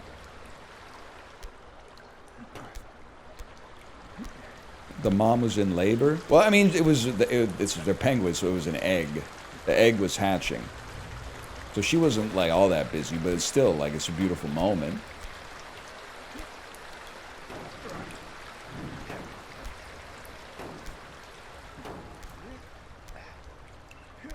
Is it on Disney Plus? Bro, it's on YouTube. Official Pingu.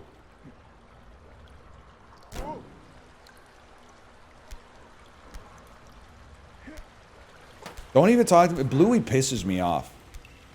The episode where, like, Bluey's dad is trying to get to work, but Bluey and Bingo keep being like, just play with us a little longer. And he's like, okay, kiddo. And then he takes a day off work to play with them. I'm like, this shit is... Honestly, Gen Alpha... Everyone's like, Gen Alpha's cooked because they're watching too much iPad. I think Gen Alpha's cooked when they starting families, man. Because it's a very unrealistic expectation. If you have modeled your family life or your expectations for family life in any way based on Bluey, you are in for a world of disappointment, man. Okay, hold. Bluey's dad makes me feel insecure as a man. No, man, because it's not... That's like being like, oh, I feel weak when I watch Superman. Yeah, bro, he's not real. They had to make up a guy to get a guy that strong. Like that, there's no dad in the world. You would actually be like a bad dad if you were as good as Bluey's dad. Because sometimes being a good dad means putting your foot down and going, I can't play now. I need to go to work so we can keep living in our house. That's being a good dad. In this case, being a bad dad would be like, sure, I'll risk getting fired to play your game a little longer. That's crazy, man. And don't even get me started on the episode where everyone cried, where they fucking sell their house. They sell the house and they're about to leave, but the kids are like, we don't want to leave our house, Dad. And the dad breaks down and goes, fine. And he pulls the sign out and the kids are like, yay! Bitch, there's closing costs! There's unrecoverable closing costs! You had a buyer already. The buyers put money into escrow. The buyers sold their house to another buyer so that they could get the money to pay for your house. And now you're like, I'm out? You can't do that.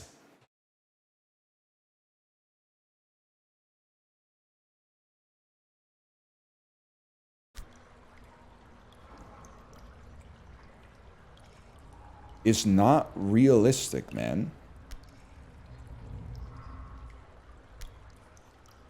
Also, like, I think as a kid, moving away from your house, and especially, like, whatever school you're in, is the most traumatic thing that could ever happen. But also, everything that I've heard from parents or kids that are now adults where it happened to them when they were kids, they were like, it was the worst day of my life, and then the next day I've completely forgot about it. It's like the first day of school in a new school, I was like, I'll be friends with those kids, I guess, and then they just sort of like went on with their lives. Huge. I'm sure that's not true for everybody, but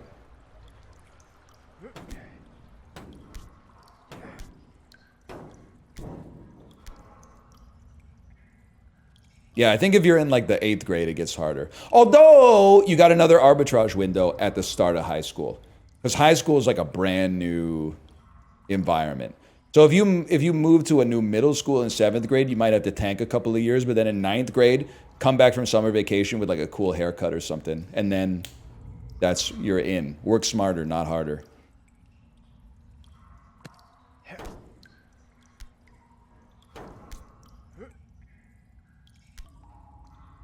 Two-hand swing, maybe? By a mile, man. By a mile.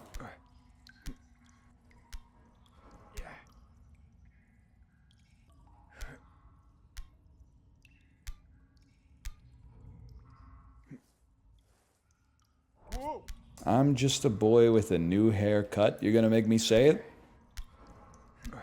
You know, Pavement is kind of like Bob Dylan, where their best concerts are also their shittiest concerts.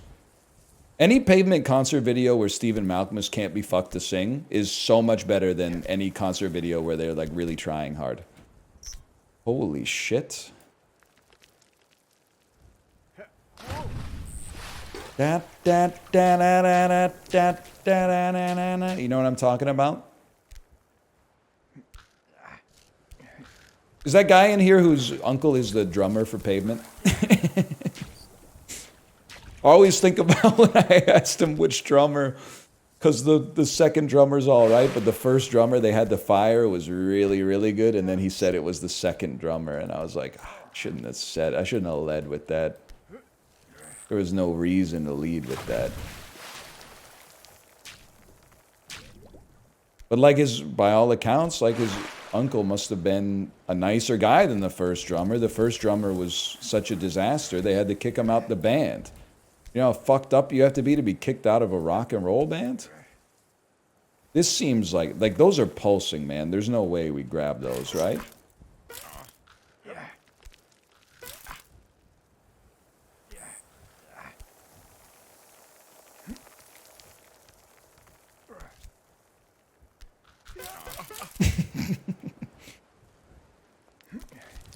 The second drummer drowned, +2.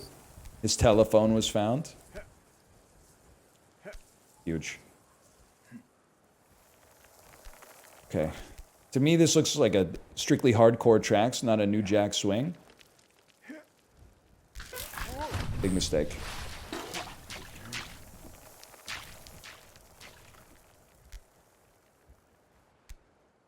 What's your default pain noise? Ooh. Something like that. Ooh. Oof. Oof, oof, oof, oof, oof, oof, oof.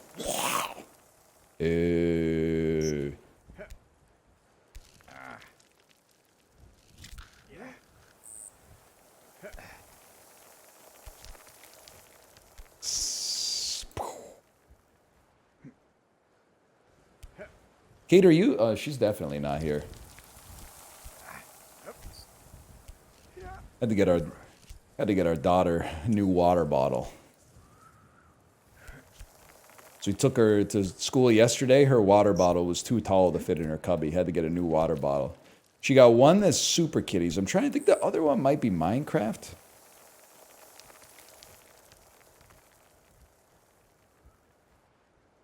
She's real into the Super Kitties, right? She loves, you called it, she loves Bitsy. And it's huge. for her, because all her friends like Ginny, who is the one who has super kitty claws. So anytime they play super kitties, she gets to be Bitsy. She's pogging up over it.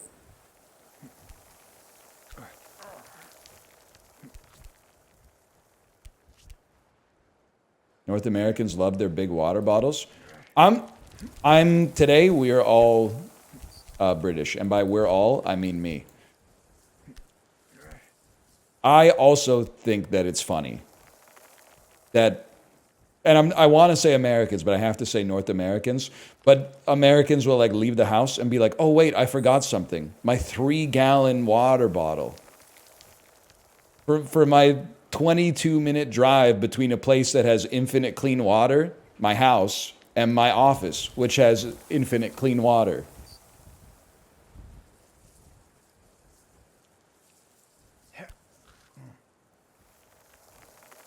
It's the same bit for the third time. I'm just saying, like, I'm being hydrated is good. Oh shit. Oh, this is spooky.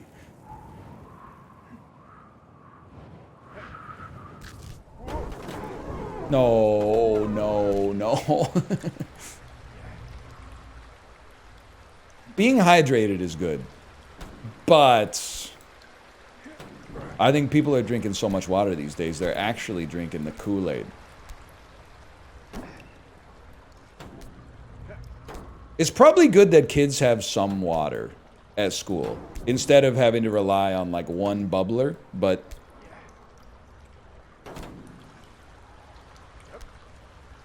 I'm just always surprised at the amount of water people are drinking. But you can't even be like, and I was a hydration head like way back in the day. Here's a little pro tip for you. I used to have an office job I hated. I would drink like 10 glasses of water a day at the job, so I had an excuse to go to the bathroom more often. And I was so stupid, I was like, nobody knows. Even though everyone was like, we know. You're literally going pee twice an hour. But even still, like, be careful what you wish for, man. Because now I live in a world where people respect hydration, but they're also like, if you ever are like, hey, do you really need like 2 liters of water on you at all times? They're like, yes. Oh, you hate water? You hate being hydrated? You know we're 70% water. I get really thirsty. I don't know, man. I've like never... I apologize if this is you. Thirst, like genuine thirst, has to be one of the sensations that I feel the least. And admittedly, I work in my house, so like water's all around. But I do also like, I exercise, I do cardio every day. And even then, like, I don't get that thirsty. So I'm like, how bad are you fucking up your daily routine that you don't like... You get thirsty all the time. You're thirsty once a day? That seems crazy to me, man. And also, if I get thirsty, that's so true. If I get thirsty, I'll just go, like, get a drink, because this might not be true everywhere, but there's water all around us, man. It might depend where you live, but...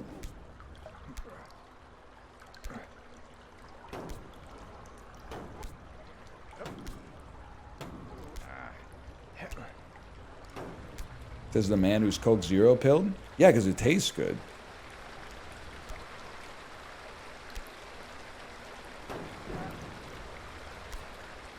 I'm on my 3rd liter today. Listen, it's literally harmless. And if you're at your house and drinking a lot of water, I get it. It's just the bottle is crazy to me. I like to keep my hands free because I never know when I might need to engage in some self-defense when I'm outside.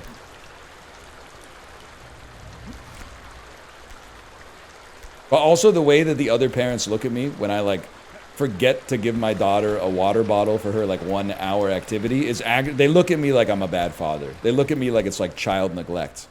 Like how is your daughter supposed to handle an hour-long music class, which is actually like 50 minutes, because you got to pick them up 5 minutes early, and they don't even start the shit until 5 minutes after they're supposed to start it, without 2 liters of ice-cold water. I don't know, man. I feel like when I was a kid, I might have drank like 300 milliliters of liquid a day. That was probably not enough. I'm not saying it was better back then. We did used to drink from the hose. That's true. I wasn't counting the hose in that.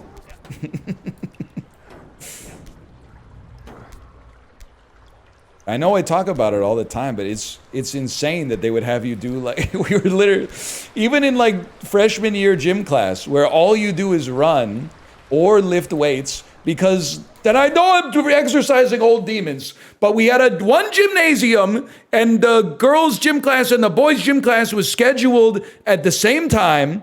So we would always like warm up in the gym together, and then they would be like, all right, boys, we're going up to the weight room. And we're like, what are the girls doing today?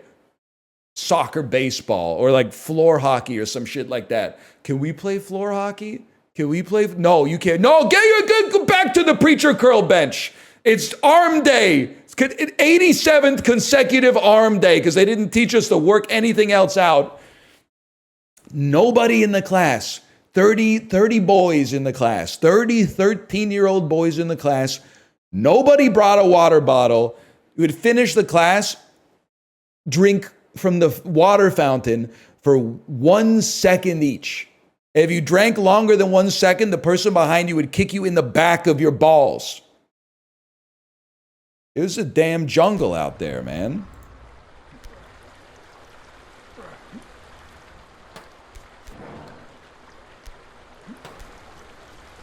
I'm not even kidding. I don't think I drank a glass of water from age 9 to 16. I believe that. I believe that, Shively. I believe that. I mean, there were probably some years I didn't have a glass of water. I was like, I don't need any water. Water is nothing. I'll drink something good for me, like orange juice from concentrate. I will say, maybe it's like nostalgia, but every once in a while I'm like at the park or something, I gotta use the water fountain. It might be the most satisfying way to drink water. Like that little stream with the arc, if you get your mouth like in just the right position and you get that negative pressure differential and it just goes like right in, like you can almost go infinite with it. It feels so good.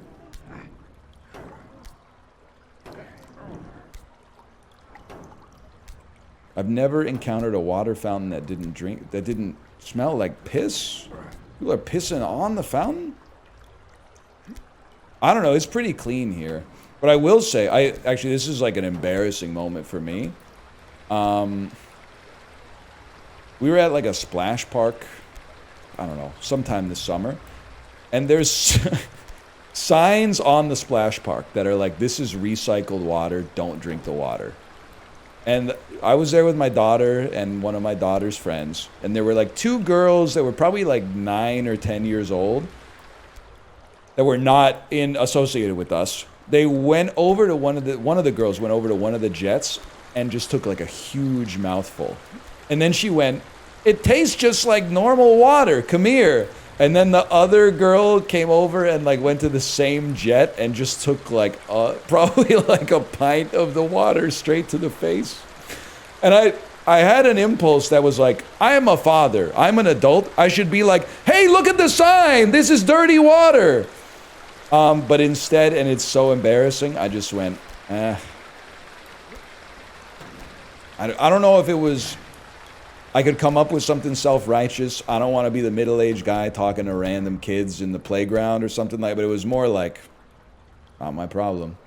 I'm sure they'll tank it anyway, but like, it was like they probably read the signs anyway, and they were like, that's why they're drinking it.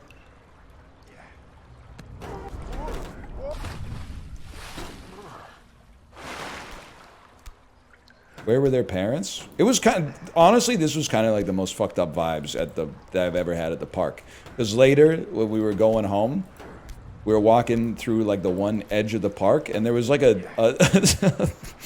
a 3-year-old kid like bawling, going like mama, mama. And they were like 10 feet away from their mom, who was having a nap on a towel. And once again, I was like, this seems like the sort of situation where, like, if this is a movie, I should intervene. Like, I should go over to the kid and be like, hey, are you okay? Seems like your mom's taking a nap. I can't really stay here until she wakes up, but maybe we could, like, I don't know, maybe we could maybe I'll start going, mama, mama, or something like that, but I don't know, man. I don't know. So instead I just did nothing. I gave the kid a nod and just kept moving. Huge.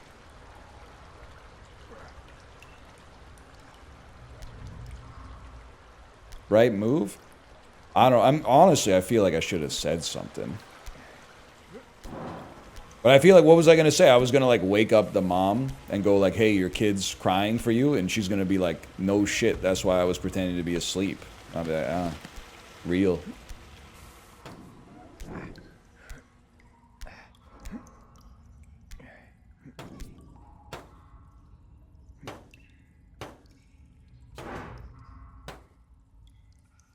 John Quinonez is not going to like that. I'm picturing, like, my face going, like, raising my eyebrows and going, not my problem. And then it's like, freeze frame, black and white, and like a red stamp comes out over it or something. I don't know what the stamp says, but they're like, fuck this asshole.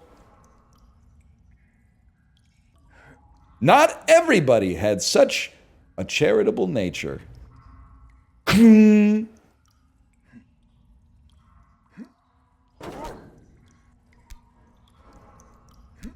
Local dickhead and spoiled iPad child too busy to save the life of a 3-year-old. Abandoned in the park.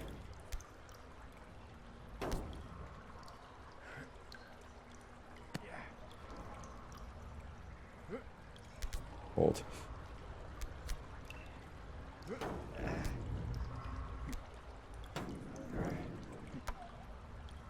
Okay, watch this.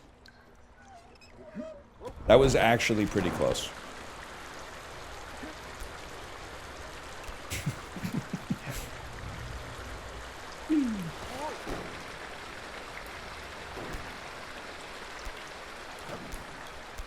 You see all sorts of characters at the playground, though, man.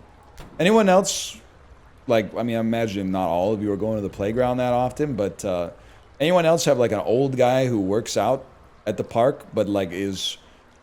I'm not talking about, like, an older, maybe Korean gentleman who's doing, like, calisthenics and arm circles and stuff like that. We got an old guy, like, he's probably in his 60s, and he treats it like he's like training to become a Marine.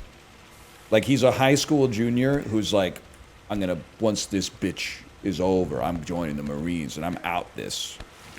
So he he does like pull-ups on the jungle gym, which is fair because they have like a pull-up bar. I don't know what the kids are supposed to do with that. Usually I just see them like dead hanging.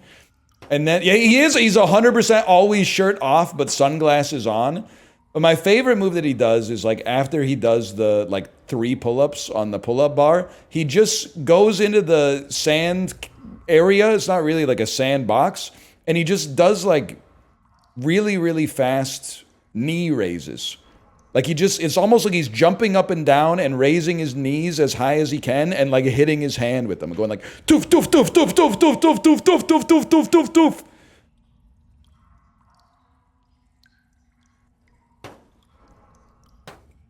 I don't blame him. It's a public space, man.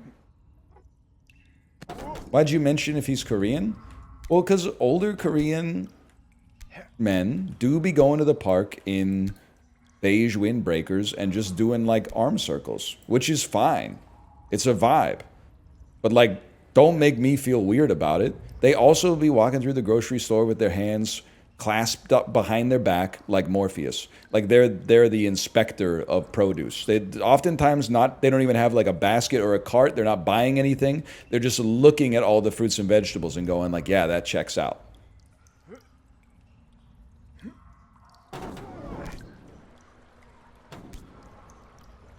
Don't make me feel like a bad person for like noticing.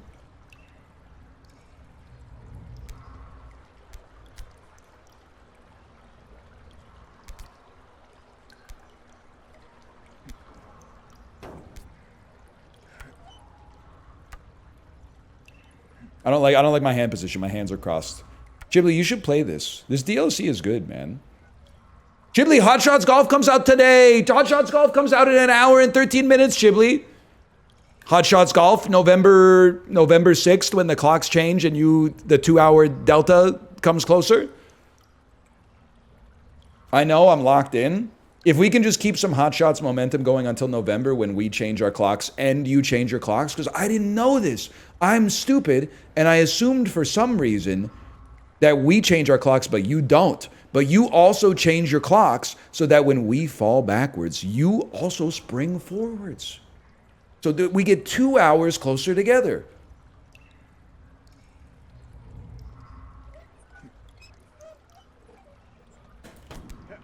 Enormous.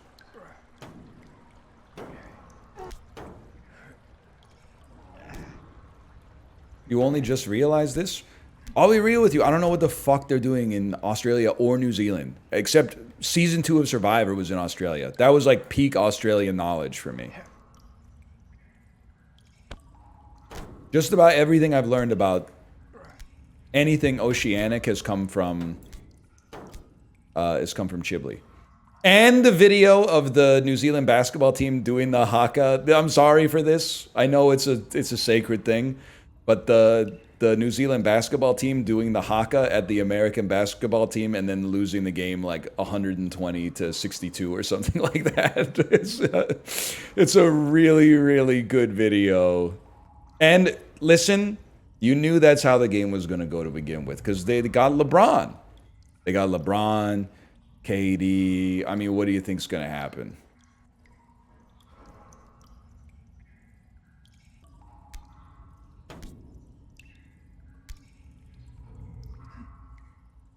Huge.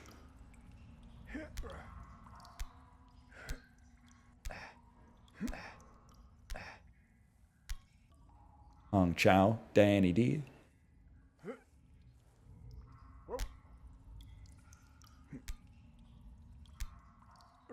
A red wheel?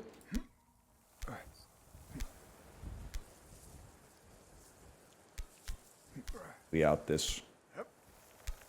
Once this bitch of the year is over, we're joining the Marines, man.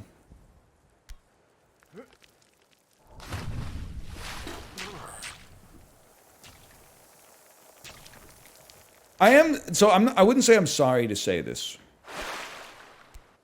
Because I'm trying to think of the best way to phrase it.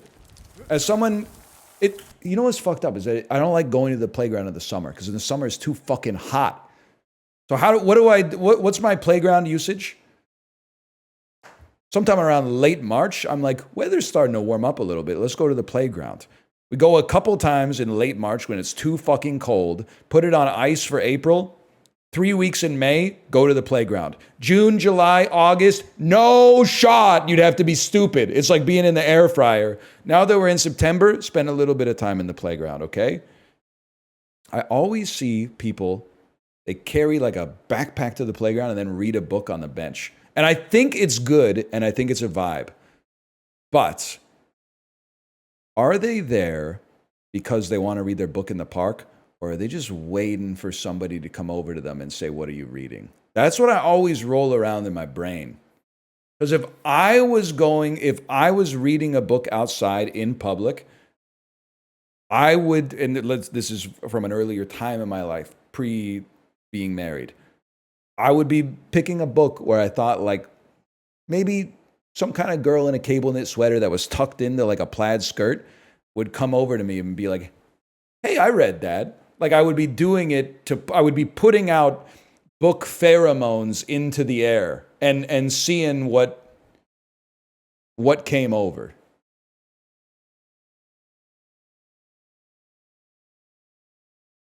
And I'm reading a book that's about 2 hockey players who are in love with the same girl. With matcha too. I'm like, hey, can I get an iced Americano? Can you write, that's so funny because it comes in a clear cup. Can I get an iced Americano, but can you write matcha latte on it? Oh yeah, sure, can I get a name? Dude! Can I get a large coffee? Sure, what's your name? Matcha latte. Think about it, man, think about it. I've got a large coffee for matcha latte? Yeah, I thought I'd just read this hockey romance book while I was drinking my matcha latte. Is that a matcha latte? You know, it makes me feel basic, but I've been drinking them for a while. So I'm like, you know what? Treat myself. I'm not going to change just because it's popular. Could be the play. Chibli. Could be the vibe.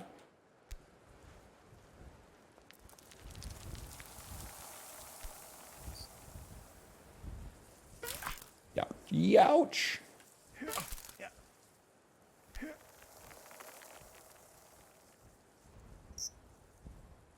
Huh?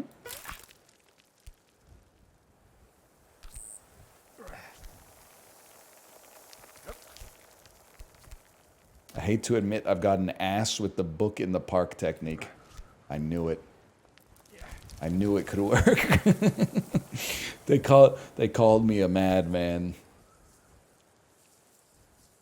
Everyone's like, that's funny. What was the book? No shot. Oh, if that's real, tell me exactly what the book was.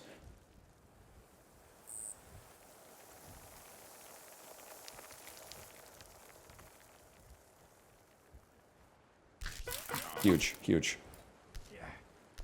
Huge. I saw Jaws in IMAX. Are you proud of me? I am proud of you, regardless of what you thought about it. But Jay, are you here? Jay, you lost, and I hate to say this because you're just being honest, and I support honesty. You lost some aura with your 3.5-star review of Jaws. I'll say it, anyone who doesn't give Jaws a 5, they got to answer for their rating at the very least. Now, I'm not saying a 4.5 is a bad score. I'm just saying 5 is the default. It's way too long. It's like as long as every other movie ever made. It's probably like 108 minutes long or something.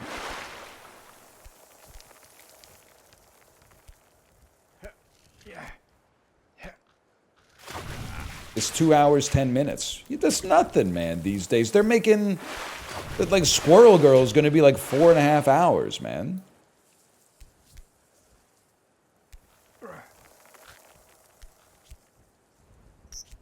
That was long at the time? Yeah, but you weren't long at the time. You were nothing. You didn't exist. So what are we talking about at the time? Letterboxd didn't exist in 1975, bro.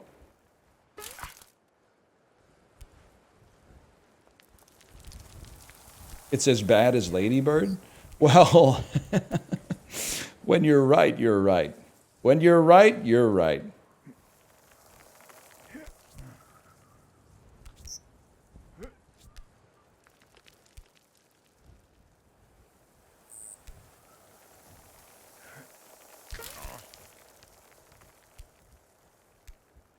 Justin, you're the type of fish to brag about catching the bait. I'm the type of fish the hook should be afraid of. What the hell? I don't know, someone used it on me and it stuck in my head.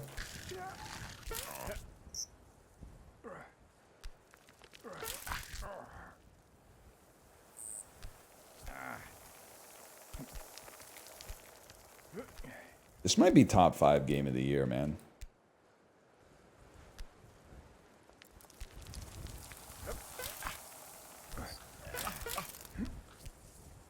Again?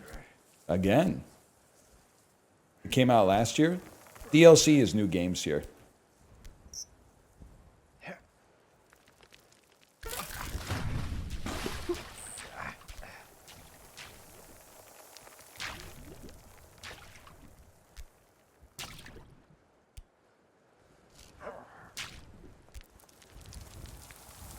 Hold. When's my life getting DLC? Be careful what you wish for, man. You got DLC, man. You already got to pay for clothes.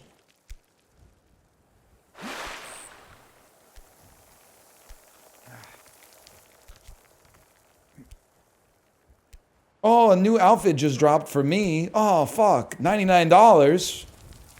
Scam, dude.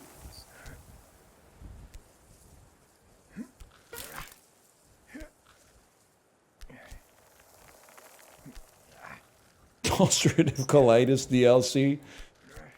Ah, man, you know what's crazy is like something's gonna be fucked up with my body any day now. I'm 36. I don't know if I'm past due for it.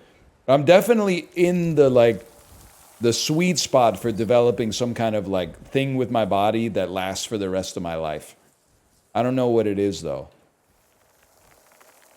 I'm guessing bowel problems. Honestly, people won't want to hear it. My poops have been amazing lately. I don't think I had ulcerative colitis, man. I did have that really bad bout of food poisoning. I think I don't know. I think I was just getting like bad sleep or something, and that was causing like occasional bouts of loose stools. Once I started sleeping more consistently at like the same time every day, it cleared right up.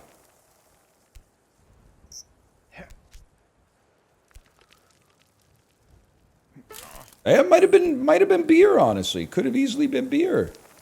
Has a knock-on effect on both digestion and sleep. Okay, hold. Something in your back? I really hope it's not something in my back, but it's a fairly safe bet.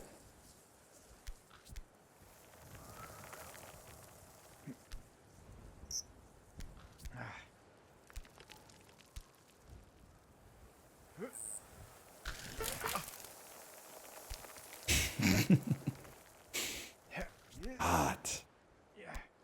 Liquid. Shit. That is pretty funny.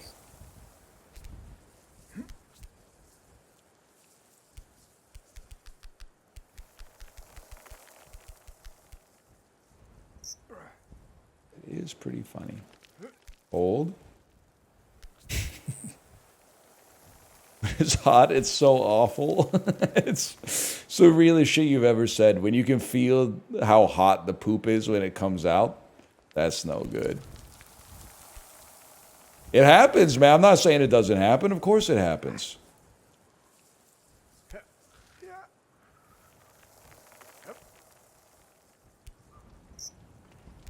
I am at that point. Someone said, you doing any resistance training? I am at that point where I'm like, my kid's gonna be back in school full time starting like early next week, and I'm like, this is it. This is my joining the Marines moment. I'm like, what I'm probably gonna end up actually doing is recording like 1 to 2 YouTube videos a day again for the first time since June. But in my head right now, I am fixing my entire life just from having that little block that I haven't had in 3.5 months. I'm like, dude, I'm going to be fucking ripped on New Year's. I'm going to be I'm going to be like more jacked than anybody's ever been ever. It's going to be disgusting. My skull is going to be vascular. What I'll probably do is do like a little bit of Pilates and then be like, well, I got to record a video. And then like nothing will change. You'll be like, I thought you were going to work out. And I'm like, I have been working out.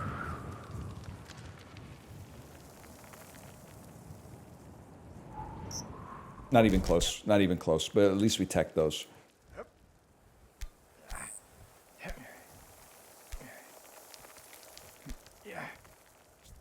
Oh, Jesus Christ.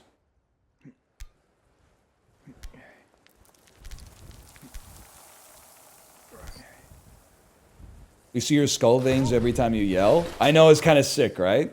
It adds a little bit to the content. I think I can just do it, by the way. Like, I think I could just be like...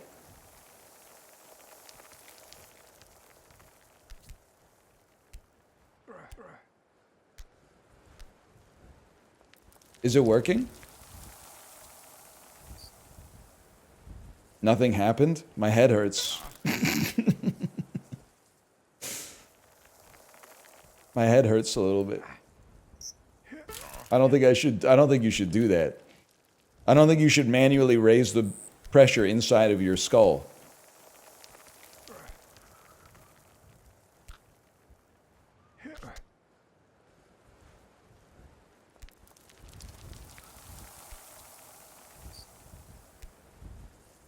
Inner Psyduck. Dude, Psyduck is so real. It's crazy that, like, Pikachu, Eevee, Gengar, etc., get all the love. Because if you ever watch an episode of the Pokemon anime, Psyduck is, like, the realest motherfucker in the world. Because he always has headaches. Well, he's always, like, nervous about shit. He, like, doesn't want to do anything, and he gets overwhelmed easily. That's, like, a 2020s vibe, man. Psyduck is, like, the spirit animal for this fucked up decade. They're like, Psyduck, do something. And he just starts grabbing his fucking head and saying his name over and over. And then like the big sweat droplet shows up on his forehead and stuff like that. Or like sometimes like 3 lines with like a little purple undershade will come up or something like that.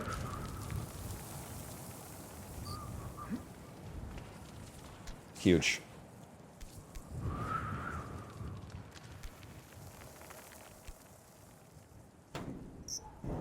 Yeah, this is doable.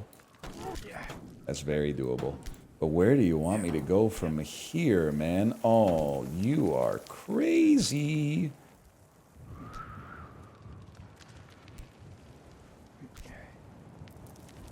It's wild that like the most fucked up course in this game is just like something that people do.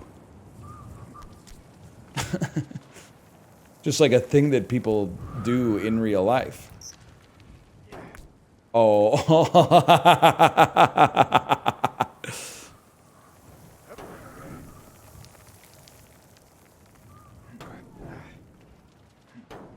Okay, we go a little higher.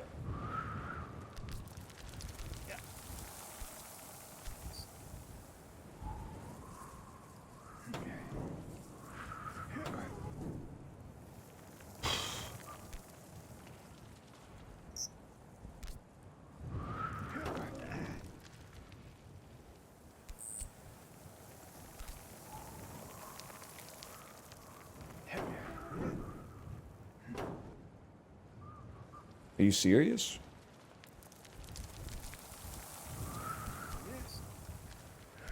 Oh, okay. Well, don't trust the blue. Okay, trust the blue. Don't take that out of the context. And this is a one-handed swing. We're in here.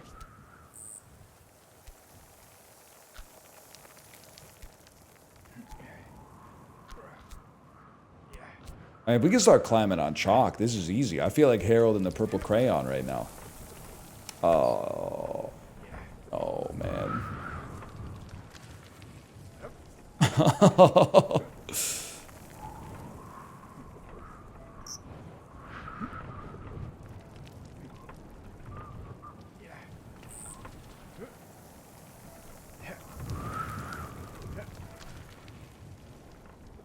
You gotta go top of wheel? How many times you gotta teach you this, old man? What are you talking about? Willis?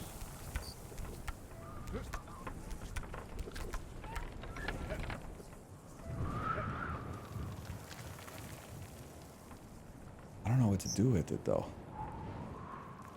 I guess yeah, I think you're right. Climb it this way.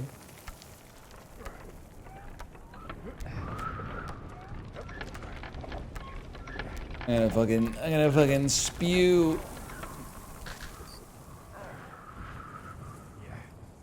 Am I crazy? This wasn't even that bad.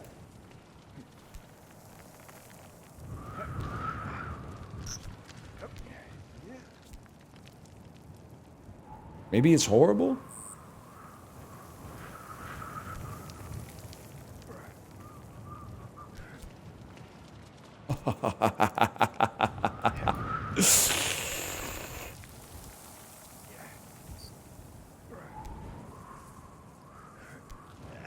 It's such a good game, man. It's crazy people would rather play something where you can jump 2 times. Like you could, I'm expected to believe that this fucking bug can just generate an impulse of verticality off of fuck all. Yeah, I don't think so, man. You do you. You do you. I'm good though. I'll be out here in reality, okay? You could do whatever you like. Just leave me the fuck out of it.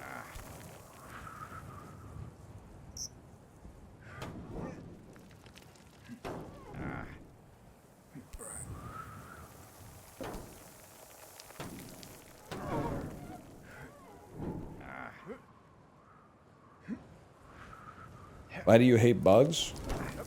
I mean, they do irritate me a lot, to be honest with you. I don't have a problem, as I've said many times. I don't have a problem with spiders. If they don't make me have a problem with spiders. But like, spider outside? How's it hanging, brother? Love what you done with the place. Spider in my bathroom? That's a real issue for me. You gotta go. Spider anywhere in view of my wife or child? It's on site. There's no hope for you at that point.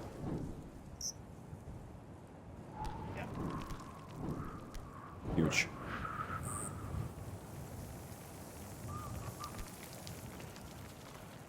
Spiders are friends? Friends don't come over uninvited.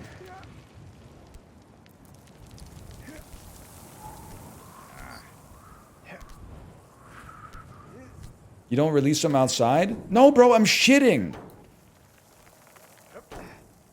Like, I got my pants around my ankles. I'm wearing, like, a shirt and underwear because I just woke up. I see a spider. I'm going to go up, wipe, pull up, flush the toilet, go get a glass, catch the spider, go outside. Hi, good morning. Put the spider outside? No, man.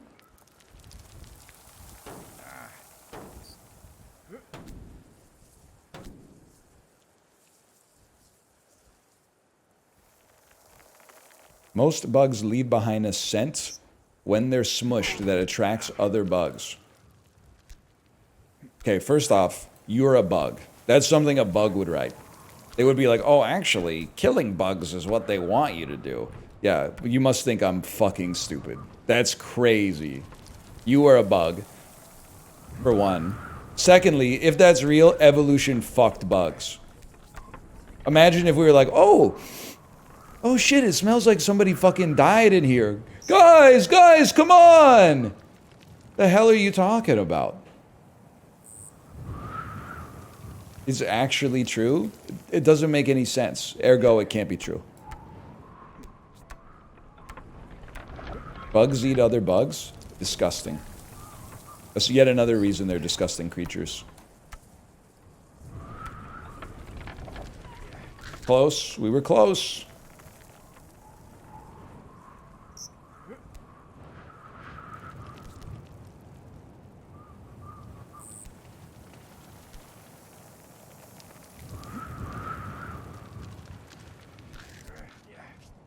Uh-oh.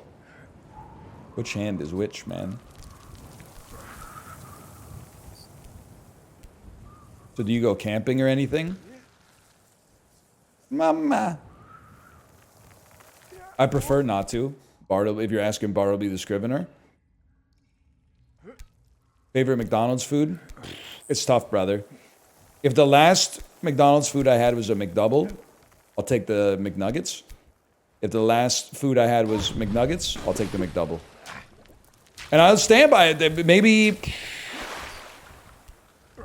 2 weekends ago, I took my kid to McDonald's. If you're getting bodied by McDonald's, if you're like, I can't eat that, it's a skill difference. McDouble, medium soda. Coke Zero. 387 calorie lunch that tastes good. That you can eat in a second and a half. Oh, but it's actually cheaper to buy the combo with the fries. Okay, buy the fries, throw them out. If you eat the fries, that's where you're getting yourself into trouble. Buy the combo, throw the fries in the garbage.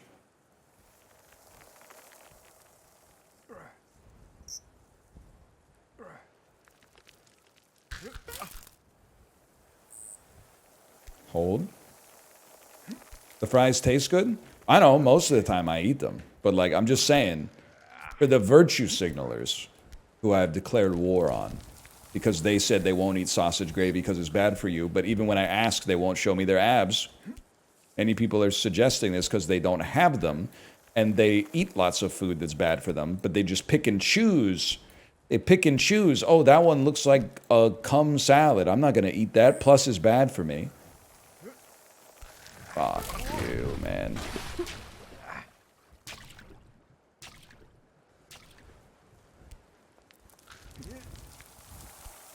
Best fast food French fries? I'm going to be real with you. I've been in these conversations in the past. I no longer am a source.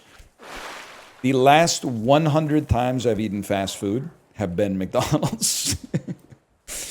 It's just it's just McDonald's. I'm not going every day. I might be, sometimes I'm going twice a month, sometimes I'm going once a month. But the last 100 times have been McDonald's.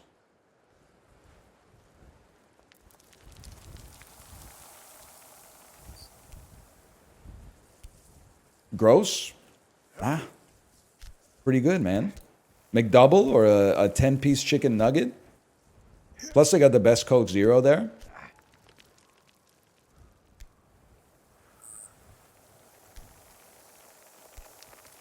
You wish you had an In-N-Out there? I do, because it would make the McDonald's less busy. Wow.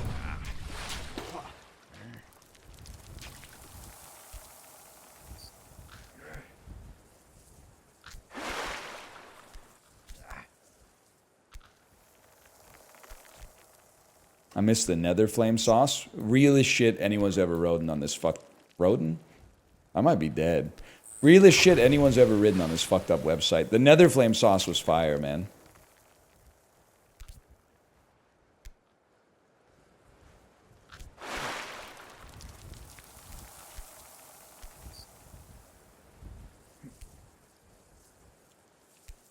Hold. Hey. Youch.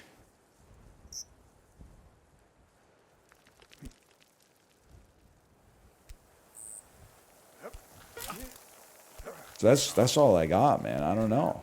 That's all I got when it comes to that stuff.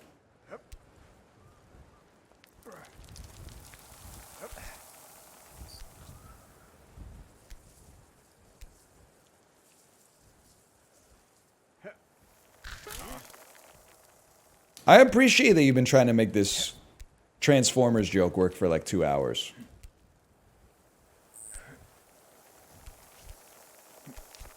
You think Transformers moan a little bit when they transform? If you're a Transformer, I bet it feels good to transform. To be honest, I think it works. I think the joke works.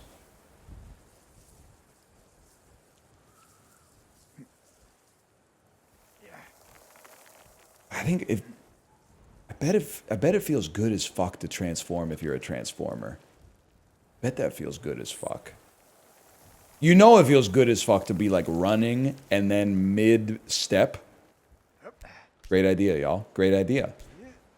Mid-step, turn into a truck and then just keep driving as if nothing ever happened. Or to be like a truck and then like turn into Optimus Prime and kind of do like a hockey stop and be like, Sam, we came as fast as we could. Where's Megatron? So I bet that feels good as hell, man. You're not wrong. No, man, I don't want to see Optimus Prime tear his ACL. I don't want to see him on that Gordon Hayward nonsense.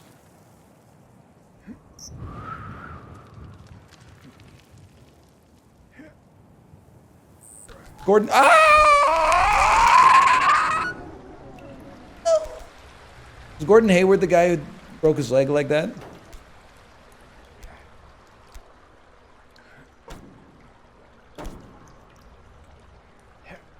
Yep. Ooh.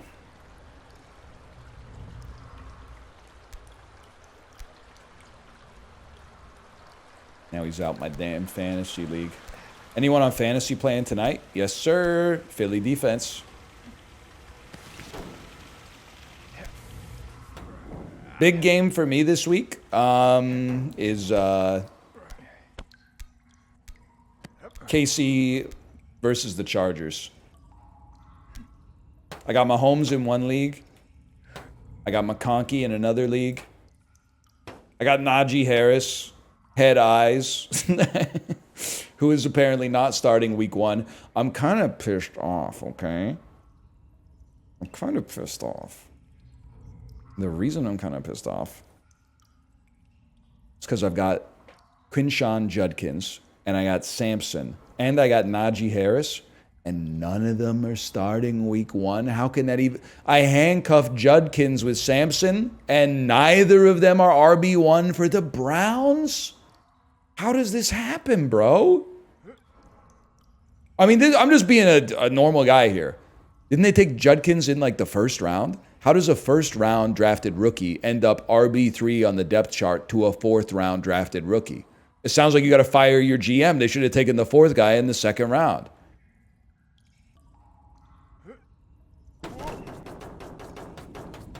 Hear ye, hear ye. Remember when you said your team's goated? Well, like these are my bench, if we're being honest. The team is pretty good.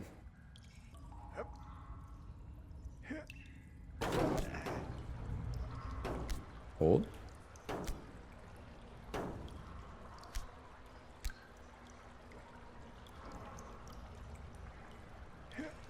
Hold. Hold. What is that, Shibley? What is that? Whoa.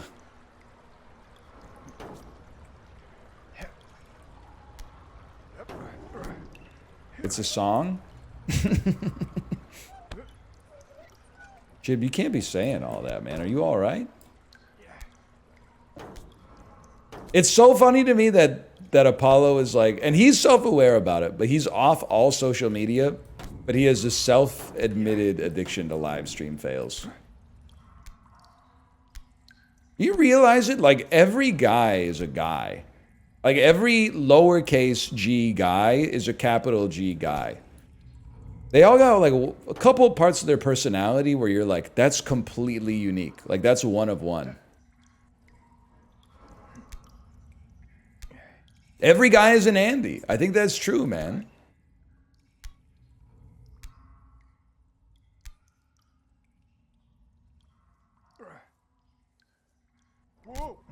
Huge.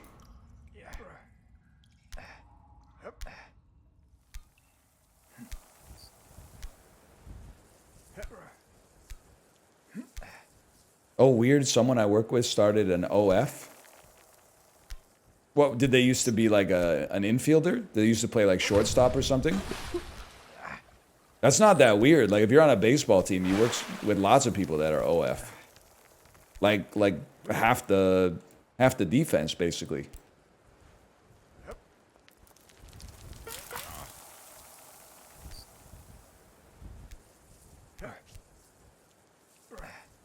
They were a pitcher? Okay, that's fucked up. But if you have a 100-mile-an-hour fastball, wouldn't you be fucking sick at center field, man? Like, there's no shot you couldn't send that bitch home.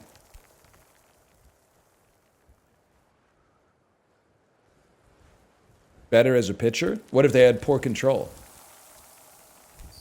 You ever think about that? I'm gonna build the bit. I'm gonna build the bit.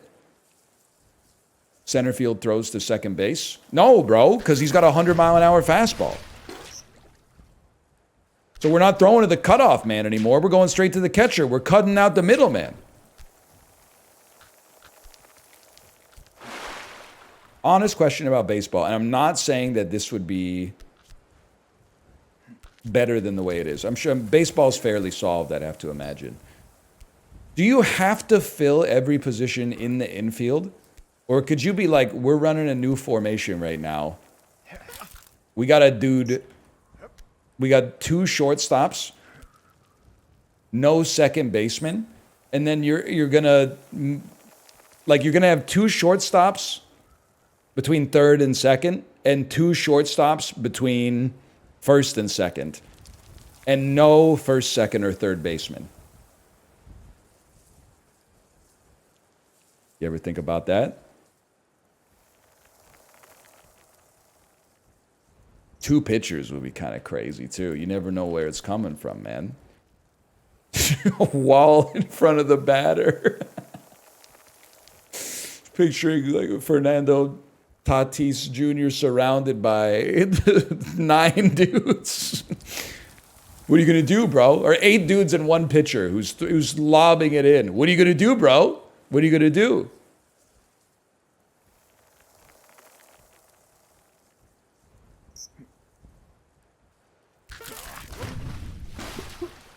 Same thing in football, I guess. Is there anything like stopping you from running like? I mean, mostly this is for the Chiefs. I need this for the Chiefs because I drafted Mahomes. Could you just put like 10 dudes on your offensive line? You could have like maybe like 9 offensive linemen, Kelsey and Mahomes, and that's it. Who are you throwing it to? Kelsey.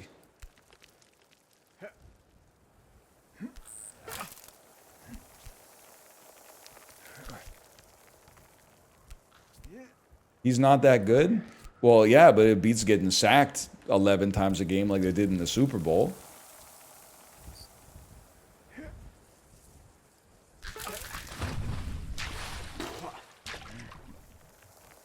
"37 more minutes of this shit, huh?"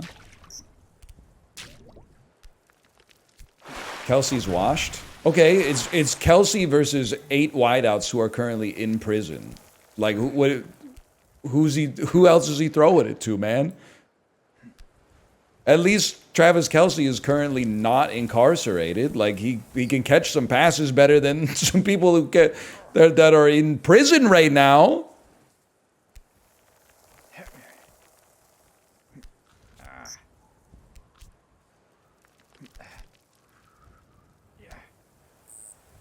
He's in marriage jail. So true. Oh, dude. Kelsey's so done. Oh, can I catch this pass? Hold on, Patrick. I just got to make a call really quick. Hey. Yeah. Whoa, that's crazy. So listen, real quick. Patrick wants to throw me a pass. I know no, I didn't forget. But it would really, like, he really needs a completion right now. No, it's cool. No, it's good. No, I'll tell him. You don't have to tell him. I'll tell him. Yeah, I love you too. Sorry, bro. No can do.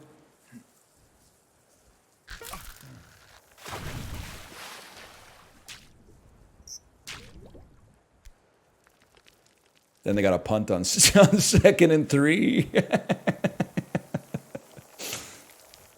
So true. Damn, guess I got a punt. Also, this sounds crazy, but I want to get all my stupid football questions out of the way. If the kicker on the team can consistently kick the ball 80 yards from kickoff into the end zone so the other team has to do a touchback, why is the maximum field goal range like 63, man? Shouldn't they be able to hit like a 80-yard field goal now and then? Defenders rushing in? Well, that's why you got 9 O-men. You got 9 men on your O-line. Run up takes too long? Why doesn't he just start running from further back, man? There's no reason the kicker can't start 12 steps back.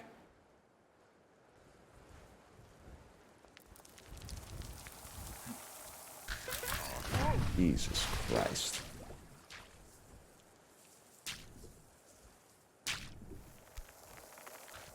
Like, can you imagine, man, if you had a kicker who could consistently hit like 70-yard field goals? Oh no, it's 4th and 8 on R35. Guess I'll settle for 3 points.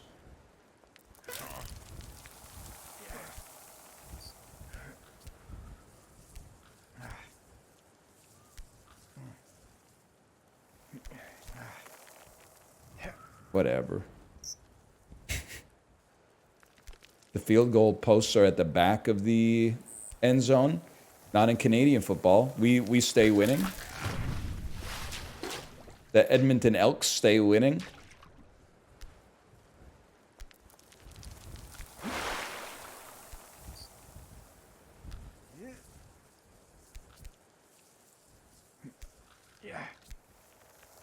Elk Nation. The CFL guys ever run into the post? Yeah, it happens. It's ruined a few careers.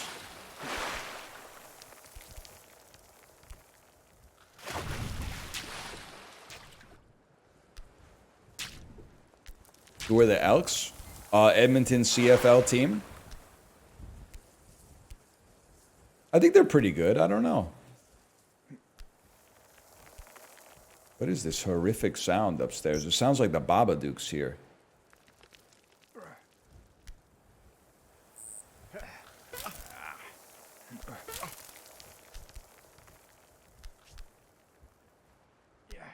I've never seen the Babadook.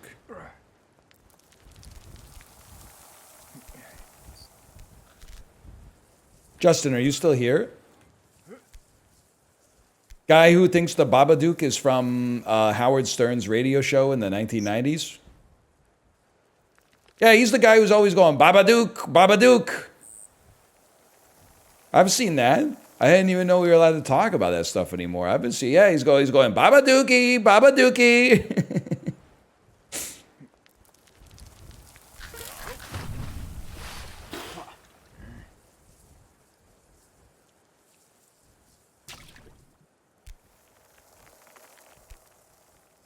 Babadookie. A lava attack. I'm still hitting the Minecraft movie stims, man. And it feels so good. The more the more old that they get, the harder they hit, man.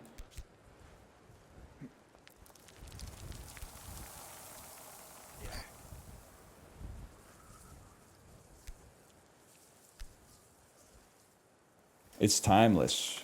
It's just Minecraft movie and Hawk Tua duking it out in my last brain cell. Watched that movie last night. Honestly, one of the worst movies I've ever seen. I think I gave it a 1.5. I don't think it's very good. One of the worst movies you've ever seen. Might be a little step too far, but.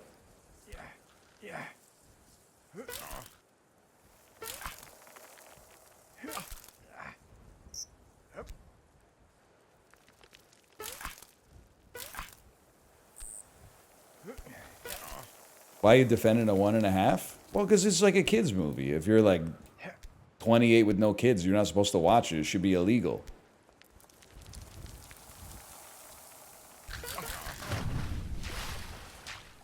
It's obviously made for like little children. Strange Brew is better. Strange Brew is better. You know, in Beer Fest when Farva he gets trapped in the vat of beer and he tries to drink his way out of it? Yeah. Dave Thomas did that shit in Strange Brew 20 years earlier. And he fucking nailed it. What a film. Wasn't it Moranis? I think you'll find that Dave Thomas is the guy who got stuck in the vat. Maybe.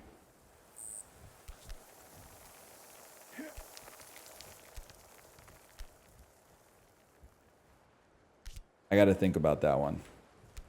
The Wendy's guy? No, we got our own Dave Thomas. He was also in Rat Race. He was John Cleese's assistant in Rat Race.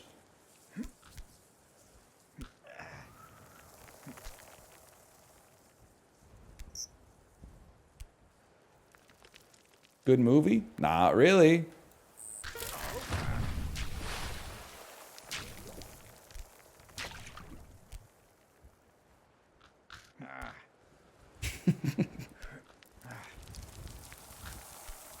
Hold.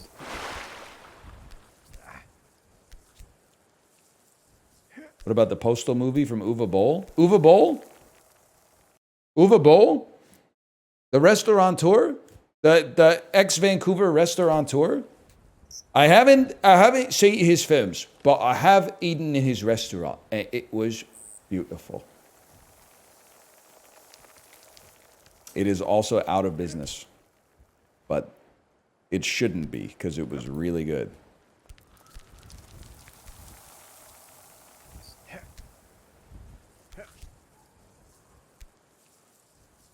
Hold, hold, hold. Hold. Much respect for playing this instead of you know what. That's why I'm doing it. I'm doing it because I'm virtuous. I'm playing this because I'm taking a stand. Team Cherry is taking advantage of us for too long. No free promo. You know the business inbox, Team Cherry. Money talks, bullshit walks. And bugs double jump. And I cannot fucking stand that. Nah, it's chill. How is it anyway? You know what? Everyone's been talking about Silksong all day in chat. No one has mentioned a single thing related to its quality, which is insane. Surely it's good, right? I just can't believe nobody popped in and said, oh, I'm taking a break from Silksong. I played 4 hours of it and it's really good so far. I knew I had that one automatically.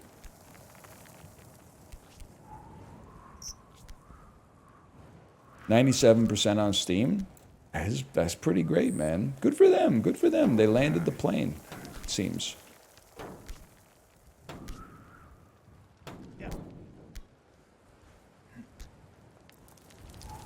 Hold. I made a channel for it on my Discord, and it has 1 post, so I'm assuming it sucks. How's the Trauma Dump channel doing, though? You know what's crazy is that I think the Uma Musume channel is now the most popular channel on my Discord, man. They're outcompeting Misk and Peloton. Which is like exercise Misk.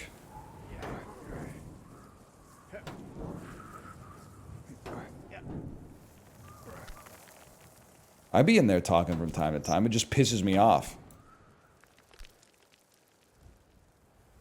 Because I'm like, why is my Majiro McQueen losing the Ura semifinals with 1,000 speed and 1,200 stam?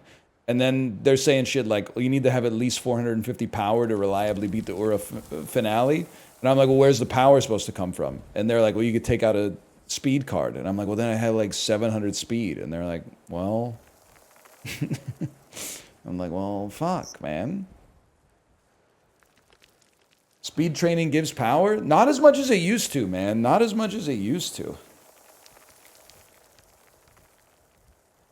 They changed something about it, man.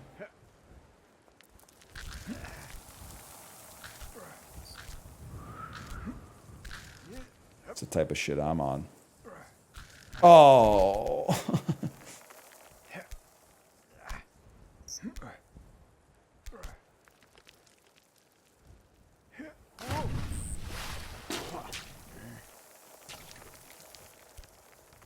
Gotta figure out what's wrong with that guy in chat, man. He's been posting weird stuff for like 3 months. Which guy? This is where if it was like 2007, I would hit you with like that obscured, like sanitized Facebook link. People would always do that. They'd be like, oh my God, did you see? They just announced this guy's a sex offender. Here's a Facebook profile of a sex offender. And then you're like, oh my God. And then you click on it and it's your own profile. And you're like, what the fuck? Wait a minute. Wait a minute.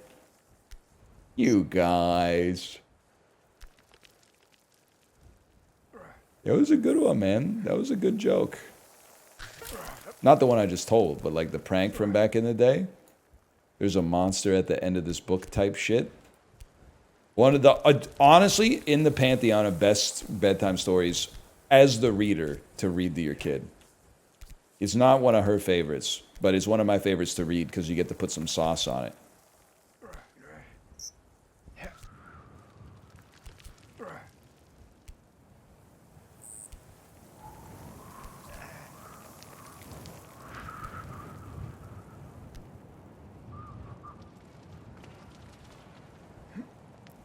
Oh.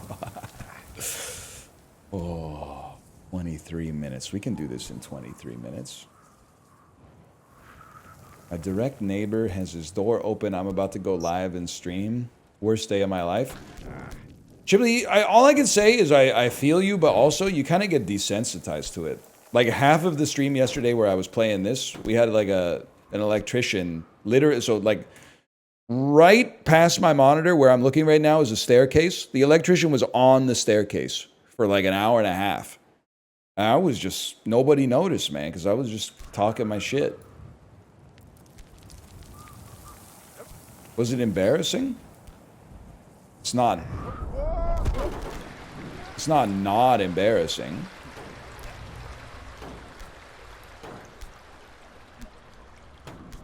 But like, just put the electrons in the bag, bro.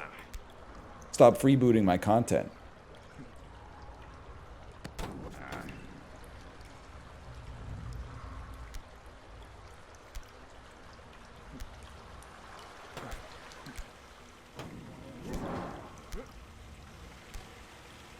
Got a lot of shit going on in my life. I'm not sure I can handle you going into the sewer again. Ice every day, bro.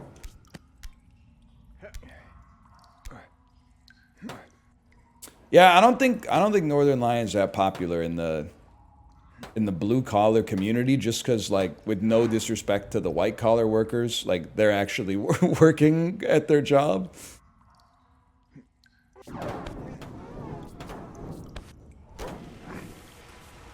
I'm not saying you can't be like a plumber and like be on a job and have headphones in or something from time to time, but like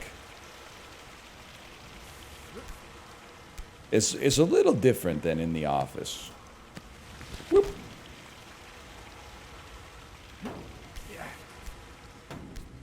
Have you ever watched a road crew?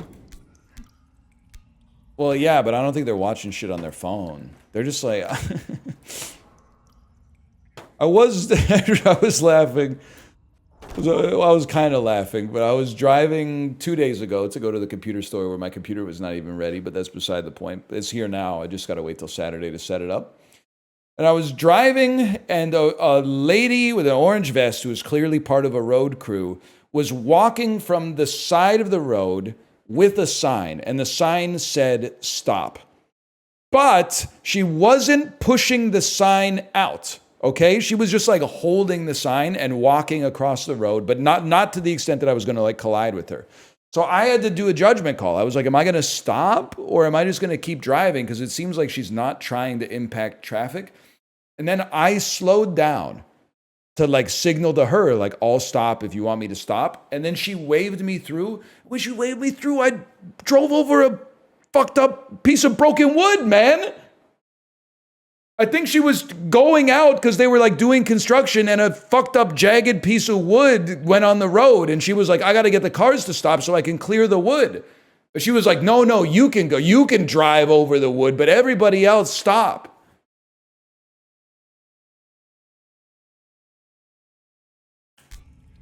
Flicking me, man. Oh my God.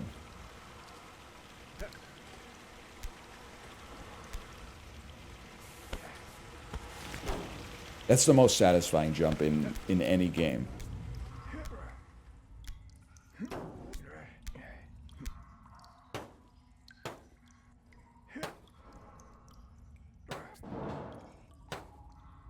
The feet first jump through the pipe is so good. Halo 2 Zanzibar super jump, that is really good. What the fuck was that wheel on Zanzibar, man? What are they pretending that they're doing on Zanzibar? They need that huge fucking wheel. And then sometimes if you put a warthog on it, it'll like send the warthog up. Sometimes if you put the the warthog on it, the elevator will hit it wrong and that thing will just fucking explode instantly. That's what it was all about, man. Not the best map in Halo 2, but definitely the one that I think of the most when I think of Halo 2. Kind of a cool map too, because asymmetrical. You had one start in the base and one start on like that little beach outside. In 2004, that was probably not the first to do it, but that was a little crazy to have asymmetrical starts.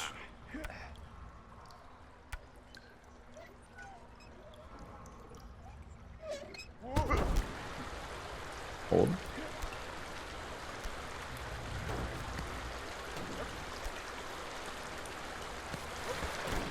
We take those. Any new games on your radar? Yes, sir. Hot Shots Golf comes out in 18 minutes.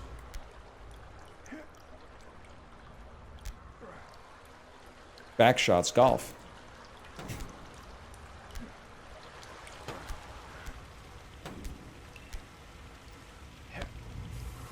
Overtime stream? Nah, kid's already back. Gotta tank it for a couple more days. What the hell am I gonna do for lunch? On the bright side, I don't have to do 80 minutes of driving after stream, so that's like a plus.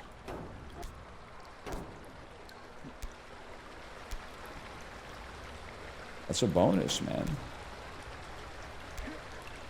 80 minutes? Yeah, 40 each way, man. It adds up.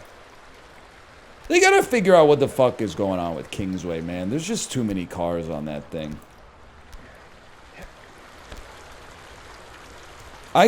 With God as my witness, I'm not trying to make this too local Vancouver, but like, Kingsway gotta be the most aggravating road to drive on in Vancouver. Anyone here from Vancouver, Burnaby, Coquitlam? I don't know a more annoying road to drive on in this city. Broadway's more annoying? No, it's not, man. No, it's not. I know there's construction, but it's definitely not. Kingsway's a damn gauntlet, man. Granville? Not even close. Granville's wide open, man. Except downtown. But like, why are you driving downtown? Hop on the train. Night Street during rush hour? Okay, like night... You're starting to speak my language a little bit. Night Street and like... Maybe like First and Night is pretty bad.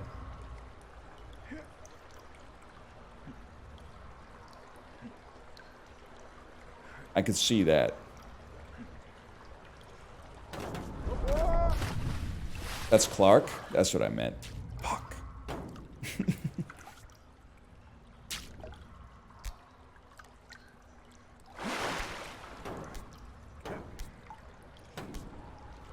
Entering Richmond during rush hour. Okay, to be fair, Granville or Oak going south at rush hour is really bad.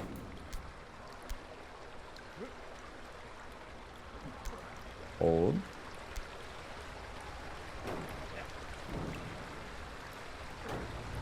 Kingsway was fucked yesterday? You're telling me, brother. I was on that thing for like maybe 25 minutes or something like that. Construction all over Burnaby because they're actually like building shit there. City of Vancouver is deliberately, and I think this is good, but deliberately trying to make driving as ass as possible. So they've removed all protected left turning lights. So Kingsway is just a constant gauntlet of like bumper to bumper traffic, followed by brief moments of punctuated terror as everybody changes lanes simultaneously because the person in front of them turned on their left signal light, and that lane is going to have like no movement for the next 7 or 8 minutes. Of that.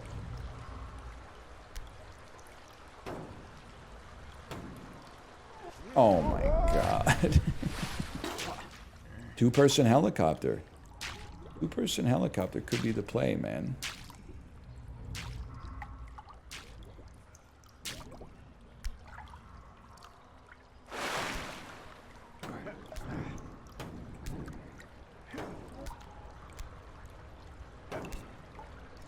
Two persons.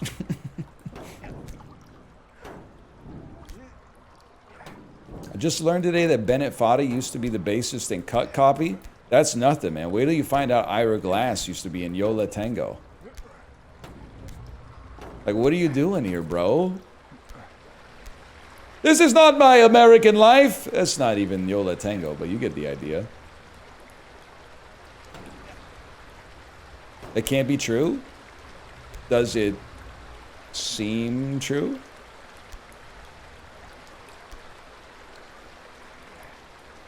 Does it seem like it could be true? Does Ivor Glass seem like the type of fella who could have previously been in Yola Tango?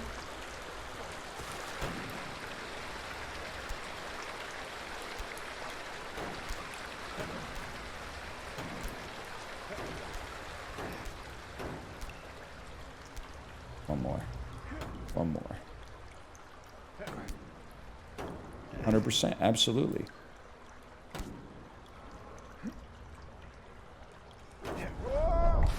Next time.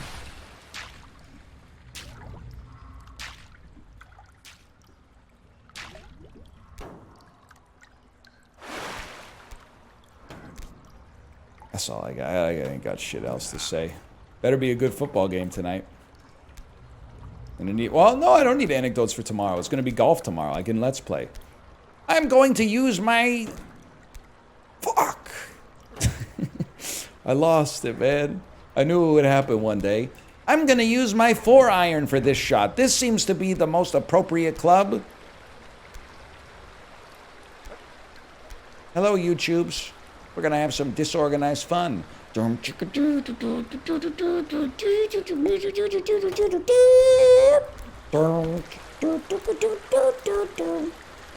I'm talking about? Jenky's posting. Hello, YouTubes. You got Cowboys or Eagles? Neither, bro. I'm Canadian. Ooh. All I got is Cowboys, Eagles. All I got is Bills. There's gotta be a joke in there somewhere. There's gotta be a joke in there somewhere, man.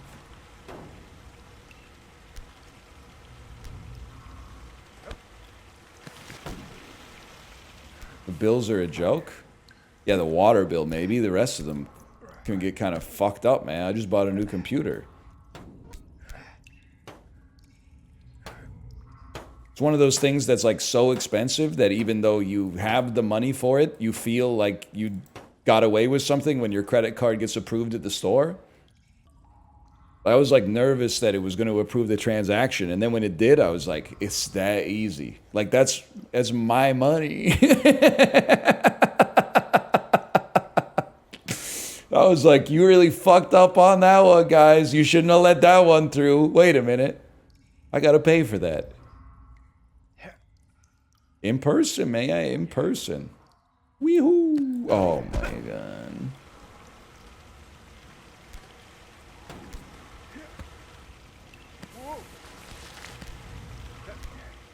Also, the guys at the computer store kept telling me the computer is really expensive. And I was like, I know, man.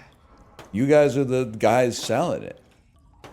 I'm the one buying it. You think I don't know how expensive? They're like, it's a really expensive machine. And I'm like, I know. No. It hurt a little bit to buy it.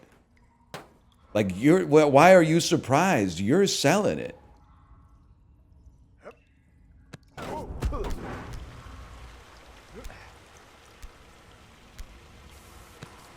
Hold.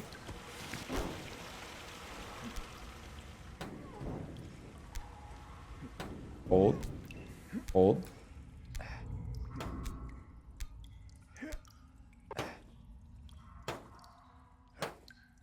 I told him it was for Roblox. Also, my kid was like running some serious interference for me. The whole time we were in the store, she was saying, I need one of these for... I'm not even making this up.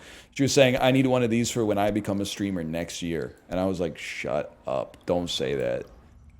A, don't say that. And B, don't say that in public.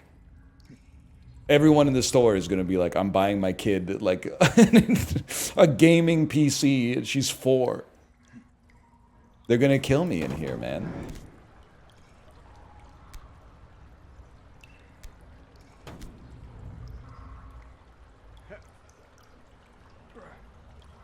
Oh.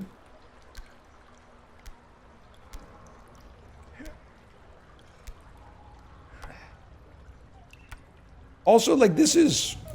Nah, backwards. It's funny to say, wow, you're getting a new PC just to play the dulls. And I'll tank the joke, because I have a sense of humor. But I have to get you back. You do realize it's also equally funny to buy like a multi-$1,000 piece of hardware just to play a game with good graphics, right? Like yes, it's funny to get a new PC and then mostly play like deck builders.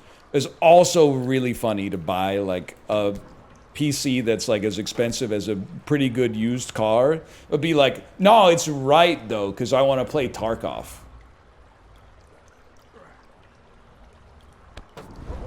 I don't have any other choice, man.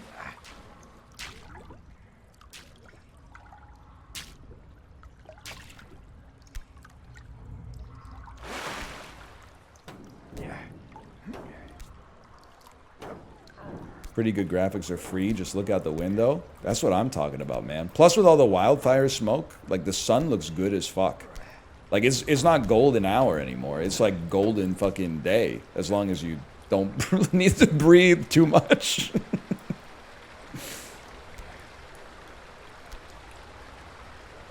Actually seems like it's all right here. Sorry about the smoke. It's a golden rule. We're sending smoke there all the time. It's the only thing he can't tariff, apparently. We need to suspend the de minimis exception on smoke exports. Please.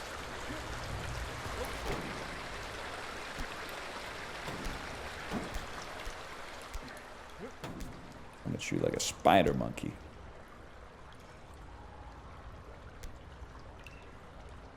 That was Bernard Trump. That was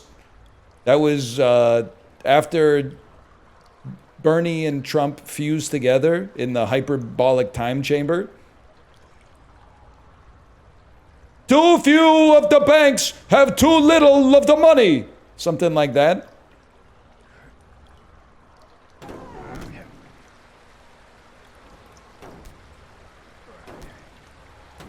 Too little.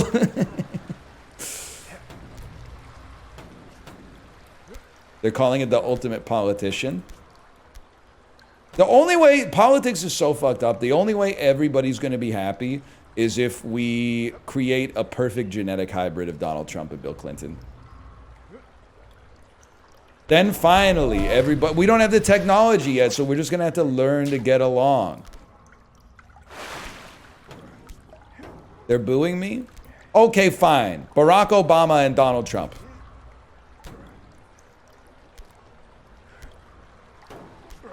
It sounds like an SNL bit. It's Trumpama! It's Trumpama!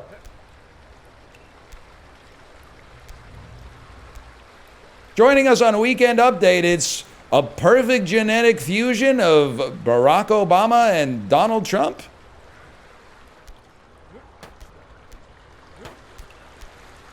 Two presidents.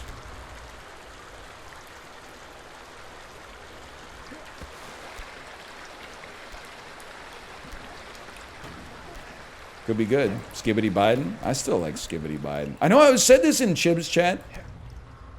I think it's been like almost a year. Very wistfully thinking back to the Biden era for like a number of reasons. But one of them is that like once a week, he would just get on stage and say some shit, man. And you would just have to be like, yeah, I guess.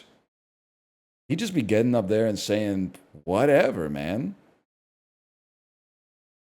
He'd be saying the craziest shit anyone has ever said. And you would just have to be like, all right, sounds about right. He's an underrated president in the humor department for sure. I think people acknowledge that he's funny, but I'm not sure they acknowledge how funny it was.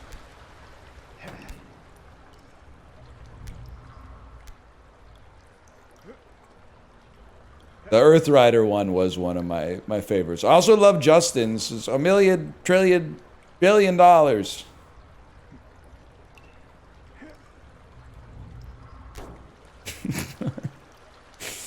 It's... The hell was that?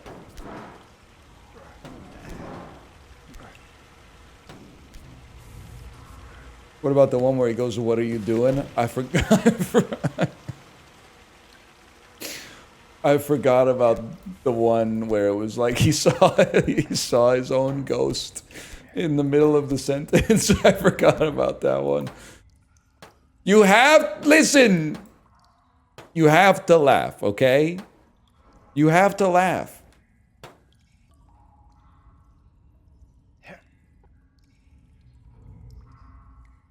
Oh. Oh. Good grab, though. Good grab. What are you doing? He's talking about how they have to reunite like Korea and Japan or whatever. Oh, man, I gotta see that again. Ain't it? He's fucking real for that. Ain't it funny how the night can play tricks when you're trying to be so quiet?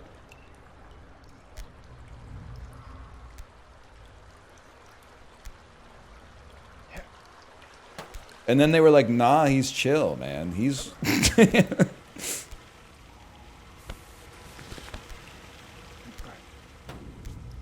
They were like, the president's just quirky, man.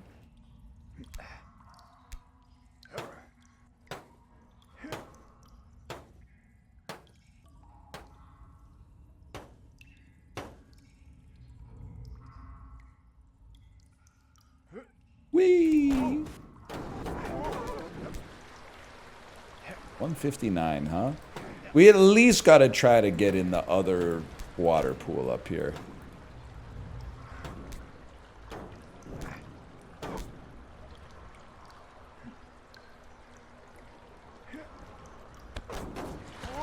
Maybe that one's good enough then. Throw a slash marker. Slash marker. Where's my mouse pointer, man? We could use a pregnant prime minister, yeah. Anyone want to volunteer? Mark Carney's right there, man. I've never heard Mark Carney talk about his kids. There's no shot he doesn't have at least 3 kids.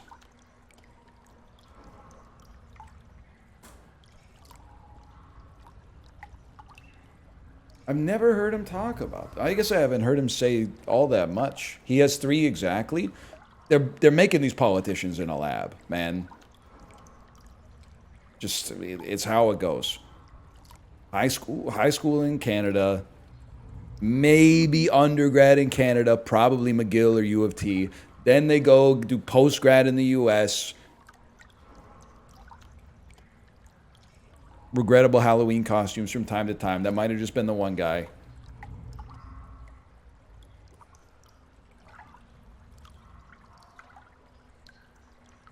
Thank you, NL YouTube enjoyer. Thank you. Thank you. Let me see if Kate is ready to stream.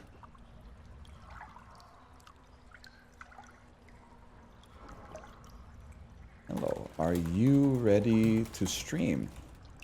Smiley face. So poetic to end back in the pool. I was in the pool!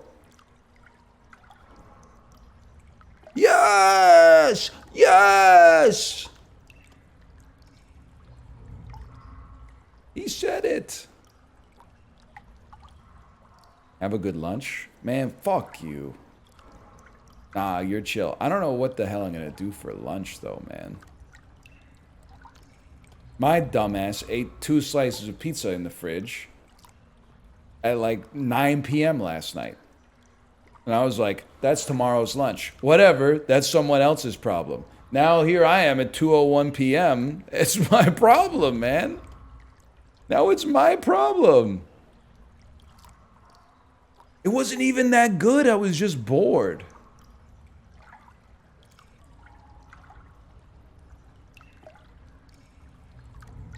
I don't know what I'm gonna do. I'll figure it out.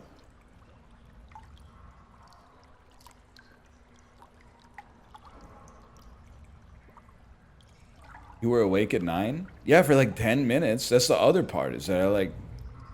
It's like, oh, 10 minutes before bed. What should I do? Brush my teeth? Nah, let's eat 2 slices of pizza first. For no reason at all, man. Like, there's just no purpose. I guess the reason is because eating food is entertaining. There was no, like, thermodynamic reason for it, but, like, I was like, I'm a little bored. Nom, nom, nom, nom, nom, nom, nom.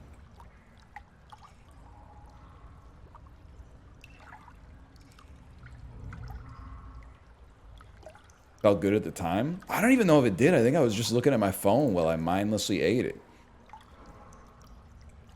I wasn't practicing, like, active mindfulness or anything. I was just like, Still, it still hit, of course.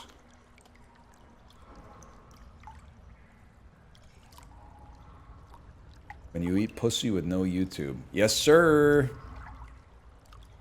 Kids these days wouldn't know what that's like, man. Back in the day, that was every day. Pussy with no YouTube. Plant-based. Yeah, plant-based. Plant-based pussy. With no YouTube.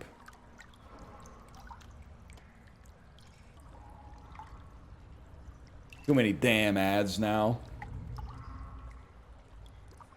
When you put on the YouTube at our house and then you get hit with an ad mid fucking alphabet or whatever. This is like now, it's too many layers of me expecting you to know old head tech. That's not fair. You gotta, there's like context to it. When the pussy got a mid-roll, now we're talking.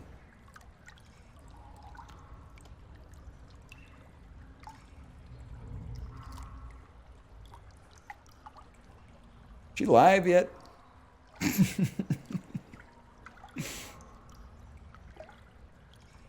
She's live, all right. Got any plans for Halloween? I was thinking I might be the type of beast to put on a costume and go door to door asking for candy. Is that fucked up? All right, see you tomorrow, ladies. See you tomorrow. Later. Good night, y'all. What do you mean?